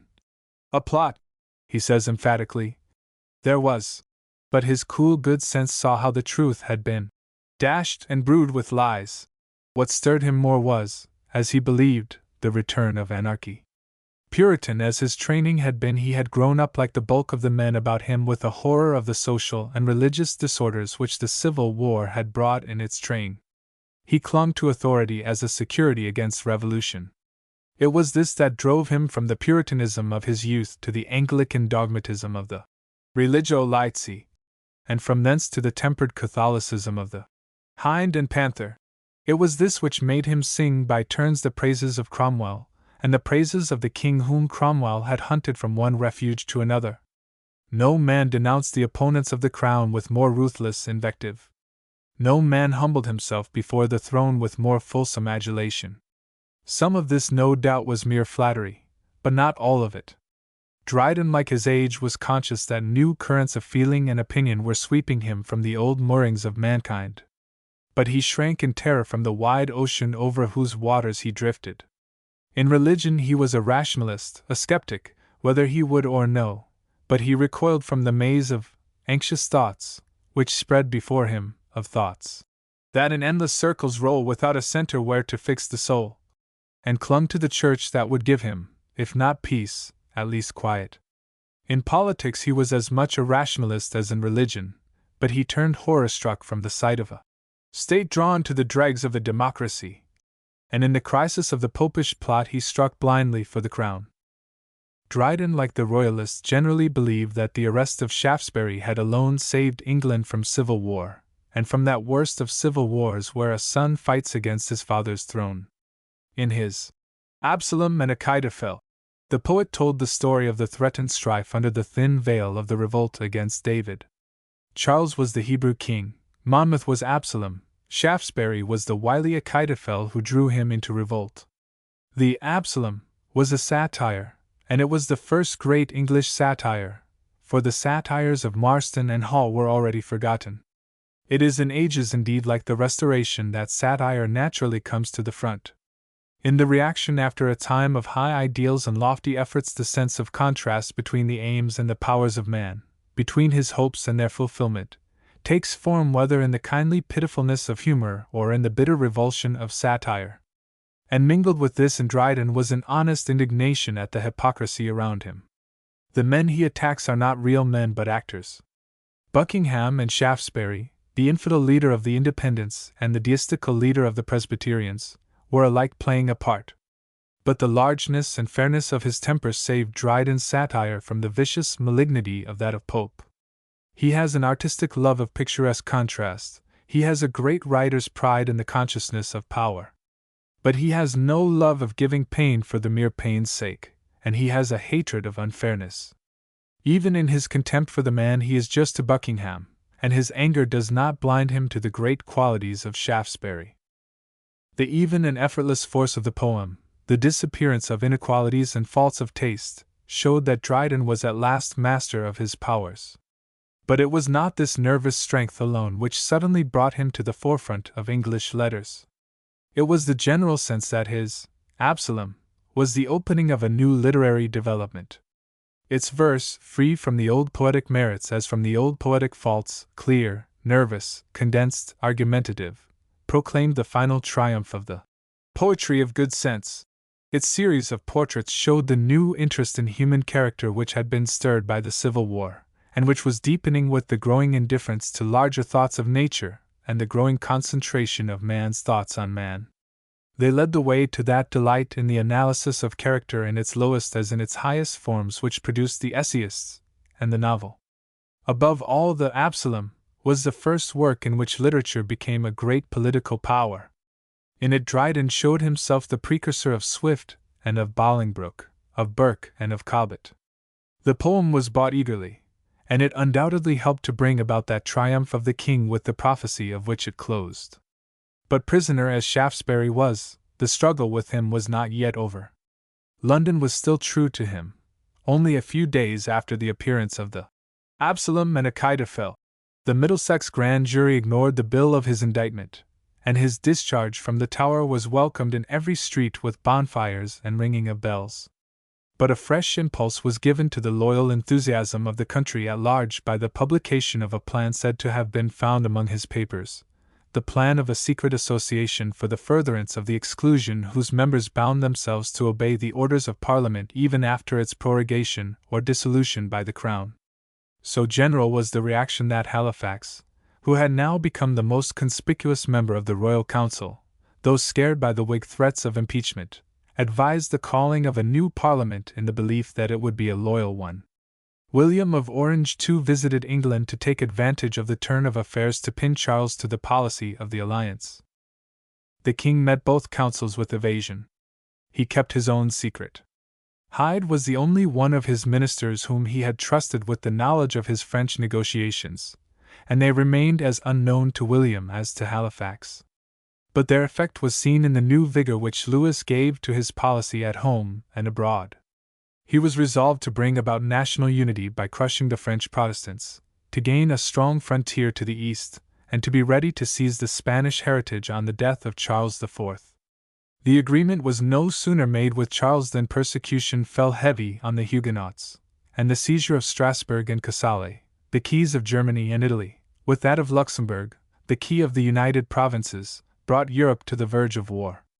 Charles, indeed, was anxious to avoid war, and he was as anxious to avoid parliaments whose assembly war would certainly force upon him as Louis himself.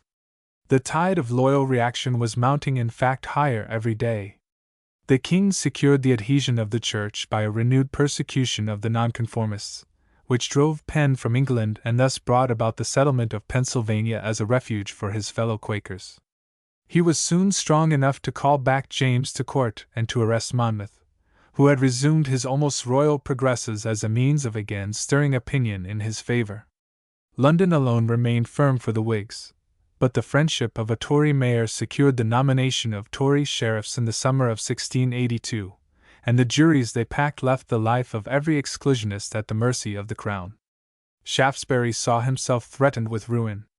It was in vain that he offered to waive his plans of exclusion and to fall in with the king's older proposals of a limited monarchy in the case of James's accession. The loss of London left him without a shelter, and drove him to wild conspiracies with a handful of adventurers who were as desperate as himself. He hid himself in the city where he boasted that 10,000 brisk boys were ready to appear at his call. From his hiding place he urged his friends to rise in arms. But their delays drove him to flight, and in January 1683, 2 months after his arrival in Holland, the soul of the great leader, great from his immense energy and the wonderful versatility of his genius, but whose genius and energy had ended in wrecking for the time the fortunes of English freedom and in associating the noblest of causes with the vilest of crimes, found its first quiet in death.